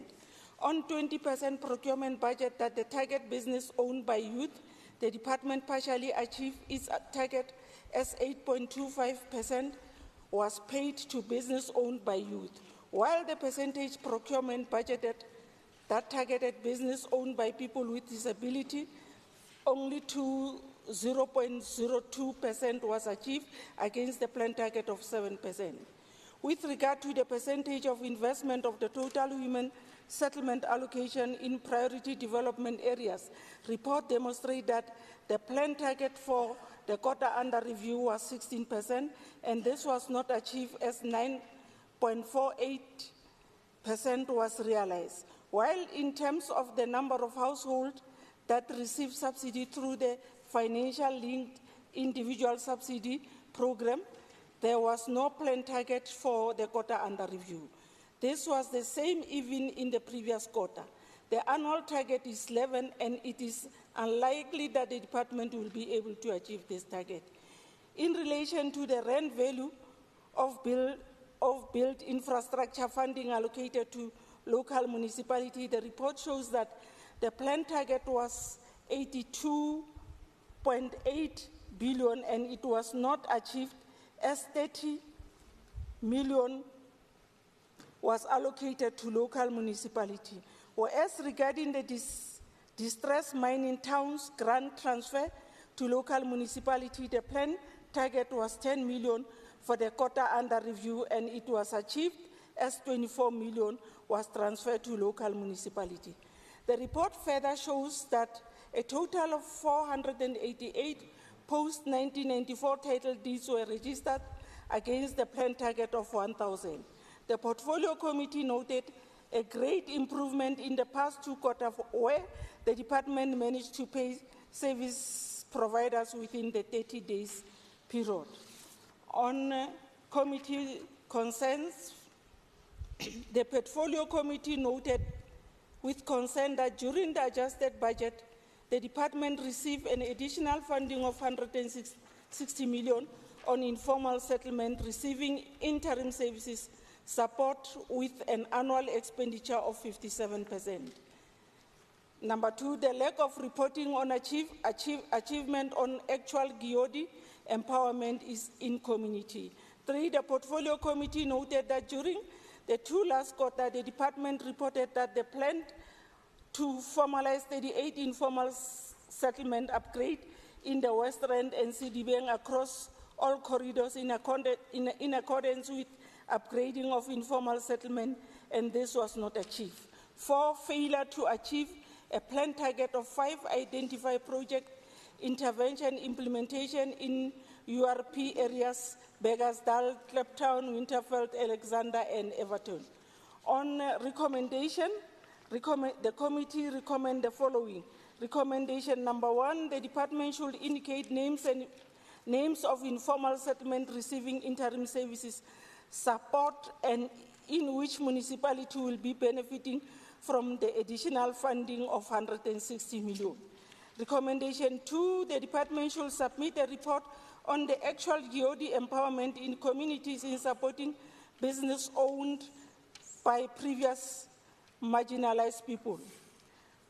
Recommendation 3, the department should provide reason of non-achievement on a planned target of formalizing 38 informal settlement upgraded in the West Rand and CDBang in accordance with the upgrading informal settlement. Recommendation 4, the department should provide the reason for not implementing project intervention in URP areas, Beggersdal, Kliptown, Winterveld, Alexander, and Everton. All these recommendations should be expected to be responded by the 30th of April in 2024 in a written form. On acknowledgement, the chairperson for the Human Settlement Portfolio Committee wish to thank the MEC of Human Settlement, MEC Lebohang Maile, the head of the department, Ms. Pindile Mbanjwa and her team, and I further wish to acknowledge and express my gratitude to honorable members of the Portfolio Committee, and furthermore, the Portfolio Committee would like to express and appreciate the contribution of the support staff of the committee on adoption in terms of Rule 117, subsection 2C, read together with 164. The Human Settlement Portfolio Committee present the oversight report on the 3rd quarterly performance of the Gauteng Department of Human Settlement for 2023-2024 financial year for consideration and adoption, considering the concerns and made in this report. Thank you very much. Let me get a seconder. Thanks, Chair. I rise to second. Thank you. I pose a question. All those in favor say yes. Yes. And those not in favor say no. The yes have it. The next order. Thank you, Honorable Deputy Chair of Chairs. Health and Wellness Portfolio Committee Oversight Report on the 3rd quarterly report of the Department of Health and Wellness, including its entity for the 2023-2024 financial year. Thank you. I now call upon Me Paladi de Ramela. Thank you very much, Deputy Chairperson of Committees. Parts of the report that I will not be able to read, I request that those be considered as read in this August House. The total appropriation adjusted budget for the department for the 2023-2024 financial year was 62 billion, showing an increase of 4.1% from the main budget. By the end of the third quarter, the department spent 48 billion, amounting to 77.1% spent of the overall appropriation budget for 2023-2024 financial year. 119 targets were set to address performance on service delivery for the quarter under review, and 80 targets were achieved, making 67% achievement. This shows 5% increase from the previous financial year. The committee commends the department for implementing the surgical marathon campaign, addressing surgical backlogs with a whopping 25,253 surgeries done. The department conducted the following campaigns during the quarter under the review. The one that I've just mentioned, which is surgical marathon campaign, the World Diabetes Day commemoration, intergovernmental collaboration with Park Run Walk event, Walk for Hair Cancer Awareness campaign, HIV and AIDS campaign in Tshwane, TISH campaign were ongoing in all 5 districts of the Gauteng province. On Kiodi, during the quarter under review, 63,285 women were empowered, 26,601 youth were empowered, 1,440 people living with disabilities were empowered. On committee recommendations, Deputy Chair of Committees, the department to provide a report on the causes of shortage of pregnancy testing strips and measures in place to address the shortage and the impact thereof, and this should be submitted as a written response on the 30th of April 2024. The department should provide a detailed report on the factors impacting management of maternity mortality in facilities and the mitigation plan to address those. This is also requested on the 30th of April 2024. The department to provide a breakdown report on the spending on the EMS program 3 and mitigation plan to ensure that there is improved performance. This is requested also on the 30th of April 2024. On acknowledgement, Deputy Chair of Committees, I wish to thank the Honourable MEC for Health, Nomantu Komorale-Huku and her team for the preparation of the third quarter report for 2023-2024 financial year and efforts made in taking the committee through the details of the report and responding to questions that were raised by honourable members. I also want to commend the selfless role of committee members of the Health and Wellness Portfolio Committee for their dedication and commitment. Those are Honourable Litie, Honourable Kanyani, Honourable Mfikwe, Honourable Mukhali, Honourable Bloom, Honourable Machene, Honourable Khadebe, Honourable Fuchs, Honourable Duplessis, and also Honourable Albers with his perpetual absenteeism, Honourable Deputy Chair of Committees. I would like to acknowledge the support offered by the support to the committee, making sure that the committee does diligent to its work, all the support staff that are written in the report. On adoption, in accordance with Rule 1172C, read together with Rule 164, the Health and Wellness Portfolio Committee hereby recommends that the report on the Gauteng Department of Health and Wellness third quarter report for 2023-2024 financial year be adopted by the House, taking into account the committee's concerns and recommendation made in this report. I thank you, Deputy Chair of Committees. Tapatam Matso. Thank you very much. Let's get a seconder to the report. Mr. Acting Chair, Member Bloom, I can second. Thank you. Thank you, Honorable Bloom. Now I pose the question. All those in favor say yes. Yes. Those who are not in favor say no. The yes have it. The next order. Thank you, Honorable Deputy Chair of Chairs. The next order is Education Portfolio Committee's Oversight Report on the third quarterly report of the Department of Education for the 2023-2024 financial year. Thank you. Thank you very much. Ntate Munyai, present the committee report.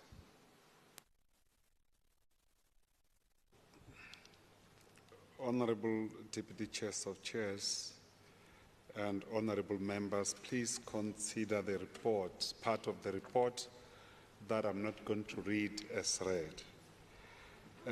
And with respect to Gauteng Department on Education third quarter report and its commitment towards the implementations for the financial year 2023-24 goals, we are recording the following progress: that 415 mobile classroom has been delivered, and that the 265 schools has undergone the planned scheduled maintenance since April 2023.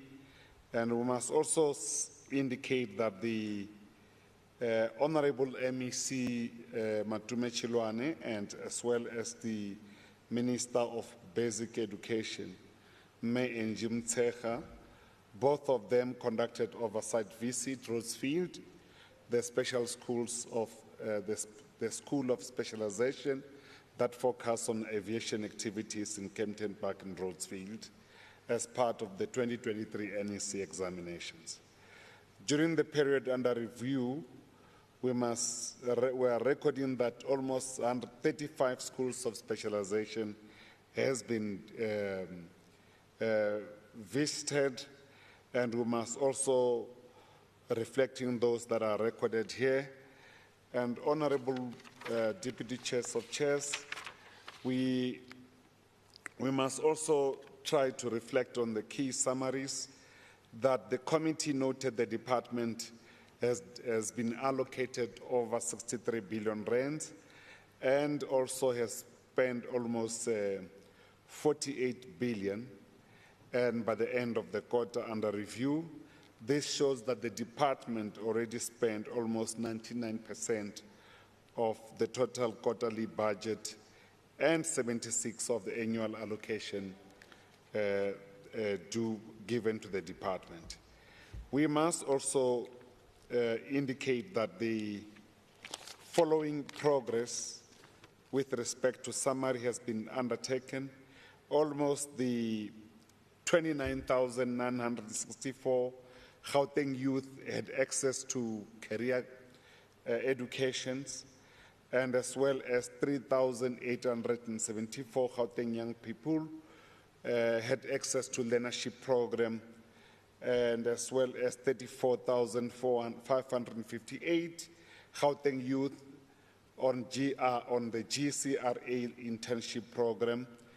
And I think it's important to extend an appreciation of the GCRA, since 4,550 Gauteng youth has been awarded bursaries. This is a really fundamental progress. Honorable Deputy Chairs of Chairs, we also want to touch the issues relating to the improvements that we have seen with respect to the outcome of the basic education systems. And there's a continuation to invent and expand access to early childhood development, the Accelerated Schools Infrastructure Delivery Initiative Program to deliver the modern facilities in school in underprivileged urban areas across our province. That is a fundamental progress that we know has been committed by the department, and we continue to observe such a progress. And we know that with respect to the APP, in all 7 programs, the department has made fundamental progress with respect to education management information systems, with respect to public ordinary school education, national school nutrition program, and as well as improvements of quality of teaching and learning and teacher development through Matthew Goniwe Institute. And the issues of the improvement of the learner performance with respect to public primary schools and the strengthening of the teaching in home language in the foundation and intermediate phase. So this is one of the progress, and we have seen the progress with respect to public secondary schools. This is SSIP camps that try to prepare the learners before their national exams. And also the support, the filling of the vacancy posts with respect to human resource development has been satisfactory.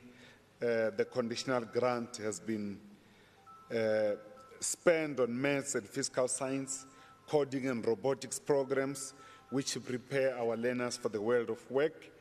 And we must say that this also happened with respect to independent school, with primary phase and as well as secondary phases.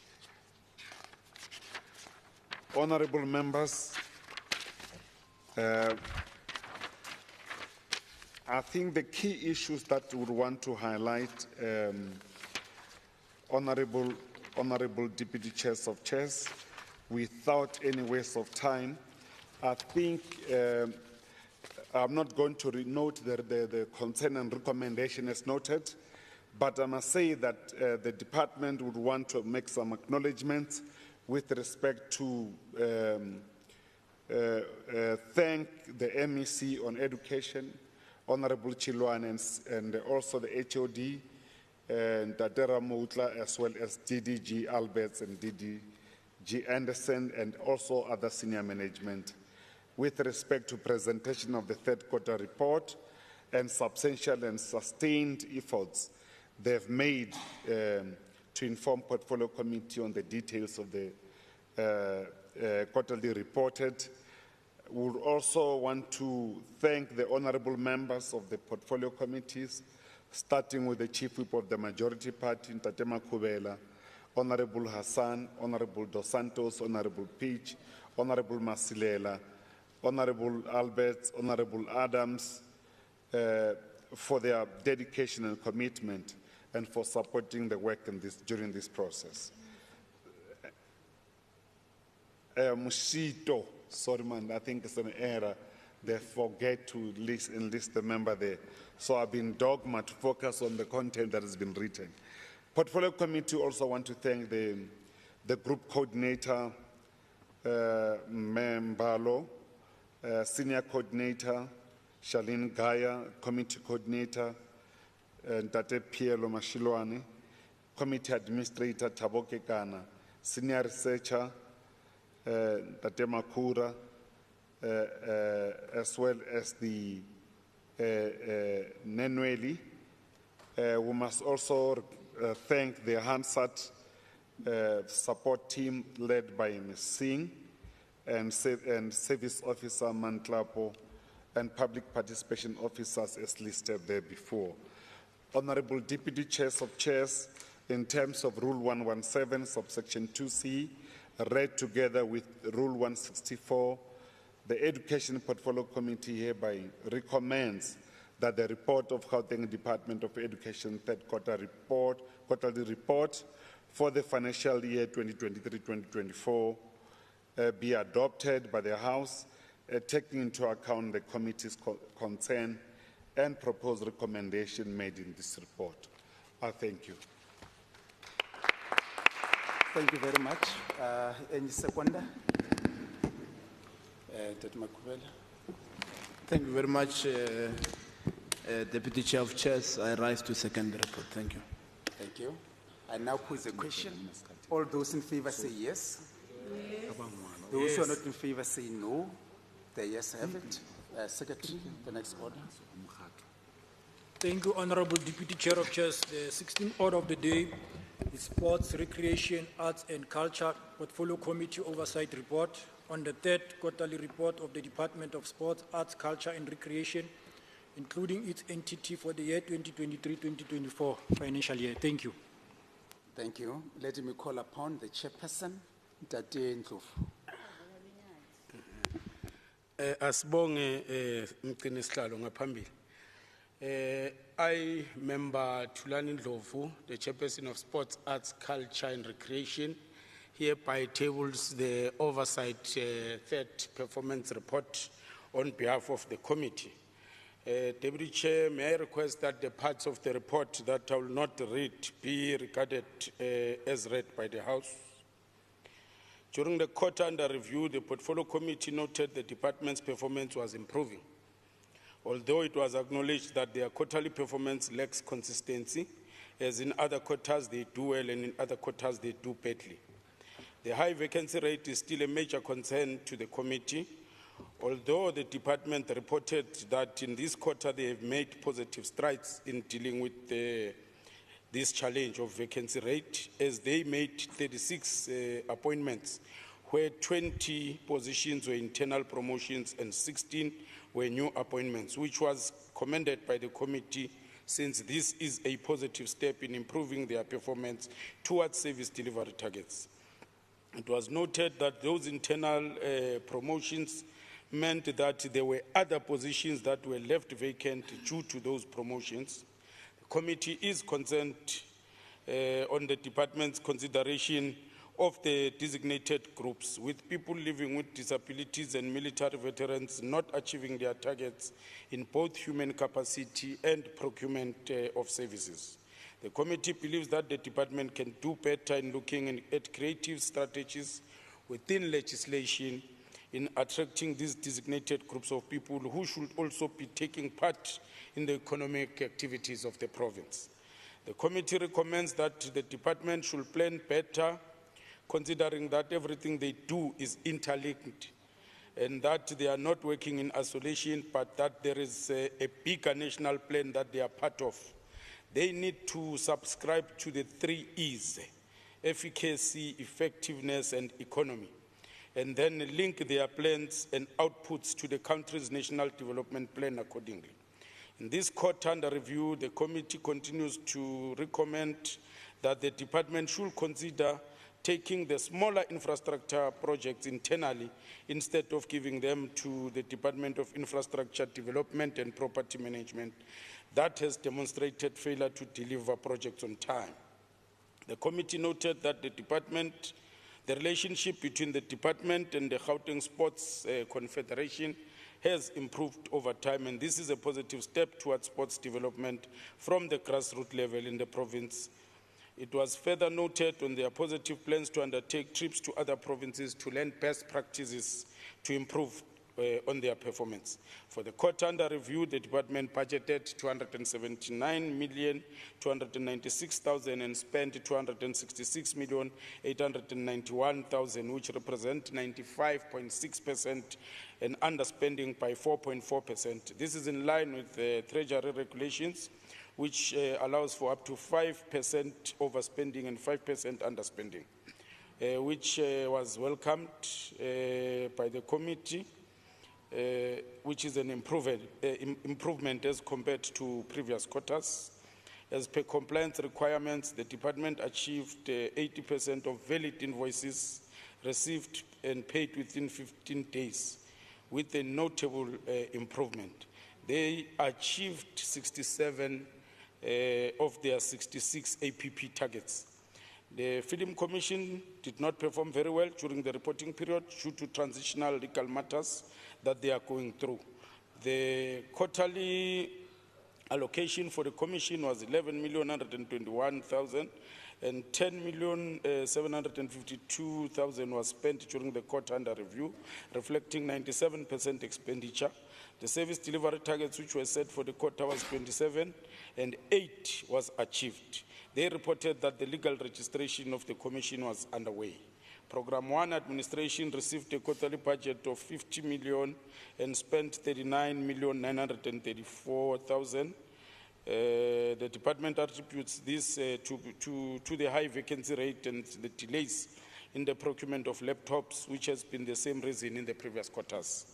Program 2 Cultural Affairs received 58 million and spent 63 million, reflecting 109% expenditure with 9.6 overspending.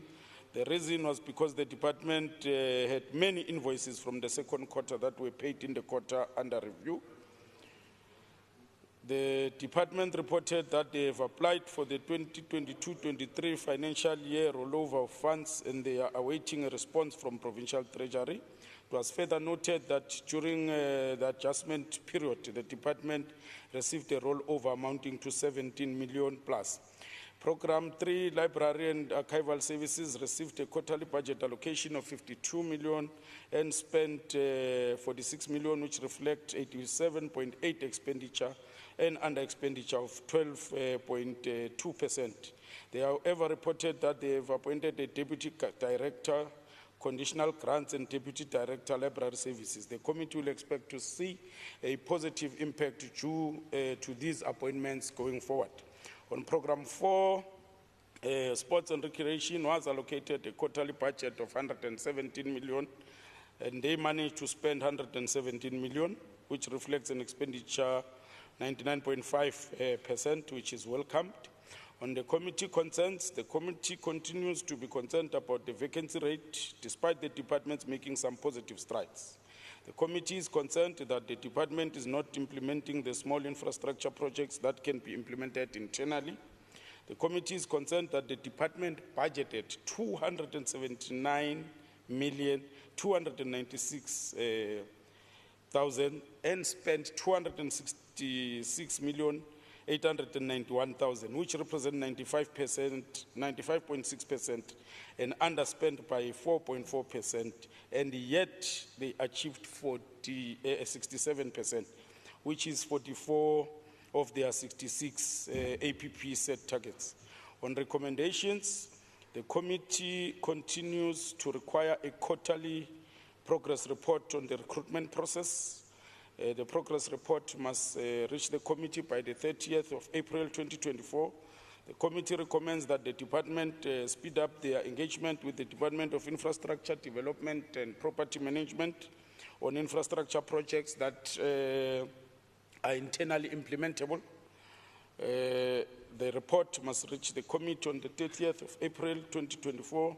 The department to submit a detailed report as to the expenditure versus the performance to clarify why they do not correlate. That report must reach the committee on the 30th of April 2024. On acknowledgements, the committee would like to thank MEC of Sports, Arts and Culture, Ms. Honorable Murakani Musupye, HOD, Mr. China Machinini, and officials of the department. I further appreciate the diligent deliberations of honorable members, Member Litwalo, Member Mudise, Member Chavalala, Member Peach, Member Mukwebo, Member Masoleng, and Member Adams. We also thank the support staff for their role throughout the process. On adoption, after the extensive deliberation, the Sports, Arts, Culture and Recreation Committee adopted the third quarter performance report on the Department of Sports, Arts, Culture and Recreation for the 2023-24 financial year. In accordance with Rule 117, subsection 2C, read together with Rule 184, the Sports, Arts, Culture and Recreation Portfolio Committee tables the report to the House for consideration and adoption, considering the concerns and proposed recommendations made into the report. Before I sit down, we must also announce, Chair, that it's now gazetted the goodbye William Nicol to hello Winnie Matikizela Mandela. Thank you. Thank you. Thank you very much. Let me get seconder to the report. Thank you, Chair. I second the report. Thank you. Let me pose a question. All those in favor say yes. Yes. Those not in favor say no. No. The yes have it. The next order. Thank you, Honorable Deputy Chair of Chairs. The 17th order of the day is Community Safety Portfolio Committee Oversight Report on the third quarterly report of the Department of Community Safety for 2023-2024 financial year. Thank you. I now call upon the chairperson, Ntate Masuku, to present the report. Good afternoon, Deputy Chairs of Chairs, Deputy Speaker, the Chief Whip of the Majority Party, honorable members, and the citizens of Gauteng. I'd like to ask that parts of the report that I'm not going to read out be considered as read as I move quickly to the summary. When we consider the oversight report of the third quarterly report of the Department of Community Safety for the financial year 2023-2024. The department achieved 49 targets out of 53 planned targets for the quarter under review. This translated to 92% target achievement in executing its oversight mandate over law enforcement agencies in the province. The department conducted 86 unannounced visits, 172 unannounced oversight visits to police stations across the province. It further assessed the 3 Metro Police Departments with their respective regional offices. In efforts to support survivors of gender-based violence and femicide, the department reported the following achievements. 4,284 GBVF victims were supported, with 70,808 households visitors across the province to empower them on GBVF matters. 304 GBVF cases were tracked within the criminal justice system. 24 GOD empowerment programs were conducted. 10 more green door facilities were rolled out. Further to this, various activities and awareness campaigns were conducted as part of the 16 days of activism against gender-based violence and femicide campaign. Through the social crime prevention interventions, the committee noted the report that 2,168 Siyabangena patrollers were deployed at various crime hotspots during the festive season to enhance police visibility. The committee also noted the report to date that a total of 7,361 crime prevention wardens were appointed and deployed at various police stations. And thus far, CPWs were reported to have conducted 79,749 operations working jointly with other law enforcement agencies. The committee urged the department to ensure that CPWs must be deployed according to their legislated functions and not at the client service centers to certify documents, as they do not have legal authority to act as commissioners of oath. The committee further noted that 151 social crime prevention and 135 safety intervention programs were conducted. However, the committee remains concerned about the scourge and increased scourge of violence in our schools. Enhanced effort must be made to curb the violence and achieve the safer schooling environment in all our schools across the province. The committee also expressed concern over the underachievement of targets related to elevated priorities in fighting crime. These were the procurement of drones and training of drone operators as a procurement of the outstanding helicopter. The department must ensure the achievement of this target as they are intended to strengthen the crime prevention and reduction efforts. With regard to the third quarter crime statistics for the financial year 2023-2024, the province recorded an increase by 1%, which translates to 1,139 counts more than when compared to the same period in the previous financial year. However, some offences out of the 17 community-reported crime categories recorded a decrease. These were sexual offences with reduction by 79, common assault recorded, decreased by 79 counts, contact crimes decreased by 490 counts, robbery at non-residential premises decreased by 64 counts, truck hijacking decreased by 24 counts, and robbery of cash in transit heist recorded 11 counts lower.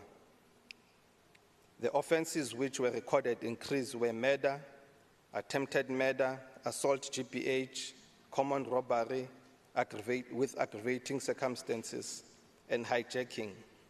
The committee welcomed the efforts by the police on their performance on the crime detected due to police action, which had recorded a positive increase.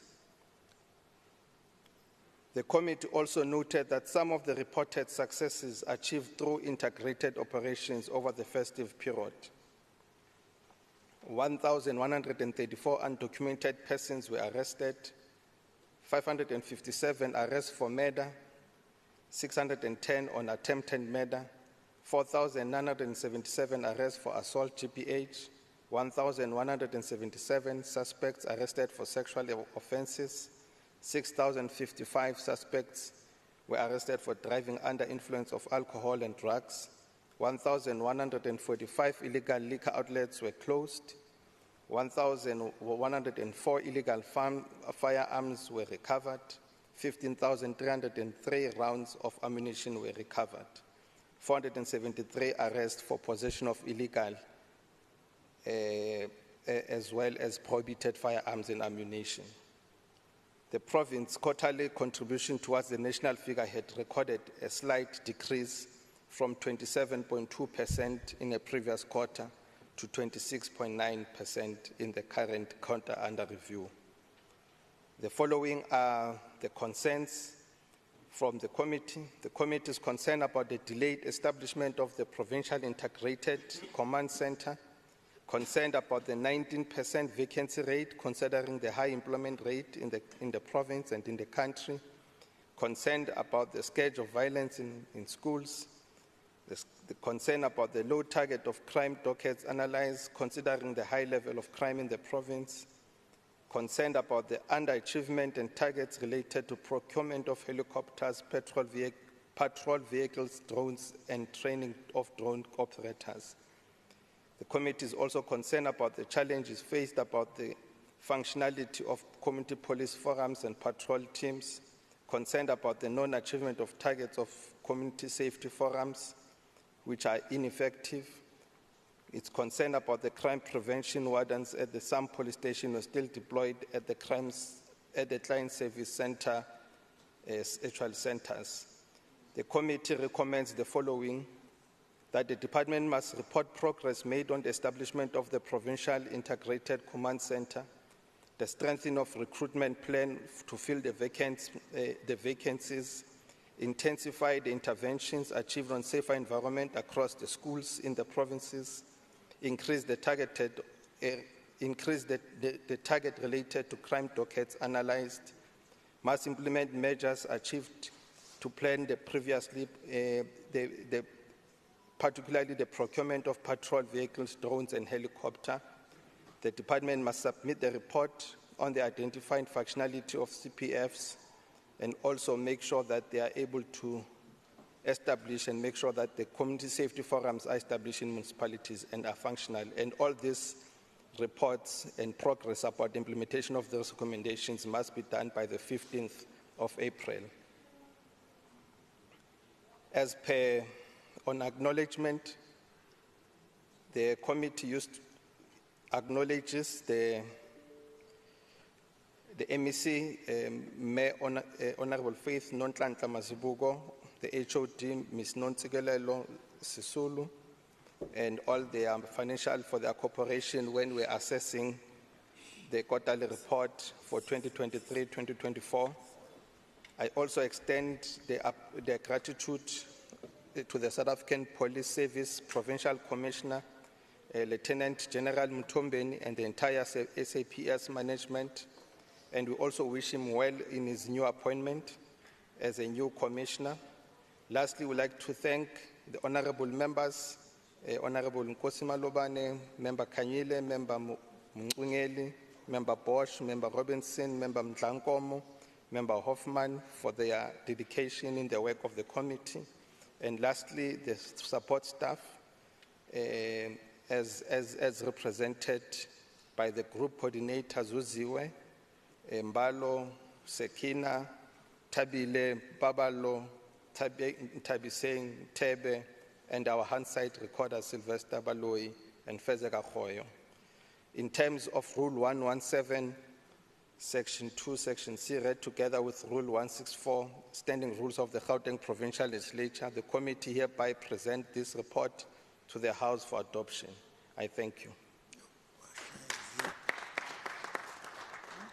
Thank you very much. Let's get a seconder. Thank you, Deputy Chair of Chairs. I'm seconding the report. Thank you. I now pose a question. All those in favor say yes. Yes. Those not in favor say no. The yes have it.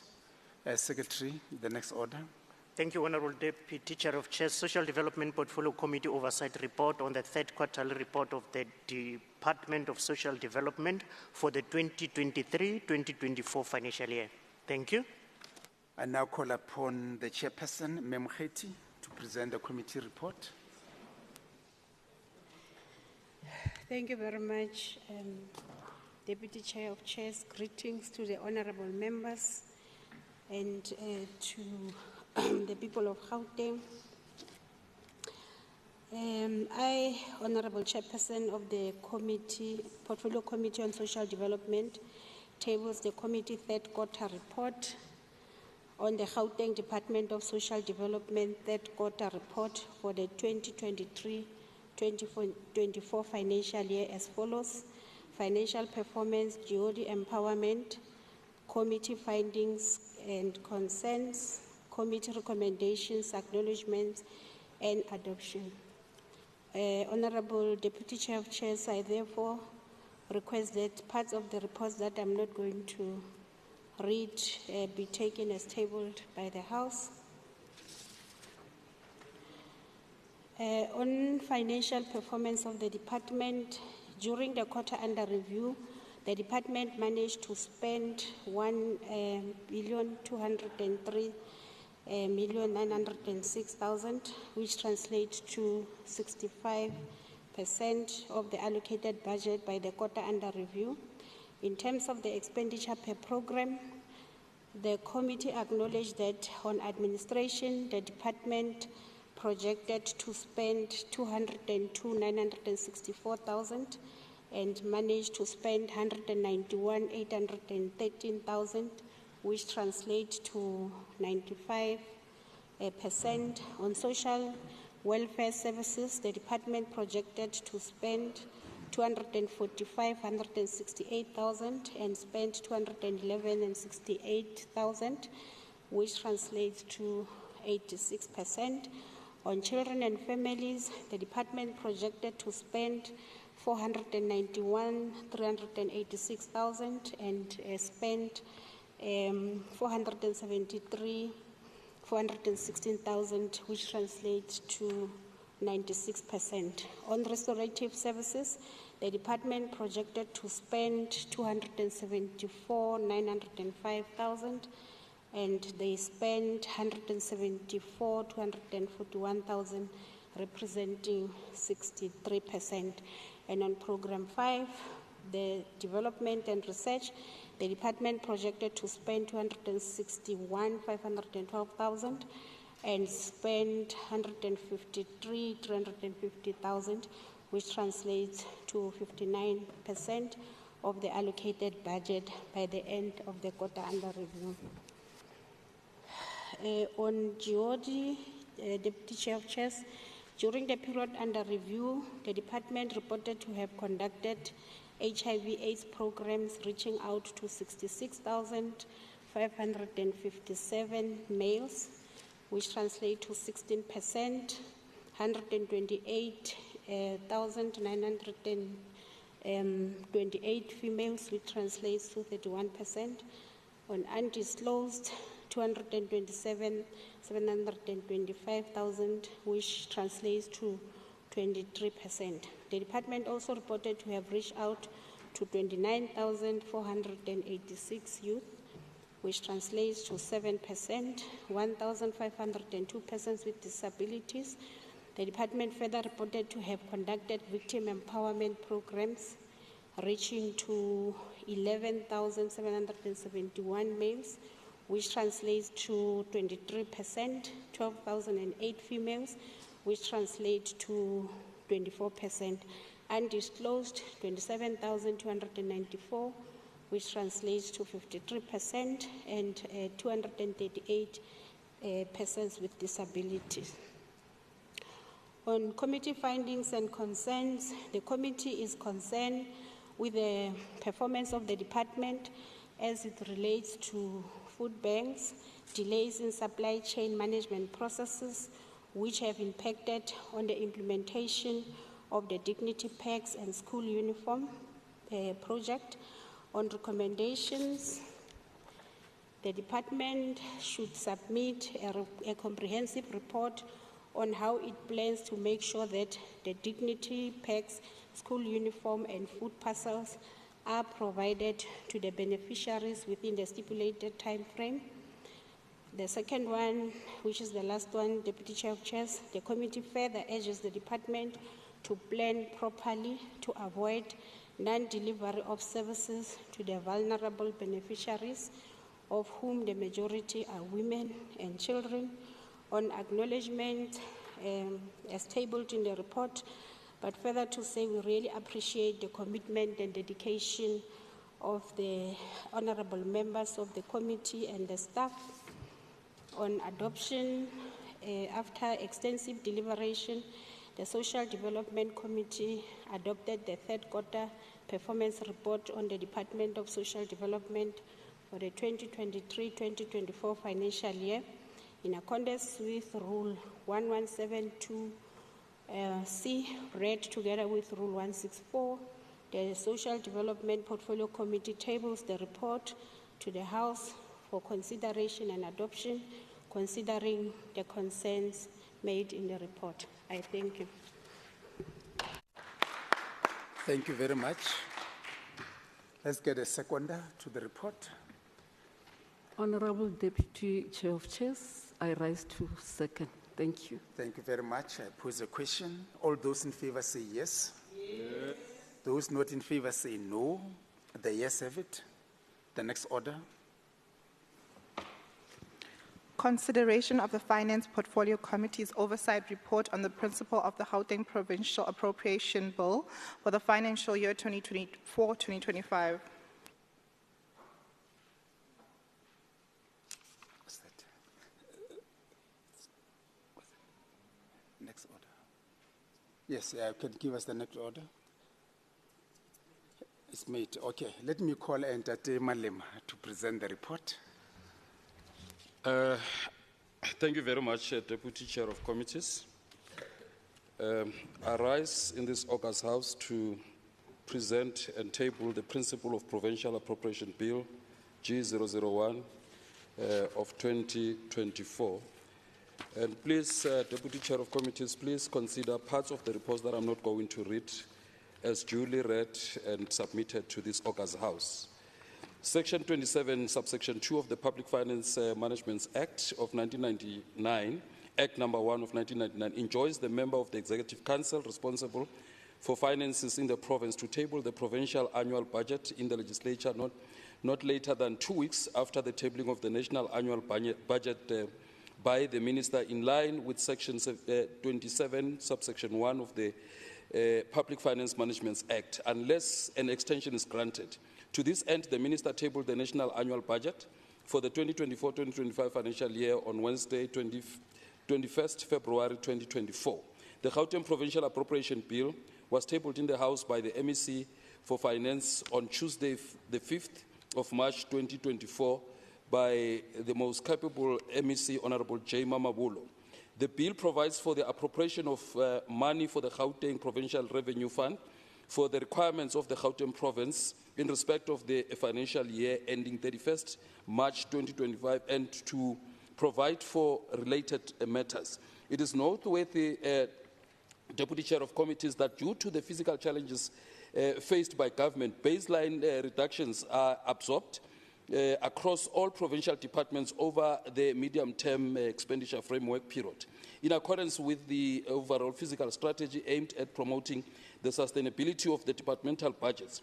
Notwithstanding the baseline reductions and in the quest to protect frontline services, the Gauteng provincial government provides additional funding to preserve staffing levels in the health and education functions to protect critical services. Whilst cost pressures and new policy priorities are addressed by reprioritizing and reallocating budgets with the department.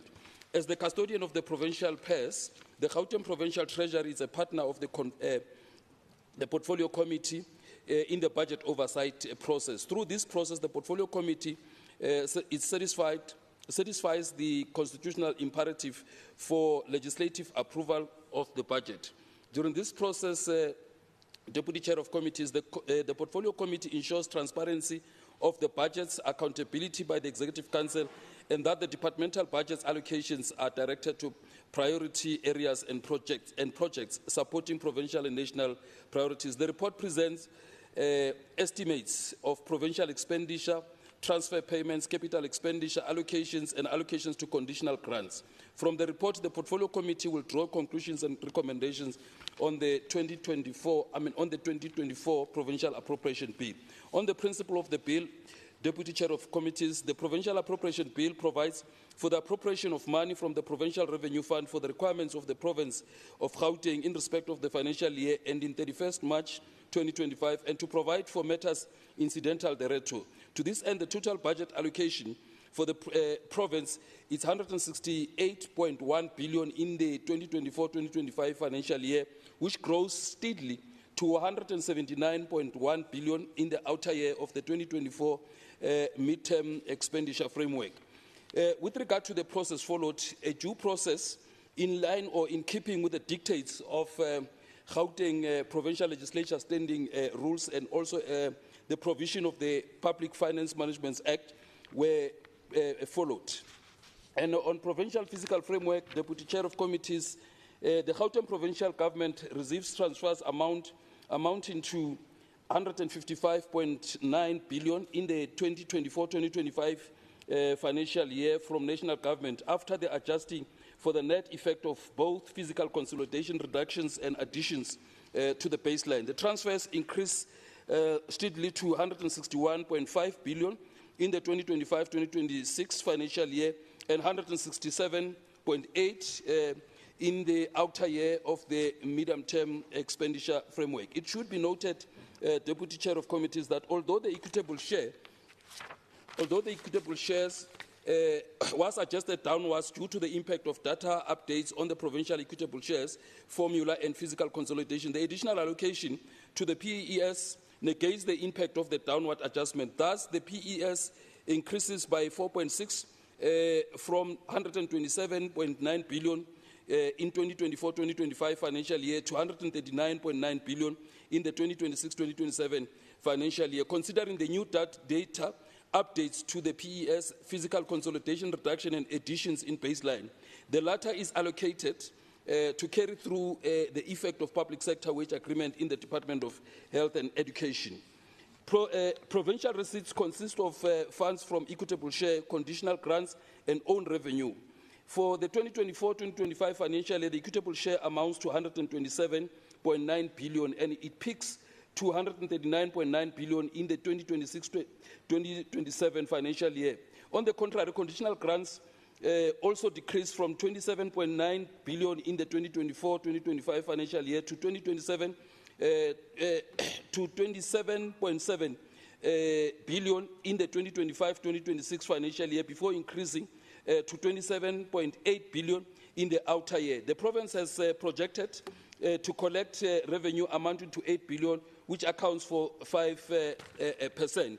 On capital expenditure, the estimate of capital expenditure allows DPG to communicate infrastructure, investment and shovel-ready projects to be implemented over midterm period, Deputy Chair of Committees. To this end, a total budget of 33.2 billion is allocated to infrastructure to enable delivery of services to the citizens of Gauteng over midterm period. And on conditional grants, the Portfolio Committee noted that several changes were made to the conditional grants to make funds available for reprioritization and fiscal consolidation. And on budget allocation per vote, Deputy Chair of Committees, on vote one, the budget allocation for the Office of the Premier is 671.5 million, in 2024-2025 financial year. It decreases to 579.8 million in the 2025-2026 financial, before increasing to 607.3 million in the outer year. And on Gauteng Provincial Legislature, it is allocated an amount of 844.9 million for the 2024-2025 financial year. The allocation is projected to increase steadily from 866.8 million in the 2025-2026 financial year. Department of Economic Development, the budget for the 2024-2025 financial year amounts to 1.76 billion, increasing to 1.8 billion in the 2025-2026 financial, before decreasing to 1.62 billion in the 2026-2027 financial year. On votes for Department of Health, the department received budget of 64.8 billion in 2024-2025 financial year, increasing to 67.4 billion and 70.5 billion in the outer year. On vote 5, the Department of Education, it receives 65.8 billion. The overall allocation amounts to 205.9 billion over midterm expenditure framework. Department of Social Development has received 5.4 billion. And on corporate governance and traditional affairs, is 608.9 million.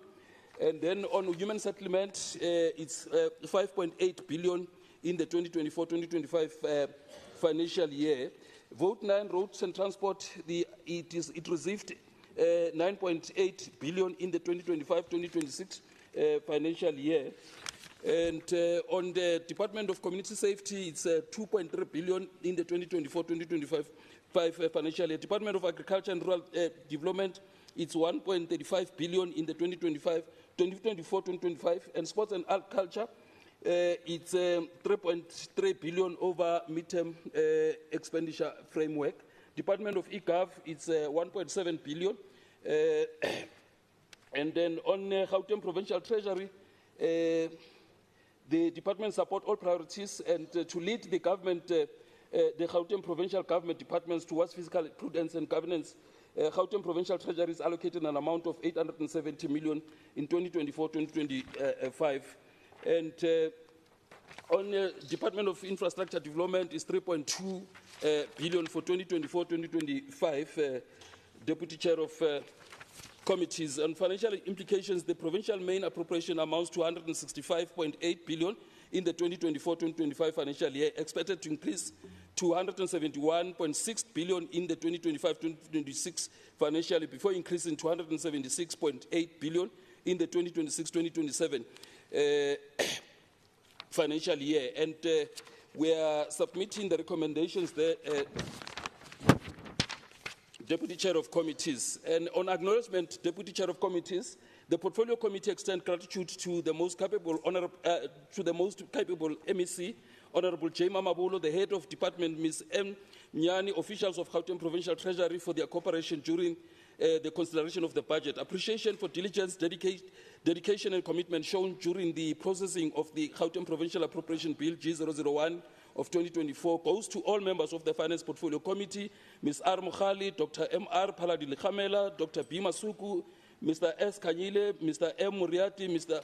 R. Robinson, Mr. D. Ngankomo, Mr. A. Dilange. The committee's gratitude is extended to the following support staff: Group Committee Coordinator, Mr. T. Budibe, Senior Committee Coordinator, Mr. Jane Sani, Researcher, Ms. L. Chilwani, Legal Advisor, Mr.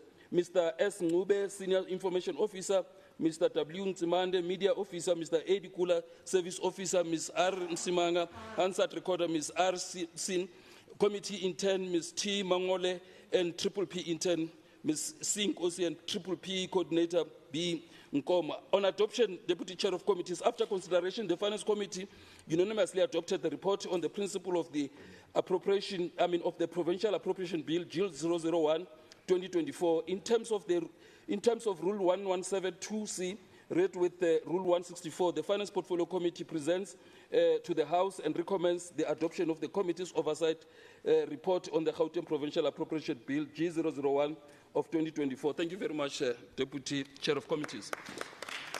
Thank you. Let's get a seconder. Digamela rise to second the report, Deputy Chairperson of Committees. Thank you. Thank you very much. I now pose a question. All those in favor say yes. Yes. Those who are not in favor say no. The yes have it. The next order. Economic Development Portfolio Committee's final voting mandate on the Upstream Petroleum Resources Development Bill, Section 76. I call upon the chairperson, Mem Fikwe. Thank you, Chair of Chairs. We're presenting the committee's report on the final mandate on the Upstream Petroleum Resource Development Bill, which is referred to as B13B/2021. The process that was followed, Chair, is that the bill was referred to as the Upstream Petroleum Resource Development Bill, Section 76, was referred to the Portfolio Committee on Economic Development, herein referred to as the Committee for consideration in terms of Rule 2411A, Red Rule 251 and 250, Chapter 1 and Rule 251. So that it's not confusing, Chair, if 251 say 2. On Thursday, 1st February 2024, the National Department of Minerals and Energy made a presentation on the Upstream Petroleum Resource Development Bill, B13B/2021. The permanent delegate also attended the meeting to brief the committee on the process related to the consideration of this bill. Subsequent to that, the Gauteng Department of Economic Development made a presentation on the views of the executive on matters related to the Upstream Petroleum Bill, Upstream Petroleum Resource Development Bill. In a meeting dated Thursday, 8 February 2024, Chair, a research analysis focusing on the socio-economic impact of the bill was therefore presented. On the 20th of Feb, the legal opinion was presented to the NCOP and legal unit from the Gauteng Provincial Legislature. On the 15th of March, the committee therefore adopted the report and on the negotiating mandate on the bill. In fulfilling its mandate to facilitate public engagement, the committee published adverts in the following newspapers. On the 9th of Feb 2024 on the Business Day newspaper, also on the 9th of Feb 2024 on the BLT newspaper. To further publicize the process of the processing of the Upstream Petroleum Resource Development Bill, GPL social media accounts such as Facebook and Twitter were also utilized to communicate the processing of the bill. Deputy Chair of Chairs, the published advertorials and social media accounts enabled the committee to request members of the public and stakeholders to attend the public hearings and made comments on the bill. Following that, the committee convened a public hearing as follows on the 15th of February 2024 at the Bronkhorstspruit Community Hall in Bronkhorstspruit in Tshwane. In addition to convening the public meeting, the committee also requested for written submission from stakeholders and interested parties on the bill in view of soliciting proposals for the amendments. The Portfolio Committee deliberated and adopted the report on the negotiating mandate of the Upstream Petroleum Resources Development Bill in a meeting that was convened on Friday, the 15th of March. Furthermore, the negotiating mandate was then transmitted to the NCOP Select Committee on Land Reform, Environment, Mineral Resources and Energy to allow the Select Committee to consider the proposed amendments advanced by the Portfolio Committee. Deputy Chair of Chairs, however, the proposed amendments were not agreed to by the Select Committee as reflected in the minutes of the meeting convened by the Select Committee on Tuesday, the 19th of March, 2024.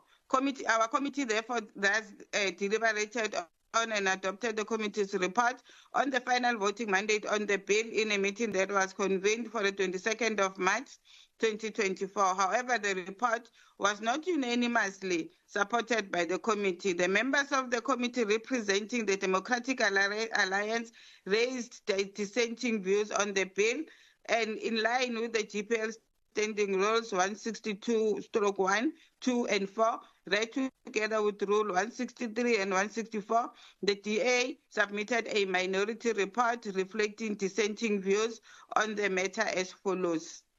Contains a fulsome description of black persons who are to benefit from this bill. This is where the problem starts. It is a racially funded and therefore guaranteed to the unsuccessful and inimical to the beliefs of the Democratic Alliance. The ANC continues to tell us that all black people will benefit because of few black people will be rich. These are the DA's views, honorable members, as depicted in their minority report. It's not the committee views.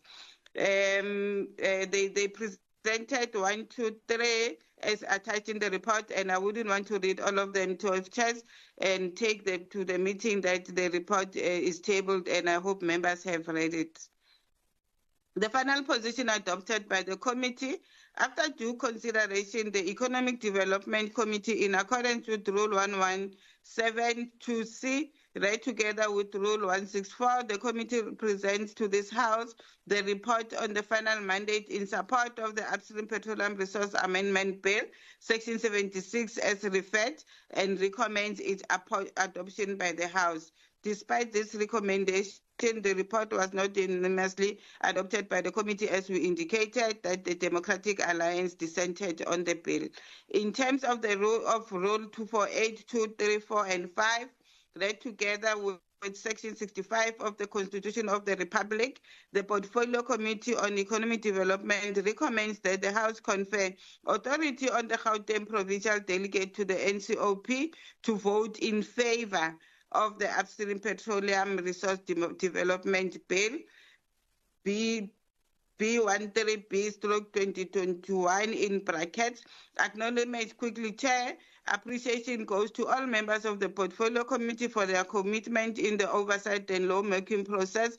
Gratitude goes to Honorable Mkungeli, Honorable Letswalo, Honorable Lizie Mokhale, Honorable Nkosi Malobani, Honorable Atkinson, Honorable Badenhorst, Honorable Duplessis, Honorable Albert, Honorable Adams. Further appreciation goes to our alternate members of the committee, Honorable Bosch, Honorable Mukwebo, Honorable Hoffman. It is indeed an honor and pleasure to be working with the caliber of leaders that we have. On behalf of the committee chair, the committee appreciates and passes its gratitude also to the following persons: Group Committee Coordinator, Mr. Tubidibo, Researcher, Mr. Tim Budibe, Researcher, Mr. A. Malapani, Ms. M. Mahlore, Senior Committee Coordinator, Mr. Tis Kosana, Committee Administrator, Ms. V. Mukubetsi, Hansard Recorder, Mr. S. Minyuku, Public Participation Officer, Mr. B. Lomo, Services Officers, Mr. Ms. Z. Mabaso, Communications Officer, Mr. Tindo, Information Officer, Ms. A. Nechivuyu, Ms. M. Kekana, Committee Legal Advisor, Ms. T. Ranaka, NCOP Coordinator, Ms. J. Mueti, NCOP Liaison Officer for the Ms. J. Mueti is the NCOP Liaison Officer for the devoted support and assistance to the Portfolio Committee. We therefore present the final mandate of the Portfolio Committee that our NCOP permanent delegate votes in favor of the bill, Upstream Petroleum Resource Development Bill, B13B/2021. I thank you very much, Acting Chair. Thank you. Thank you very much. Let's get a seconder to the report. Any seconder to the report? Thank you very much, Honorable Deputy Chair of Chairs. I rise to second the report. Thank you. I now pose the question. All those in favor say yes. And those not in favor say no. The yes have it. The next order. Infrastructure Development Portfolio Committee's final voting mandate on the Expropriation Bill, Section 76. We can't hear you. I don't know how. Infrastructure Development Portfolio Committee's final voting mandate on the Expropriation Bill, Section 76. Now let me call the chairperson, Tate Modise, to present the report. That's the infrastructure.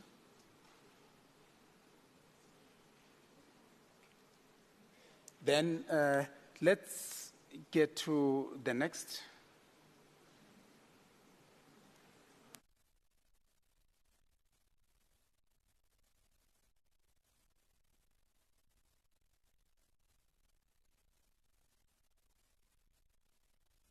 We now move to the next order.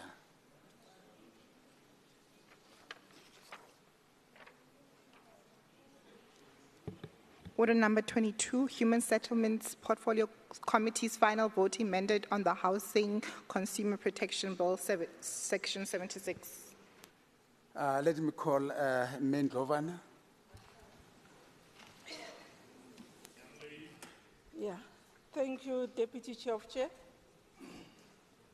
The Chairperson of the Portfolio Committee on Human Settlement, the committee, Honorable Angel Vanna, hereby tables the committee final voting mandate on the Housing Consumer Protection Bill, B10D 2021. The Speaker, Honorable Ntombi Mikwe, formally referred the Housing Consumer Protection Bill, B10B 2021, Section 76, the bill on Wednesday, on the 15th of March 2023, to the Portfolio Committee on Human Settlement in terms of the Gauteng Provincial Legislature, Standing Rule 245, subsection 1, read with 246, subsection 1, and 248. The Speaker, Honorable Ntombi Mikwe, formally referred further amendments of the Housing Consumer Protection Bill, B10D 2021, to the Portfolio Committee on Human Settlement on Tuesday, the 12th of March 2024, from the NCOP Select Committee on Cooperative Governance and Traditional Affairs, Water and Human Settlement, to adopt a final voting mandate.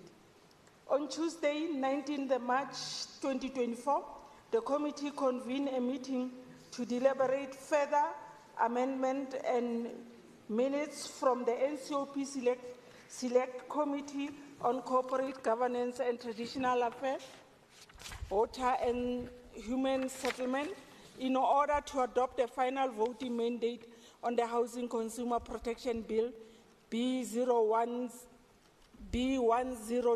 2021, Section 76.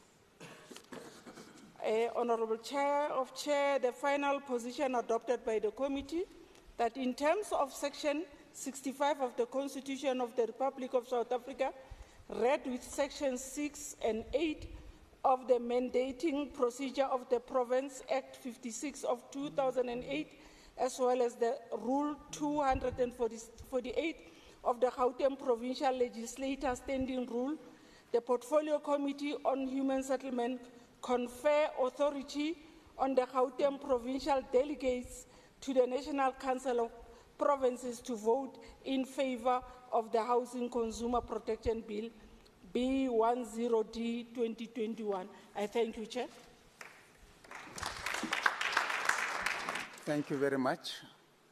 Let's get a seconder. Mem Ghali. Chair of Chairs, I rise to second. Thank you. I now pose a question. All those in favor say yes. Those not in favor say no. The yes have it. Let's get to the next order. Infrastructure Development Portfolio Committee Focus Intervention Study FIS report on the reviewing infrastructure projects of the current administration in Gauteng. Now I call upon Ntate Modise to present the committee report. Thank you, Chair, and let's apologize for what happened earlier.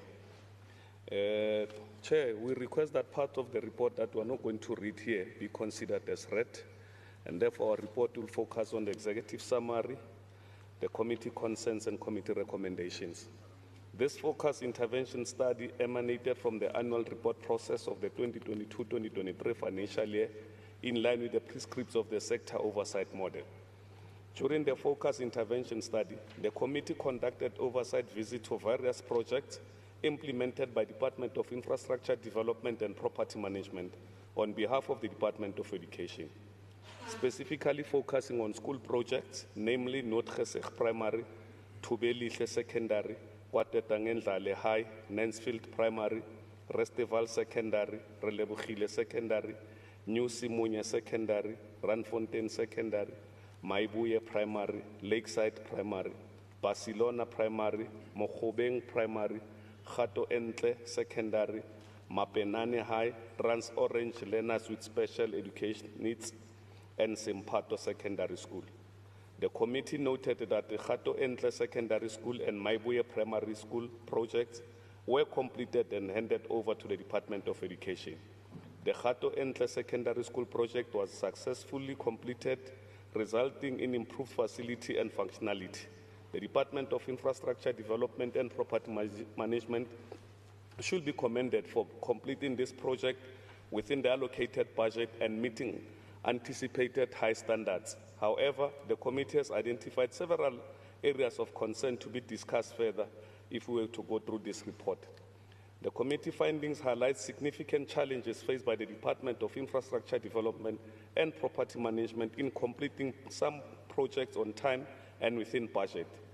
These challenges arise due to poor project planning, inadequate funding, and a lack of skilled personnel. Furthermore, project stoppages caused by business forums, late or non-payment of small, medium, and micro enterprises are a frequent occurrence. Delays in the supply chain management processes, disputes between contractor and the department, and difficulties in obtaining approval from municipalities and resolving land issues also contribute to project delays. Poor vetting of contractors and non-payment issues have been identified as the root cause of some of the projects being incomplete and disruption of the projects. Committee concerns there's a poor communication between the department and its stakeholders where projects are taking place, also with its client department, which is education in this case. The department has poor project management planning. This included budget and monitoring and evaluation. The department failed to pick up poor workmanship in all projects visited, but it was only realized after contractors were paid in full. Main contractors often leave sites without paying full amount owed to the SMMEs. Supply chain long processes to appoint contractors to complete projects that have already started. There is no project management office within the Department of Gauteng Infrastructure and Property Management. Committee recommendation. The Portfolio Committee recommends the following and requests the Department to report by Friday, May 31st, 2024. The Department should establish a clear communication strategy with stakeholders and its client department. The Department should take several steps to address the challenges experienced in projects, and these steps are to improve project planning and management, invest in training and development of personnel, and establish clear project monitoring and evaluation plans. The Department should invest in quality control and oversight measures to ensure that poor workmanship is identified early and in the construction process. This could include incorporating performance metrics into contracts, providing incentives for high quality work, and establishing clear clear consequences for poor management, or rather poor performances. The project scope should be communicated to the contractor to be appointed to this project. Implement a more rigorous contractor selection process to ensure that appointed contractors have the necessary skills and understanding of the project requirements. Implement regular quality checks and monitoring mechanism to ensure that work is conducted to the required standards and promptly address any issue that arises. The Department should consider revisiting its policies and adding a direct payment system for SMMEs. This will ensure that these businesses receive payments for their work directly from the Department rather than relying on the main contractor to pay them.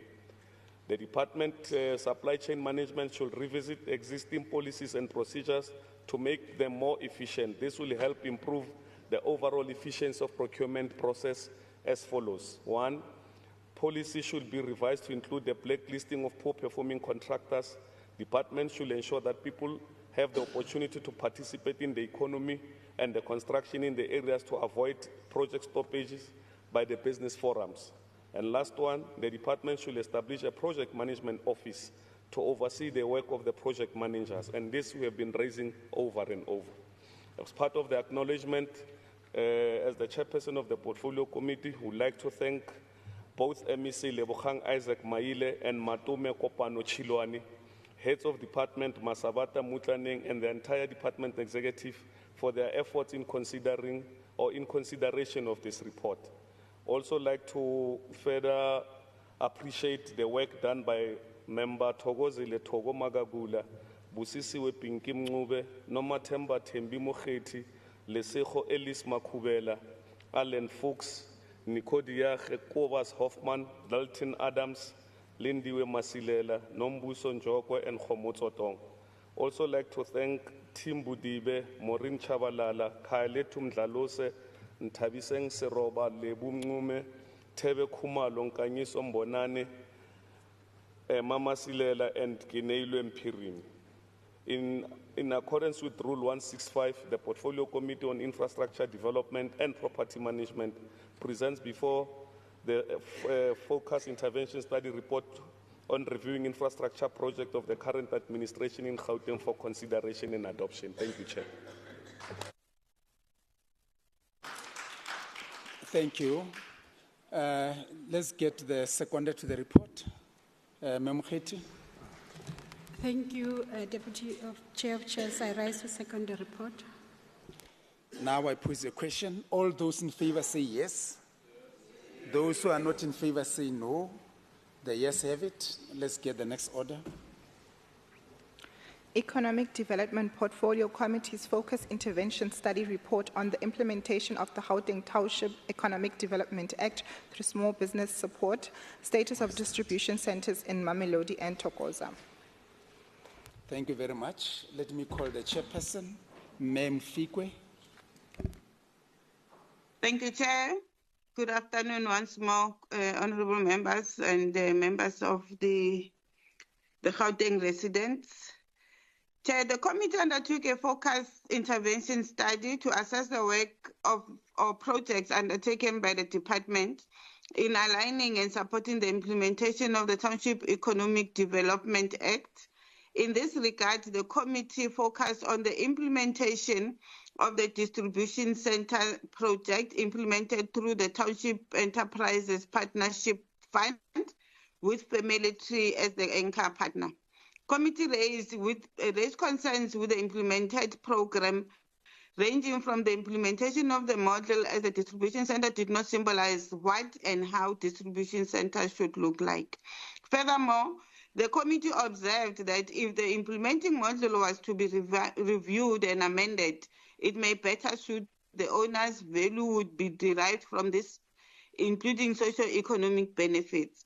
Formulating partnerships with key industry players such as Coca-Cola and others would assist in bolstering the project and probably turn these distribution centers into meaningful industry players within our townships. The use of public funds in refurbishing these projects should ensure that value is derived, noting that upon observation there were inconsistencies with respect to what was reported in comparison to what the committee had observed as part of what was refurbished. The overall reporting on this project from the department Deputy Chair of Chairs and its anchor partner remained a concern for the committee, as the information provided was inaccurate and remained inconsistent. Thus, the committee recommended a need for a review of the project, including the memorandum of understanding signed related to this project. Committee concerns. The committee is concerned about, one, the ownership model of the distribution centers, including the role of Family Tree in establishing them, value for money spent on this project in 2 years of operation for both Mamelodi and Thokoza distribution centers, noting that an amount of 3.3 million was spent as reported by the department. At least 5 jobs were created. Inability by Family Tree as a technical support structure to the distribution center to secure partnerships with other companies such as Coca-Cola, including other company of their stature to work with these distribution centers in making them economically viable and competitive as well. The fourth point of concern was security measures that are in place within the distribution centers, as these centers also provide value-added services linked to the withdrawal of social grants. The committee therefore recommends Deputy Chair of Chairs, and these are highlighted below, should be submitted by the 30th of April 2024 unless stated otherwise, and in light of this, the committee recommends that the project related to the 3 distribution centers, because we learned, Chair of Chairs and honorable members, that there is a Kagiso distribution center as well, and we decided to include it in the recommendation that the distribution center model should be revised. As part of the revision, the implementing model and impact study should be undertaken outlining the impact of halting the project vis-a-vis the impact of continuing the project, including its benefits, which should include a detailed report that should be submitted to the committee on the role of family tree, including the benefits that the anchor partner has accumulated through this partnership with the department. And in addition, submit a report outlining the objectives achieved by the department in line with the Memorandum of Understanding signed with Family Tree in implementing the distribution center project. The report should include the detailed financial contributions and expenditure made by both the department and Family Tree on the project, and these reports should be given to the committee, submitted to the committee by the 30th of April 2024. That the department should submit a report to the committee detailing the value of money spent on all 3 distribution centers, as a total of 7.7 million was spent reportedly. Further, the report should outline the socio-economic impact of the budget spent in this regard. The report should also be submitted to the committee on the 30th of April 2024. Pending the revision of the distribution center model, if not halted, the department should look at assisting the distribution center in partnering with companies such as Coca-Cola and the likes, and in the delivery of bulk items to the centers for further distribution onwards, as this would add value and make the centers more competitive. A report in this regard should also be sent to the Portfolio Committee by the 30th of April 2024. The department should submit a report on the security measures that have been put in place in the distribution centers, as some of these centers provide value-added services such as the withdrawal of social grants. This report should be submitted to the committee as well on the 30th of April 2024. Pending the continuation of the project, 12 chairs are under general recommendation, pending the continuation or post the revision of the model, the department and its partners should report progress regarding these projects in a synergized and factual manner.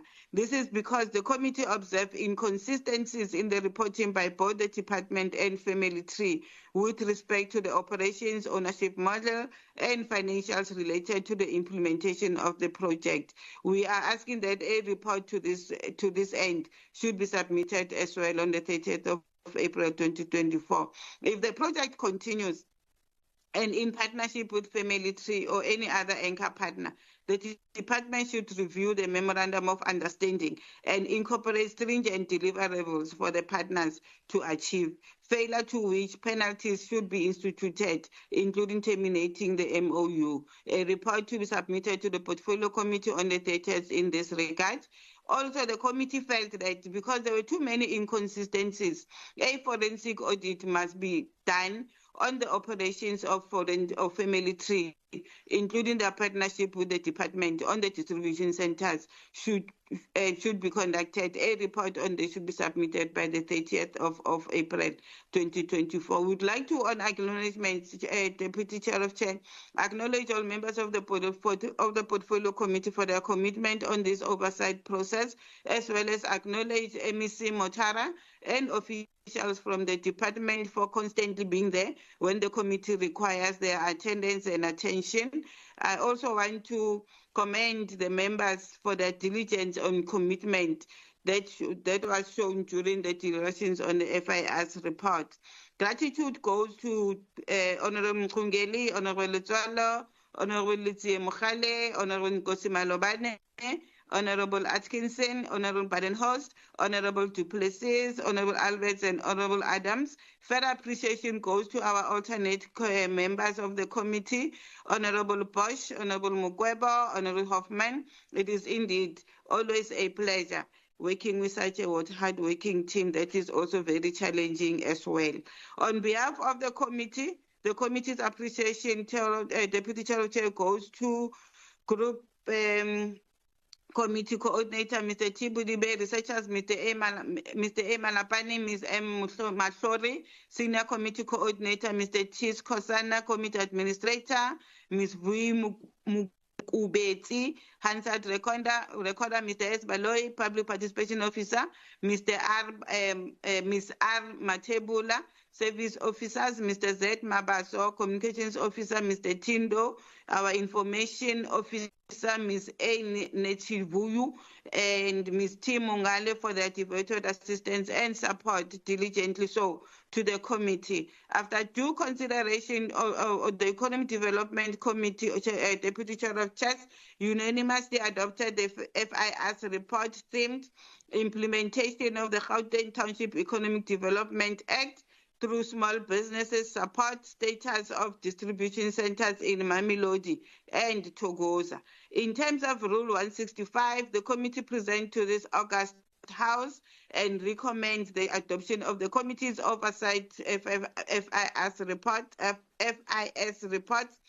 themed implementation of the Gauteng Township Economic Development Act, TIDA, through small businesses, support status of distribution centers in Mamelodi and Togoza for adoption by this House. I thank you, Baya. Chair of Thank you very much. Let's get a seconder to the report. Any seconder, Ntate Letswalo? I rise to second the report. Thank you. I pose a question. All those in favor say yes. Yes. And those who are not in favor say no. The yes have it. Read the next order. Cooperative Government and Traditional Affairs Research and Development and E-Government Portfolio Committee Focused Intervention Study report emanating from the financial year 2023-2024 budget report of the Department of COGTA on evaluating the implementation of the roadmap on powers, functions, and metro system of government. Let me call upon the chairperson, Mayor Hassan, again. Thank you very much, Deputy Chair. As the chairperson of the Cooperative Governance and Traditional Affairs Portfolio Committee, I hereby table the Portfolio Committee's FIS report emanating from the budget report for the 23-24 financial year, titled Evaluating the Implementation of the Roadmap on Powers, Functions, and the Metro System of Government. The department is always exploring ways to ensure stability in municipal governance and administration. Gauteng's 3 metros, City of Johannesburg, Ekurhuleni, and Tshwane, as well as the 2 municipalities, have been plagued by both political and administrative instability due to coalition governments. It has been highlighted that a capacity assessment will be conducted in the 2 districts in collaboration with the Demarcation Board to develop an evidence-based business case. This is designed to meet the requirements of Section 2A, 2 and B of the Municipal Systems Act, powers and functions of the metro system of government. The key oversight issues that we've been dealing with is, can a metro system of government address governance challenges that have been faced by the 2 district municipalities, or panacea for improving urban administration or service delivery, resolve the underlying weaknesses in municipal capacity or the regional economy, address the spatial legacies of apartheid that produced a sprawling metropolitan service area, and the impacts of metropolitan reforms on urban governance in secondary city regions. South Africa's municipal governments are constitutionally recognized as an autonomous sphere of government alongside national and provincial government, with metro municipalities possessing a higher degree of autonomy from their provinces in matters of land use planning, housing, transport, and healthcare. Therefore, understanding how and why leaders of South African city governments pursue metropolitan reforms can illuminate whether metropolitanization is a viable strategy for addressing urban challenges across urban Africa. The plan for a single-tier system of governance emanated from the African National Congress's policy conference of November 2004. And this was based on the recognition that the apartheid spatial planning still influences the economic and social imbalances that are evident today. The revision to the governance system in Gauteng also noted that the following challenges were experienced in the two-tier system, namely, persistent tensions between districts and locals, major capacity disjuncture between districts and locals, roles and responsibilities of districts and locals overlapped, and the two-tier system of local government often leads to duplication and inefficient use of resources. You'll note that is why the district development model has been developed. Deputy Chair, I'll take the rest of the report as being read and get straight to the findings. As the Portfolio Committee noted, the issue of funding the plan to establish this new single-tier system of government needs to be considered and was not mentioned during the presentations. There should be adequate funding that will not bankrupt municipalities. Rushing the process of establishing a metro system of government will have cost implications for the Gauteng province, and noting that 2 years have already passed since it has been established, since it is envisioned to be established by 2025. The department needs to consider the current debt of some of those municipalities who are failing to provide services due to financial distress and its implications for forging ahead with the newly proposed system of government. The department also needs to ensure that a municipality that is functional, according to the viability assessment in B2B, Back to Basics tracking tool, is not absorbed rather by a dysfunctional municipality, and this may deteriorate the state of service delivery. The department should also consider the outcome of the court judgment of 2016 to determine the possibility of integrating dysfunctional municipalities into a metro system of government, as the law does not currently allow that dysfunctional municipalities ought to be included. The issue of proper public participation is being conducted in the district to be transformed into the metropolitan. The incorporation of financially and economically depressed municipalities has impacted negatively towards the proper functioning of these metro systems. What are the mechanisms in place to measure and mitigate the adverse effects of the financial constraints on municipalities? The municipal administration of Infuleni should be addressed, including municipalities that are showing signs of being financially distressed.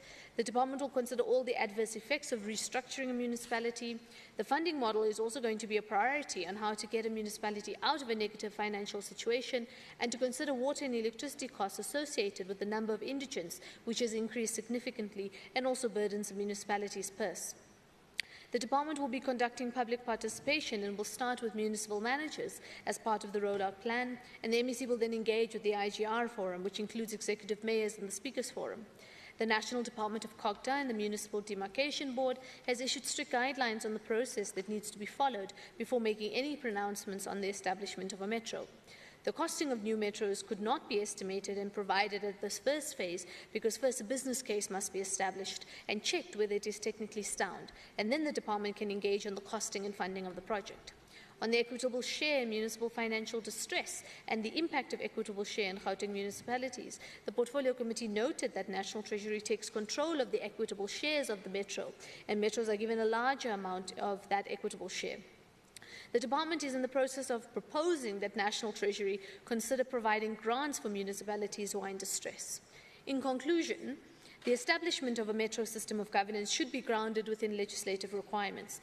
In any demarcation issue, legislative processes must be followed and an evidence-based approach adopted to ensure that both the Municipal Demarcation Board and potential objectors have a serious case to argue against. That therefore fulfills the requirements of Section 2 of the Municipal Structures Act.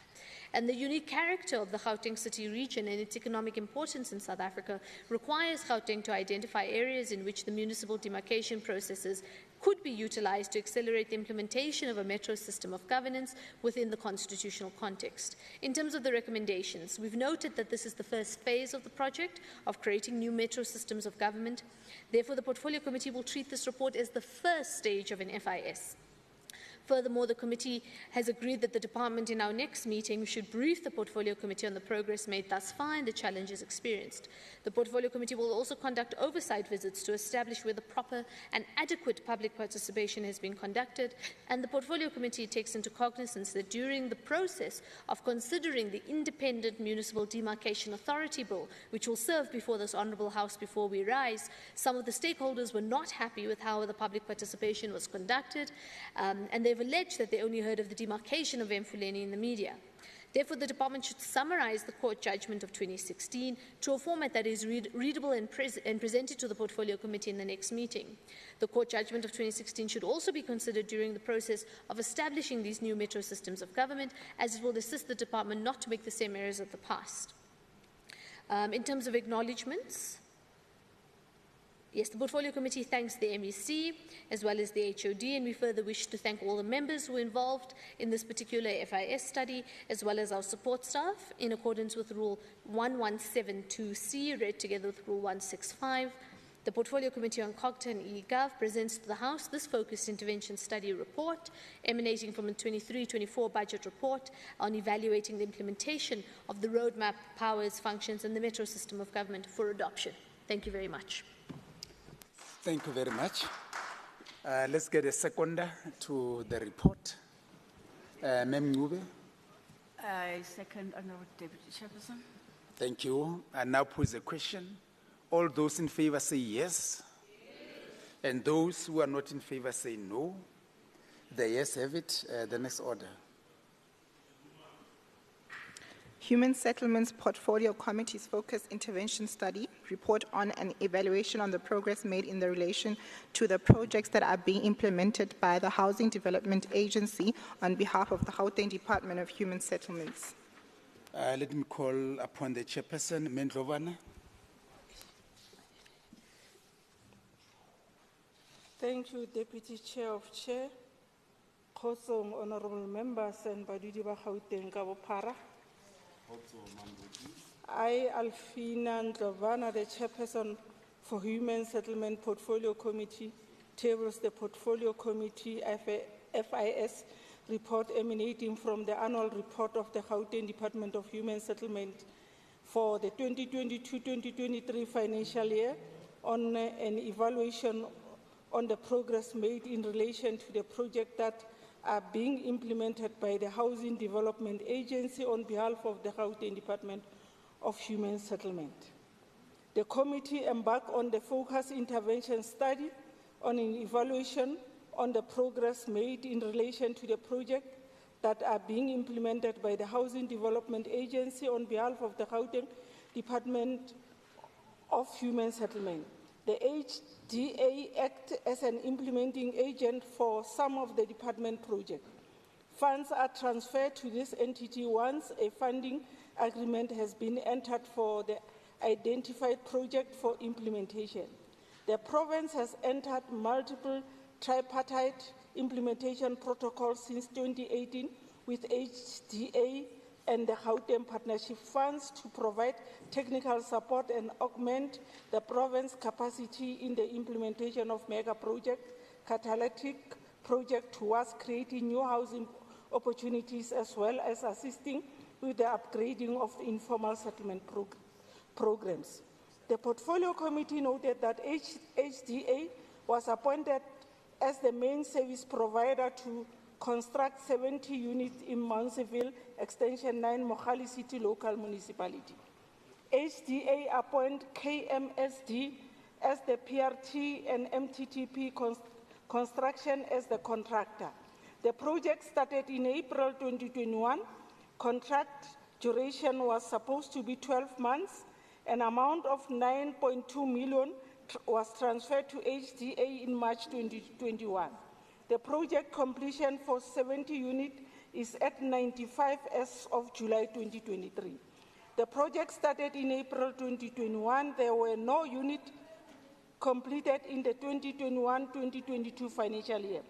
Project was rolled over twice in 2020-2022-2023 financial year. 48 units at 95% were completed and handed over. Electrification work started in December 2023. To date, 69 units have been connected pending PA request for completion at 100%. Sewer and road service installed. There are no social amenities built in the area. There is a vacant space dedicated for a church.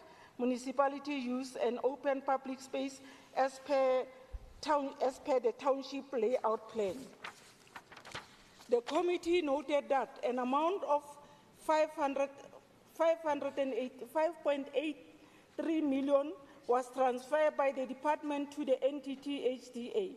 The purpose for which funds were used were to identify, acquire, hold, develop, and release well-located and building for human settlement, and the entity spent 5.4 million, from which the amount 20 million was for Alex. The money was committed and the agency struggled to find suitable candidate for project management and the delay professional resources teams appointed. The portfolio committee noted that the completion is at about 100% waiting for electricity connection.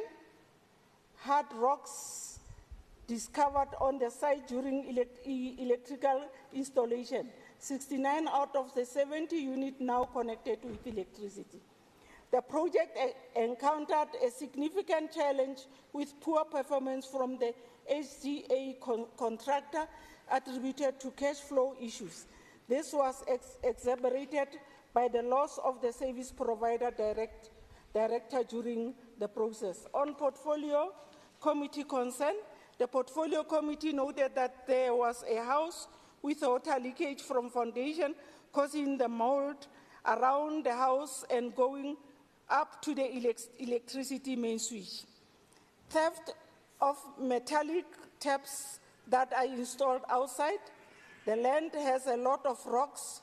Doors and house paint are not of a good quality. With regard to double houses, the yards are extremely small. On the committee recommendations, the HDA through the department should submit a report on how the problem of the leaking water around the house was resolved.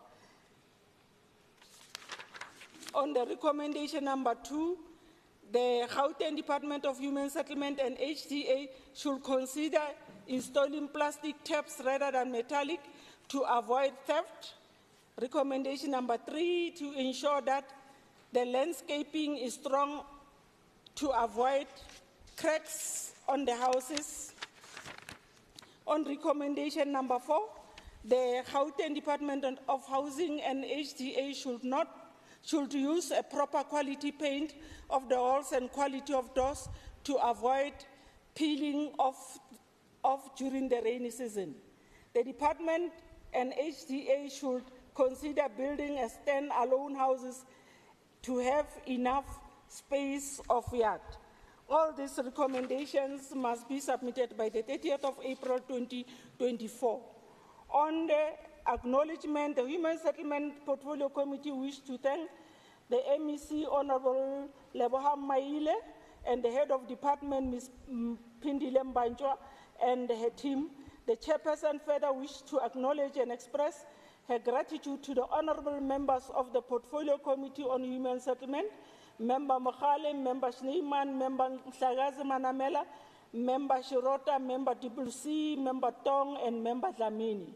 And furthermore, the Portfolio Committee would like to express appreciation on the contribution of the following support staff: the Group Committee Coordinator, Ms. Z. Mbanzwa Mbalo, Senior Researcher, Ms. Nenoli, Committee Researcher, Ms. A. Gwebani, Senior Committee Coordinator, Ms. Jackie Muteka, Committee Intern, Ms. A. Jankwa, Committee Administrator, Ms. N. Zimagwe, Senior Service Officer, Ms. P. Timba Hansat Recorder, N. Bonani, Senior Information Officer, Leboha Ngume, and Media Officer, Mr. S. Mfusi, for their dedication and commitment. On adoption, in accordance with Rule 117, subsection 2C, read together with Rule 165, the Portfolio Committee on Human Settlement present to the House the second focus intervention study report emanating from the annual report of the department on an evaluation of the progress made in relation to the projects that are being implemented by the Housing Development Agency on behalf of the Gauteng Department of Human Settlement. For consideration and adoption, considering the concern made in the report. I thank you. I will call Morena.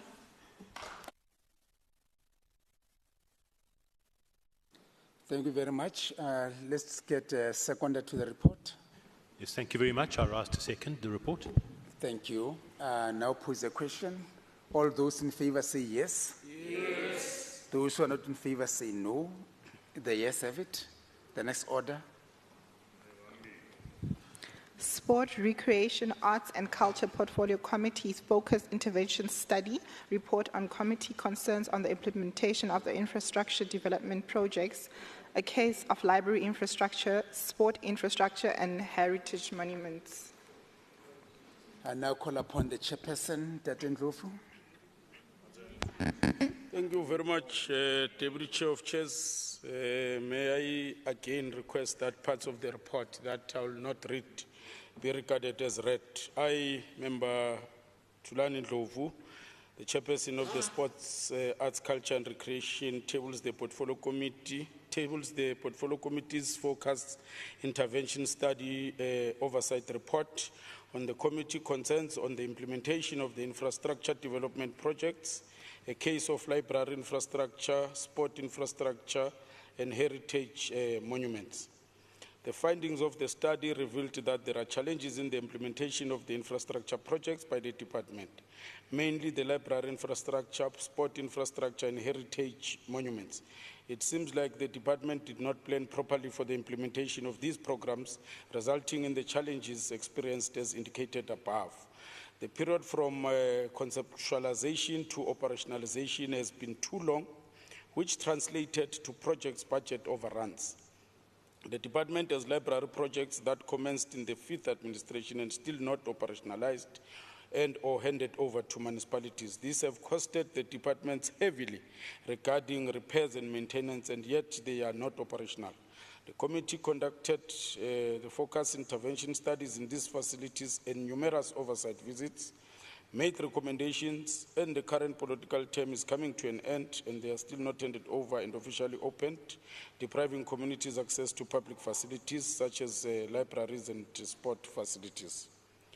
The department has failed to honor the victims and families of the 1992 Buipatong massacre that was supposed to be documented and shared with the communities and interested parties in the Buipatong Monument and Youth Center. The Kagiso Memorial and Recreation Center that was aimed at identifying and recognizing contributions of the struggle of veterans and the mining industry to the development of the West Rand, particularly within the Mogale City municipality, has not achieved the intended outcomes. The department failed to develop a memorial park in Kagiso in memory of fallen heroes who fought against apartheid as intended. The Women's Living Heritage Monument was built at Lillian Ngoyi Square in Pretoria with an intention to tell the story of women's contribution to the liberation struggle, featuring 4 statues of the heroic stalwarts Lillian Ngoyi, Sophie de Bruyn, Helen Joseph, and Raima Musa, the women that led a march to the union buildings. This facility is not yet operational as the city of Tshwane Metropolitan Municipality has indicated that it is unable to issue an occupancy and fire compliance certificate. This is because the department has not complied with the requirements of the city for issuing those certificates. The interdependency of the Department of Infrastructure, Development and Property Management has proven to be a challenge for the department in the implementation of the infrastructure development projects. The committee has also observed the elements of poor intergovernmental relations between the department and municipalities, which has negatively affected the delivery of infrastructure projects. On concerns, the concerns are as follows. The interdependence on the Department of Infrastructure and Development and Property Management has proven to be a challenge for the department in the implementation of the infrastructure development projects. Proposed recommendations. The committee recommends that the department should initiate plans to decentralize the implementation of the infrastructure development projects that are implementable from the Department of Infrastructure Development and Property Management. The department should provide the committee with a progress report by the 30th of April 2024 On acknowledgements, I would like to extend my appreciation for the dedication and commitment of members shown during this process. Member Litswalo, Member Mudise, Member Peach, Member Chabalala, Member Mukwebo, and Member Masoleng and Member Adams. The committee also wish to thank the Honorable MEC of Sports, Arts, Culture and Recreation Department, Ms. Murakani Mesupe, and the HOD, Mr. China Mashinini, and senior officials from the department for their participation in the focus intervention study process. The committee also thank its support staff for the role throughout the process on adoption in accordance with Rule 117, Subsection 2C, read together with Rule 165. The Portfolio Committee on Sports, Arts, Culture and Recreation recommends that the focus intervention study emanating from the annual report of the department for 2022-23 financial year on the committee concerns on the implementation of infrastructure projects, a case of library infrastructure, sport infrastructure and heritage monuments be adopted by the House, taking into account committee concerns and proposed recommendations made in this report. Thank you, Deputy Chair of Chairs. Thank you very much. Let me get a second. Okay. I rise to second. Thank you very much. I now pose a question. All those in favor say yes. Yeah. Those who are not in favor say no. The yes have it. The next order. Finance Portfolio Committee Focus Intervention Study Report arising from the annual report of the financial year 2023-2024, assessing the effectiveness of support provided to youth-owned businesses in Gauteng. And Malema, present the committee report. Thank you once again, Deputy Chair of Committees. I rise to present and table Finance Portfolio Committee Focus Intervention Study report arising from the annual report for 2023-2024 financial year. Can I be protected, Deputy Chair of Committees? Ma'am Fikwe, can we have order on the visual platform? Thank you. Continue. The FIS is entitled Assessing the Effectiveness of Support Provided to Youth-Owned Businesses in Gauteng. The objective of the FIS include establishing whether support provided to youth-owned businesses in Gauteng is sufficient and effective. So on the findings, Deputy Chair of Committees, the overall, all suppliers were of the view that the training was helpful in as far as registering on the CSD is concerned, as well as processing tender documents like filling of tender documents and submission. Moreover, the view of one of the interviewees is that compliance with tender process has improved. However, the interviewees were generally of the view that training only assisted in as far as business with government is concerned and did not extend to doing business with the private sector. Notwithstanding the fact that the GPD, in relation to the challenge as part of the findings, GPD declared that the training content included documentation required for tendering, the open tender process, minimum tender evaluation criteria, procurement opportunities. However, the Portfolio Committee noted that it transpired during the interviews that even though the First National Bank was working in collaboration with the GPD in providing training, all the interviewees indicated in their respective sessions that the training was mostly focused on compliance when tendering, and no training was conducted on how to access finance. And on sustainability of youth-owned business beyond the training program, it is established that although in the department's sample of 40 youth-owned suppliers, it was found that 99% of the sample size benefited from procurement spend amounting to 17 billion. The department further indicated that it conducted impact assessment by using a training evaluation or questionnaire approach. According to one of the interviewees, the should have been follow-up visits which would have served as impact analysis study for the department, which would inform future improvements and adjustment on training. The Portfolio Committee emphasized the importance of measuring the outcomes of training and development strategies if they are to achieve their intended objectives, Deputy Chair of Committees.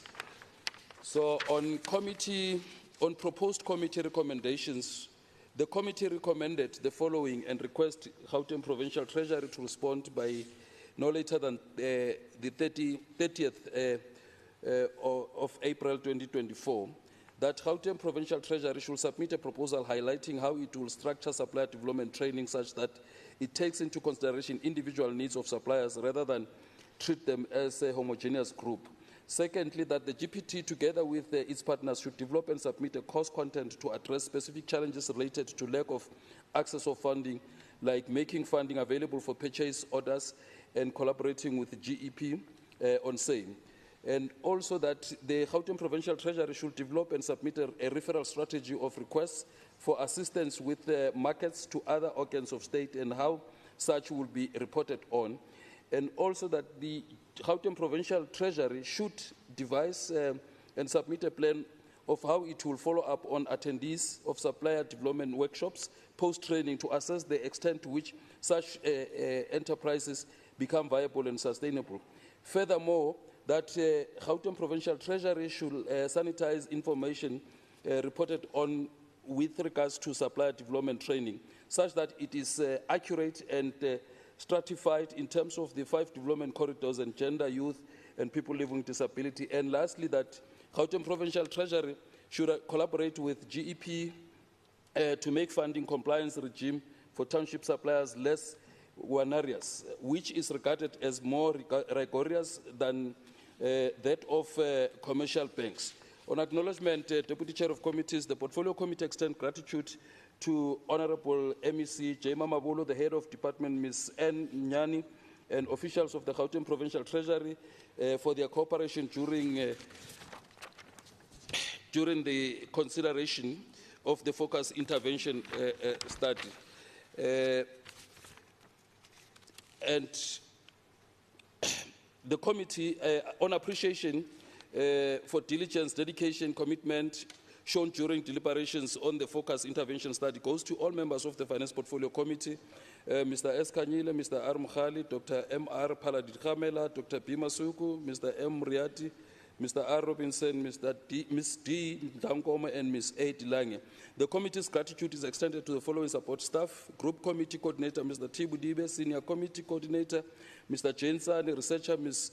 L. Chilwani, Legal Advisor, Ms. M. Kekana, Senior Information Officer, Mr. W. Nsimande, Media Officer, Mr. Eddie Kula, Service Officer, Ms. R. Msimanga, Hansat Recorder, Ms. R. Sin, Committee Intern, Ms. T. Mangole, Research Intern, Ms. F.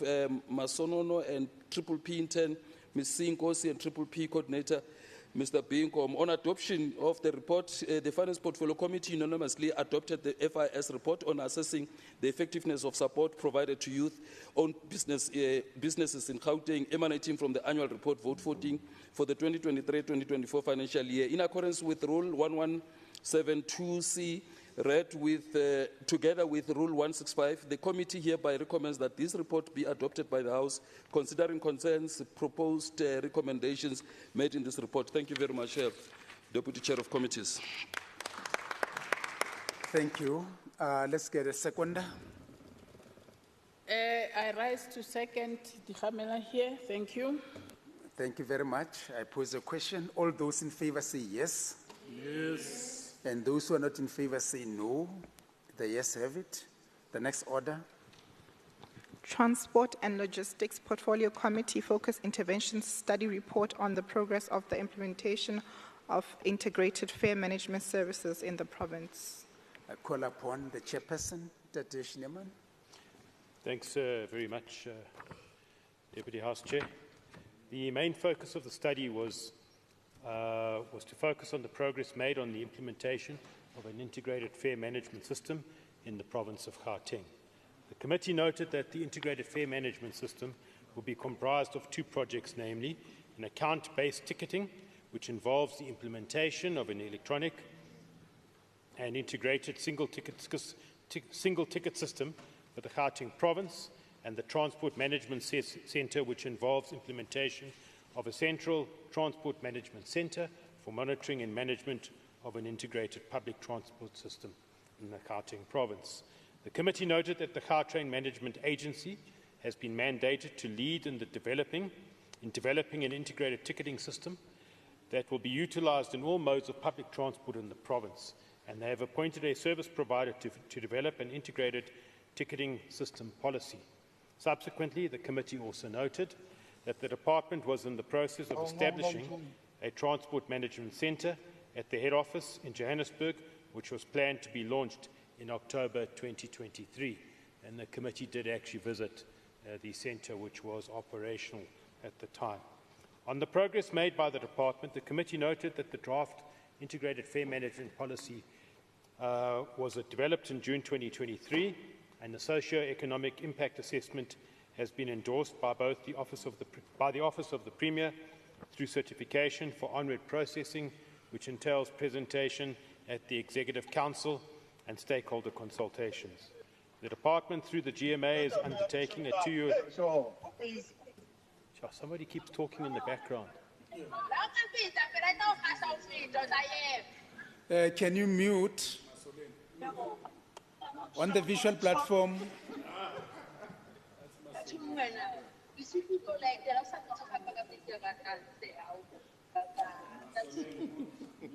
Can you mute him there?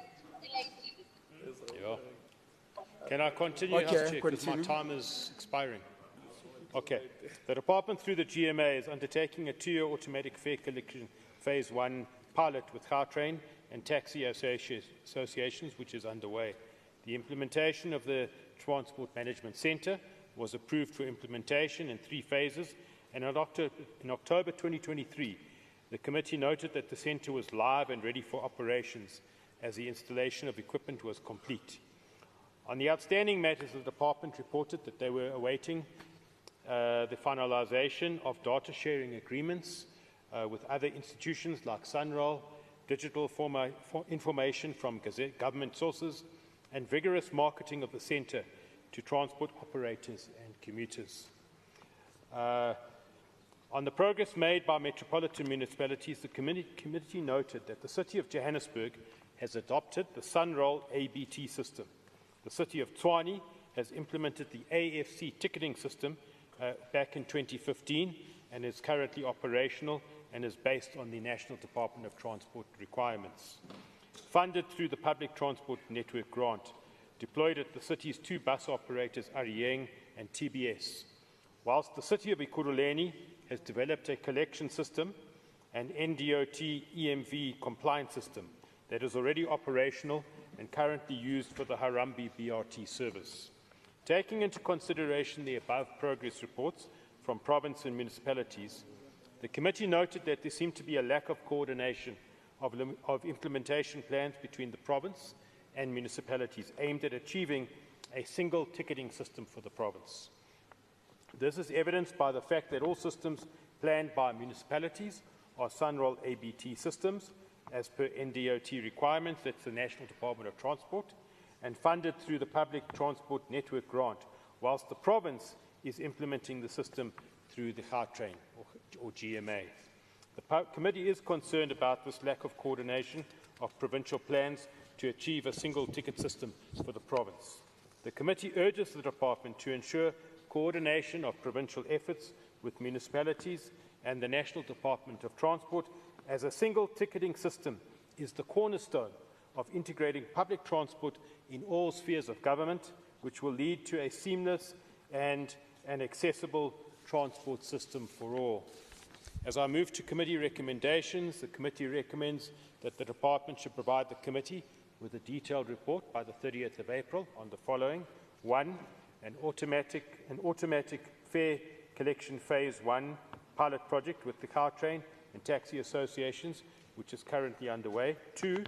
Functionality of the Transport Management Centre and the capacitation thereof. And 3. Outstanding matters, including finalising data sharing agreements with other institutions like Sunroll, digital information from government sources, and vigorous marketing of the centre to transport operators and commuters. And 4, proposed plan for coordination of provincial plans for the implementation of a single ticketing system. On behalf of the committee, we'd like to express our appreciation to the MEC and the department for their interaction with us on this particular process. I'd like to express appreciation to all members of the Portfolio Committee for their interaction and input towards this FIS study, and lastly to the committee support team for their work and efforts behind the scenes. In terms of Rule 165, the committee presents to this House and recommends the adoption of the committee's focused intervention study report on progress on the implementation of an integrated fare management system or fare management services in the province, taking into account the comments and recommendations made in this report. I thank you. Thank you very much. Any seconder? Thank you, Chair of Chairs. I second the report. Thank you. Thank you very much. Let me pose a question. All those in favor say yes. Yes. And those who are not in favor say no. The yes have it. Let's get to the next order. Transport and Logistic Portfolio Committee Focused Intervention Study Report on the establishment of logistic branch by the department. I call upon again Dr. Schneemann. Thank you very much. In line with the announcement by the Premier of Gauteng in 2022 on the reconfiguration of the Department of Roads and Transport as the Department of Transport and Logistics, the department has been in the process of establishing the logistics component to accommodate the newly introduced branch. The committee agreed to undertake a study on the establishment of the logistics branch by the Department of Transport and Logistics, although the name of the department is still Roads and Transport. In its engagement with the Department of Transport, the committee noted that the purpose of the establishment of a logistics function for the Gauteng province is to ensure excellence in public service supply chains, as the province carries a significant amount of throughput freight, and a focus on an efficient logistics service in the province between service centres and warehouses will go a long way into adding value into the provincial economy. The committee noted that the CSIR was appointed to undertake a baseline study, and various models were developed and presented by the institution for the most appropriate model for the Gauteng province, wherein the relative roles and levels of responsibility of each department were taken into consideration. The EXCO, or the Executive Committee, approved the proposal on the 23rd of September 2023, and the National and Provincial Treasury were notified as required and stipulated by legislation. Subsequently, the service delivery model of G-Fleet that included logistics was developed and approved by both the HOD and the MEC, and a project steering committee was constituted that included the Departments of Health, Education, Provincial Treasury, eGov, and the Office of the Premier to monitor the project implementation through the process flow across departments, and the process will enable the project steering committee to track the outcomes of work passing through a process flow to determine which aspects of the business transaction are working correctly and which are not. The committee further noted that an organisational structure of the logistics branch within G-Fleet was developed and costed. However, a discussion is taking place at the project steering level on the secondment, movement of staff from the mostly affected departments to follow the function, and also appoint the employees to perform the logistics function, and a process of stakeholder engagement has been started that includes labour representatives in the provincial government departments.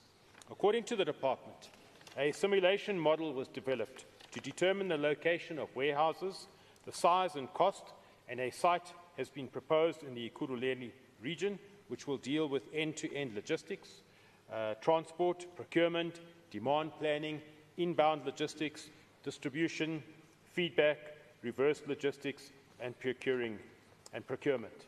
The committee urges the department to prioritise the establishment of the logistics branch within G-Fleet and ensure its full functionality and sustainability in line with its approved mandate. And I must just say, if I can just make this comment, that when we were busy with this first study, it became very clear that this was an extremely innovative development on the part of the provincial government, and we look forward to it reaching its full functionality in the near future. In terms of recommendations, the committee recommends that the department should provide the committee with a detailed report by the 30th of April this year. 1. Capacitation of the logistics branch with the required human resources and information systems. 2. Proposed location of warehouses, the size and cost thereof. And 3. Budget allocated for the 2024-2025 financial year and planned outcomes, noting the engagements with national and provincial treasury. As I conclude, I'd also want to, on behalf of the committee, express our appreciation to the MEC and department for their willingness to engage with us on this particular focused intervention study. I'd also like to express appreciation to all the members of the Portfolio Committee for their participation and the inputs that they made, which have helped put this study together.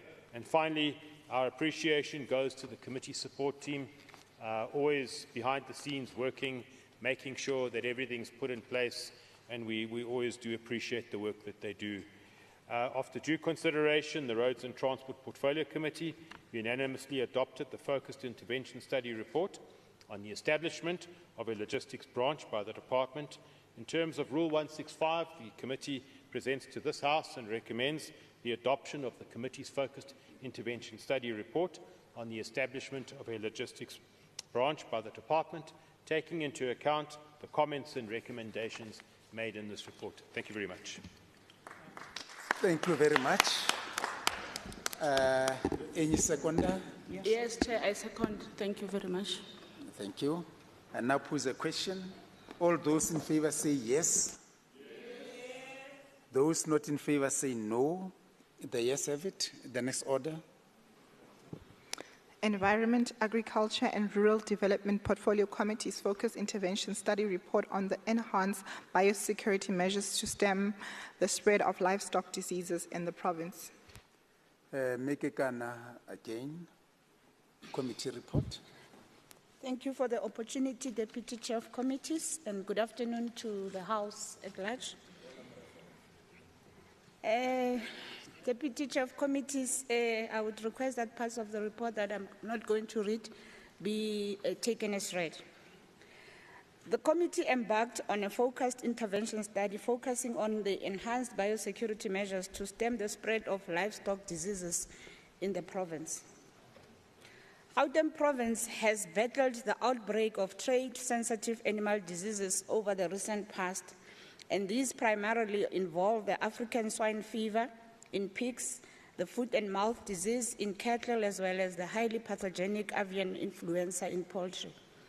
The committee notes that biosecurity is essentially an integrated system in which all stakeholders in the sector should participate to protect against the spread of infectious diseases to crops, livestock, and poultry.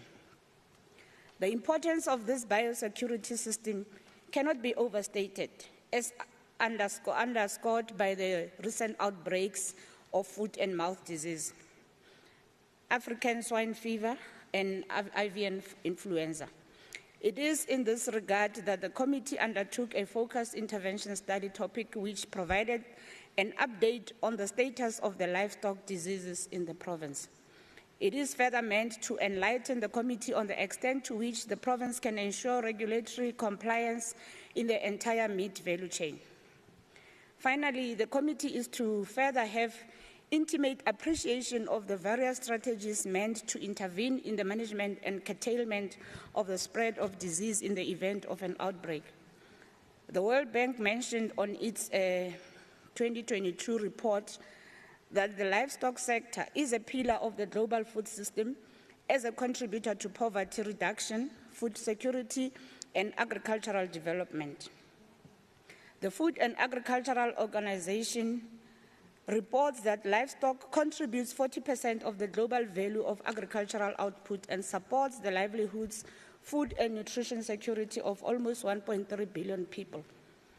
The Task Team on Animal Biosecurity 2022 reports that animals and animal products represent the largest share of agricultural GDP in South Africa and contribute the largest source of protein to the diets of South Africans. In addition, animals represent a major source of both wealth and livelihoods for many South Africans in the traditional areas as well as the peri-urban agricultural sector. Sihlobo 2022 reports that livestock farming accounts for 48% of the agriculture gross value added, as well as interlinkages with the grains and oilseed sector. The FIS objectives are as follows. 1, to get an appreciation of the extent of the prevalence of livestock diseases in the province, including the African swine fever, the foot and mouth disease, the highly pathogenic avian influenza, brucellosis, and African horse sickness. To also learn about the strategies that the department has adopted to mitigate the spread of livestock disease in the province.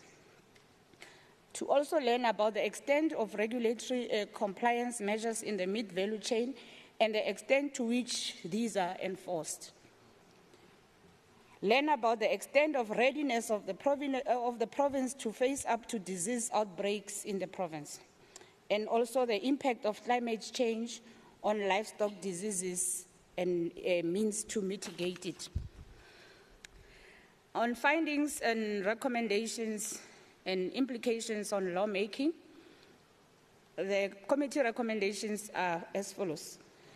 The committee acknowledges that there is in place measures to stem the spread of livestock diseases in the province. However, it is recommended that updated quarterly reports be submitted, which will give updates on the community awareness training programs and how often veterinarians inform people on new disease outbreaks, training people in the community to recognize the disease symptoms, what treatments to use, and who to contact in case of an outbreak, and also how the biosecurity measures are enforced. And on acknowledgements, the Portfolio Committee on Environment, Agriculture and Rural Development wishes to thank the MEC for Social Development, Agriculture and Rural Development, as well as the head of the department and her team of officials.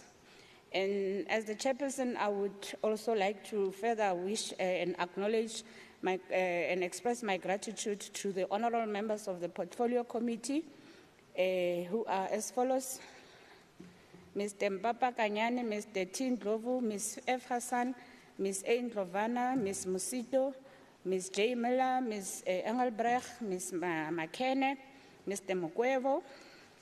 And further appreciation goes to the alternate members of the committee, who are Ms. Khadebe and Mr. Dos Santos. It is indeed an honor, Deputy Chair of Committees, to lead such a hard-working team. Furthermore, the Portfolio Committee would like to express appreciation to the contribution of the following support staff members: Mr. Mudibe Timothy, Committee Researcher Mr. Bongani Mabuza, Committee Coordinator Ms. Lebo Mambe, Administrative Assistants Ms. Mgadi, Hansard Recorder Ms. Muremi, Senior Information Officer Ms. Jenny Kivitz, Communications Officer Mr. Sibia, Service Officer Ms. Busi Inhlapo, and Public Participation Officer Mr. Bidlomo for their dedication and commitment.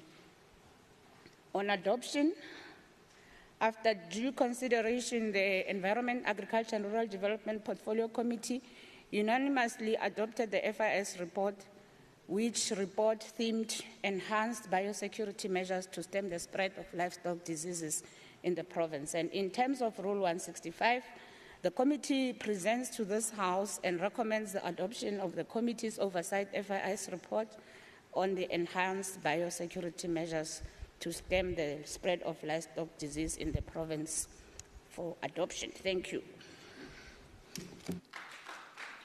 Thank you. Seconder, Mayor Hassan. Thank you, Deputy Chair. I move to second the report. Thank you. Let me pose a question. All those in favor say yes. Yes. Those who are not in favor say no. The yes have it. The next order. Health and Wellness Portfolio Committee's Focus Intervention Study Report on assessing the impact of shortage of skilled staff in maternity on improving maternal health in Gauteng. I call upon the chairperson, Mme Paladidi Gamela. Thank you very much, Deputy Chairperson of Committees. I, the Chairperson of the Health and Portfolio Committee, Dr. Digamela, tables the Portfolio Committee FIS report emanating from 2022-2023 vote for report on assessing the impact of shortage of skilled staff in maternity and improving maternal health outcome in Gauteng. The focus of the FIS is to determine whether or not a specific sub-program or project is sufficiently allocated resources to meet its objectives and at the end of the financial year. The committee therefore assists in identification of areas having a direct impact on the delivery of services while helping in identifying if resources are sufficient to achieve the objectives or the targets set by the department. On oversight, Deputy Chair of Committees, national priorities to phase in national health insurance with a focus on upgrading public health facilities, producing more health professionals and reducing the relative cost of private health care that is currently existing, to increase average male and female life expectancy at birth to 70 years. And on provincial priorities is to provide better quality health care for all residents in Gauteng to improve access to health care. Committee stakeholder engagement session, we identified that the total number of deliveries in a cluster is as follows. Tembisa Provincial Tertiary Hospital, 16,000 deliveries, 16,507 deliveries in a year. Bronkhorspruit District Hospital, 560. Pretoria West District Hospital, 4,281. Tshwane District Hospital, 2,610. Mamelodi Regional Hospital, 9,420. Apologies for that. I'm like somebody known in the country.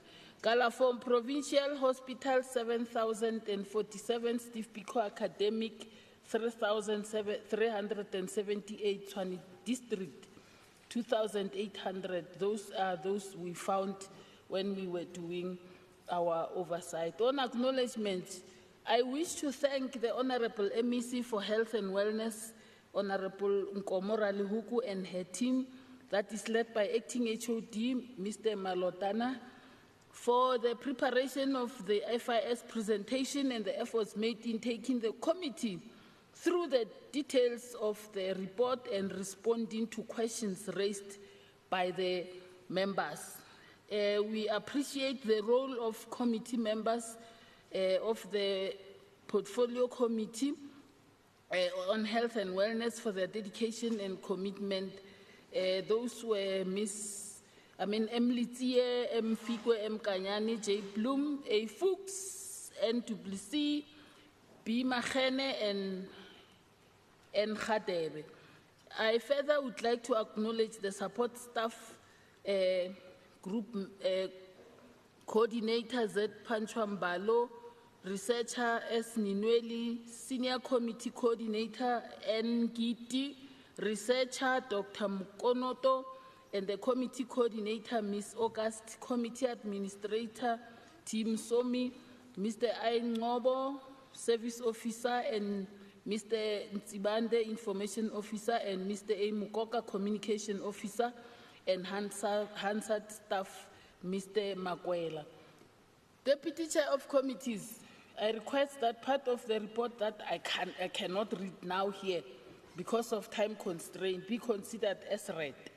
And on adoption, in accordance with Rule 117, Section 2, Subsection C, read together with Rule 165, the Portfolio Committee of Health and Wellness recommend that the FIS report on assessing the impact of shortage of skilled staff in maternity on improving maternal health in Gauteng health facilities emanating from 2022-2023 annual report of Gauteng Department of Health be adopted by the House, taking into account the recommendations made in this report. I thank you. Thank you very much. Any seconder to the report? Acting Chair, Member Bloom, I can second. Thank you very much, Honorable Bloom. I pose a question. All those in favor say yes. Yes. And those who are not in favor say no. The yes have it. The next order. Health and Wellness Portfolio Committee Focus Intervention Study Report on the assessing the preparedness of the primary health care facilities regarding the implementation of picture arcing communication system and implementation of the health patient record system. Once more, May Paladi de Gamela. Thank you very much, Deputy Chair of Committees. Ke a leboha ho tswalela nna, le khono. I, the chairperson of the Health Portfolio Committee, Dr. Gamela, tables the Portfolio Committee FIS report emanating from the 2023-2024 financial year budget vote 4 report on assessing the preparedness of the primary health care facilities on the implementation of PACS as well as implementation of HPRS system. Focus intervention study is a method to guide an in-depth investigation of a particular focus area determined by the committee. The main aim of this FIS is to provide the drive and strategic direction for committees' oversight visit. Deputy Chair of Committees, on oversight, the priorities nationally is to provide affordable access to quality health care while promoting health and well-being, and to phase in NHI with a focus on upgrading public health facilities, producing more health professionals and reducing the relative cost of private health care as it is currently happening, to increase average male and female life expectancy. Everyone must have access to an equal standard of care regardless of their pocket, their income. On provincial priorities, providing better quality health care to all, improved access to health care, roll out of the NHI, those are some of the provincial priorities. On oversight, resolution management, especially on assessment, while noticing the presentation made by the Gauteng Department of Health and Wellness on HPRS and the implementation thereof, the committee remains concerned regarding the outcome of its oversight visit. The findings, the committee is concerned with the PACS that had not been rolled out in all CHCs that were part of the FIS oversight visits. And on committee recommendations, we recommend that the department should provide a detailed response by the 30th of April as follows: roll out of plan for PACS in CHC facilities, detailed plan on ensuring integration of HPRS and HIS system in health facilities, a plan to ensure that sufficient training, Chairperson of Committees, I moved fast for myself here. Then I must, yes. A plan to ensure that sufficient training is provided to personnel that manages and utilizes these systems in health facilities. La Rasa, the platform, please, Humola. On acknowledgement, the chairperson wishes to thank the Honorable MEC for Health and Wellness, Honorable Nkomora Lehuku and her team, led by the acting HOD, Mr. Malotana, for the preparation of the FIS presentation and the efforts made in taking the committee through the details of the report and responding to questions raised by honorable members. We also appreciate the role of committee members of this committee. We all know who they are, including those that are forgotten to be written in this report as they never come to the committee. And last but not least, I would like to acknowledge the support staff We all know who they are. They work very hard to make sure that the committee is doing its work for utmost work for the GPG. In accordance with Rule 117, subsection 2, subsection C, read together with Rule 165, the Portfolio Committee on Health and Wellness recommends that the FIS report on assessing the preparedness of the primary health care facilities regarding implementation of picture archiving communication system, referred to as PACS, and implementation of health patient record system, referred to as HPRS, emanating from 2023-2024 budget vote 4 of the Gauteng Department of Health be adopted by the House, taking into account the recommendations made in this report. I thank you, Deputy Chair of Committees. Matsoho. No, thank you very much. Let's get a seconder. Mr. Acting Chair, Member Bloom, I can second. Thank you very much, Honorable Bloom. Let me pose a question. All those in favor say yes. And those who are not in favor say no. The yes have it. And Secretary, let me take you back to order number 21. That will be the last order. And I must really indicate that the final voting mandate of the ex-appropriation bill, it has to be tabled in the House. Even if it has been tabled at the NCOP 2-3 weeks ago, but in the House for recording.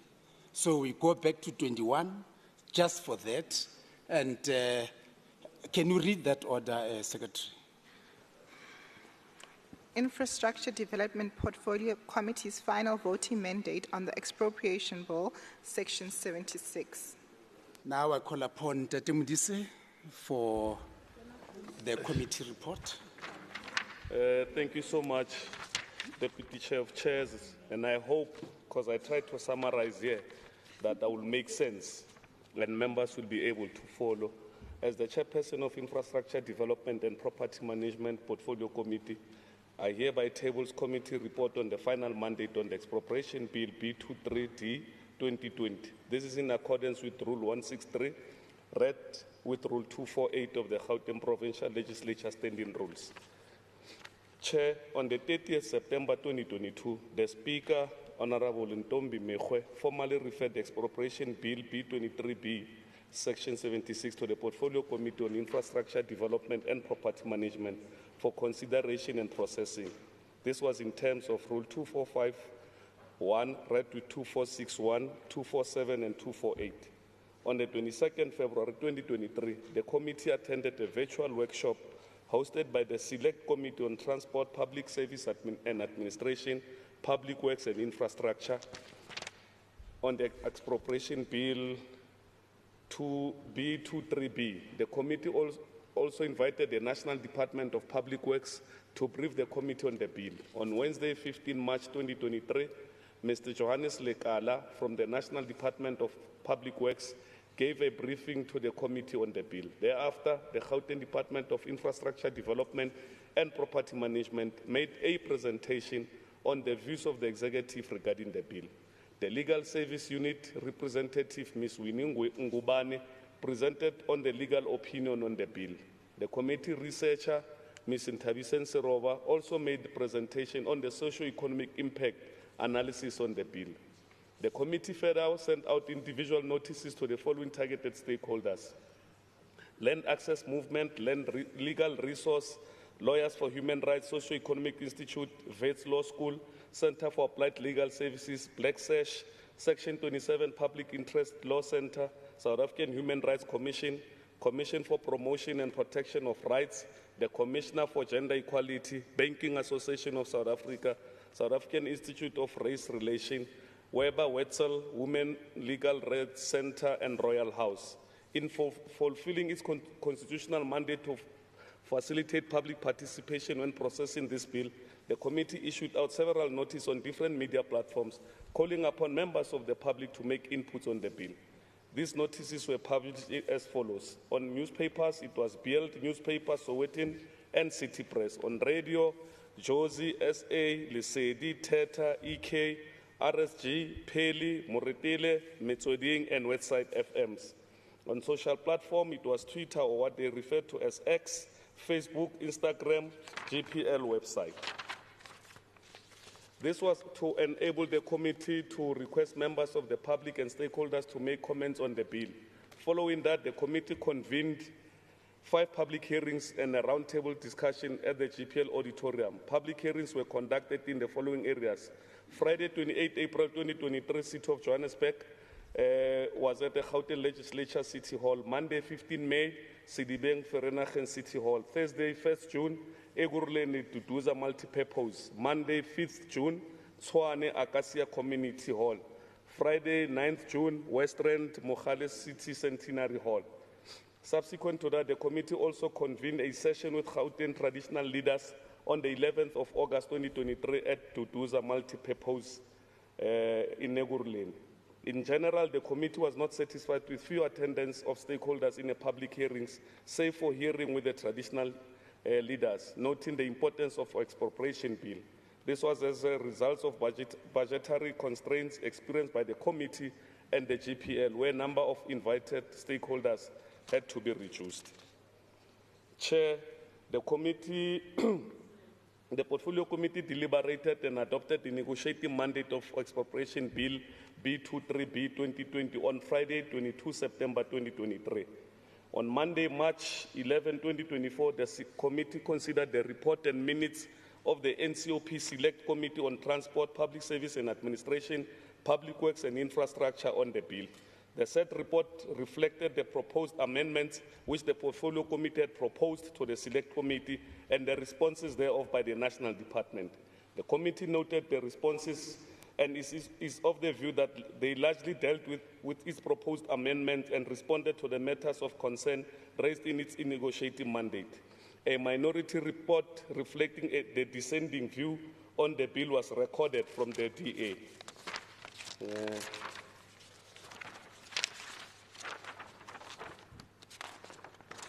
The objective of the bill seeks to repeal the current Expropriation Act and bring the regulation of expropriation in line with the Constitution.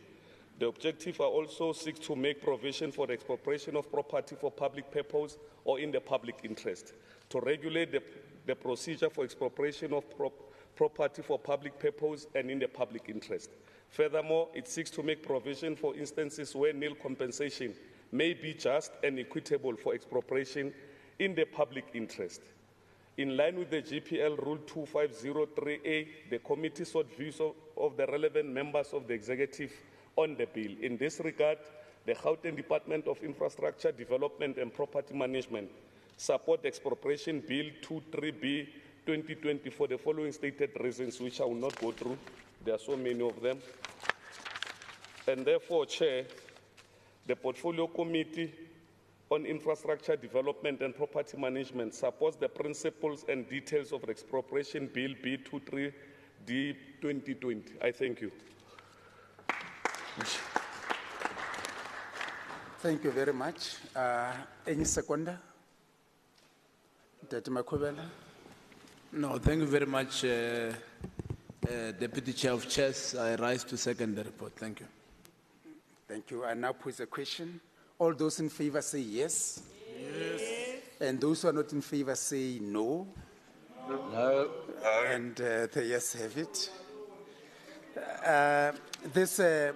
This concludes the business of the day.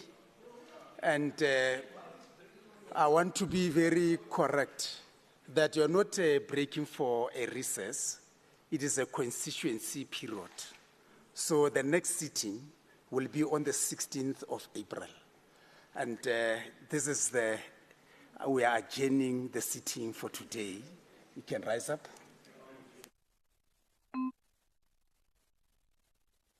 Thank you very much, Chairperson. Hey.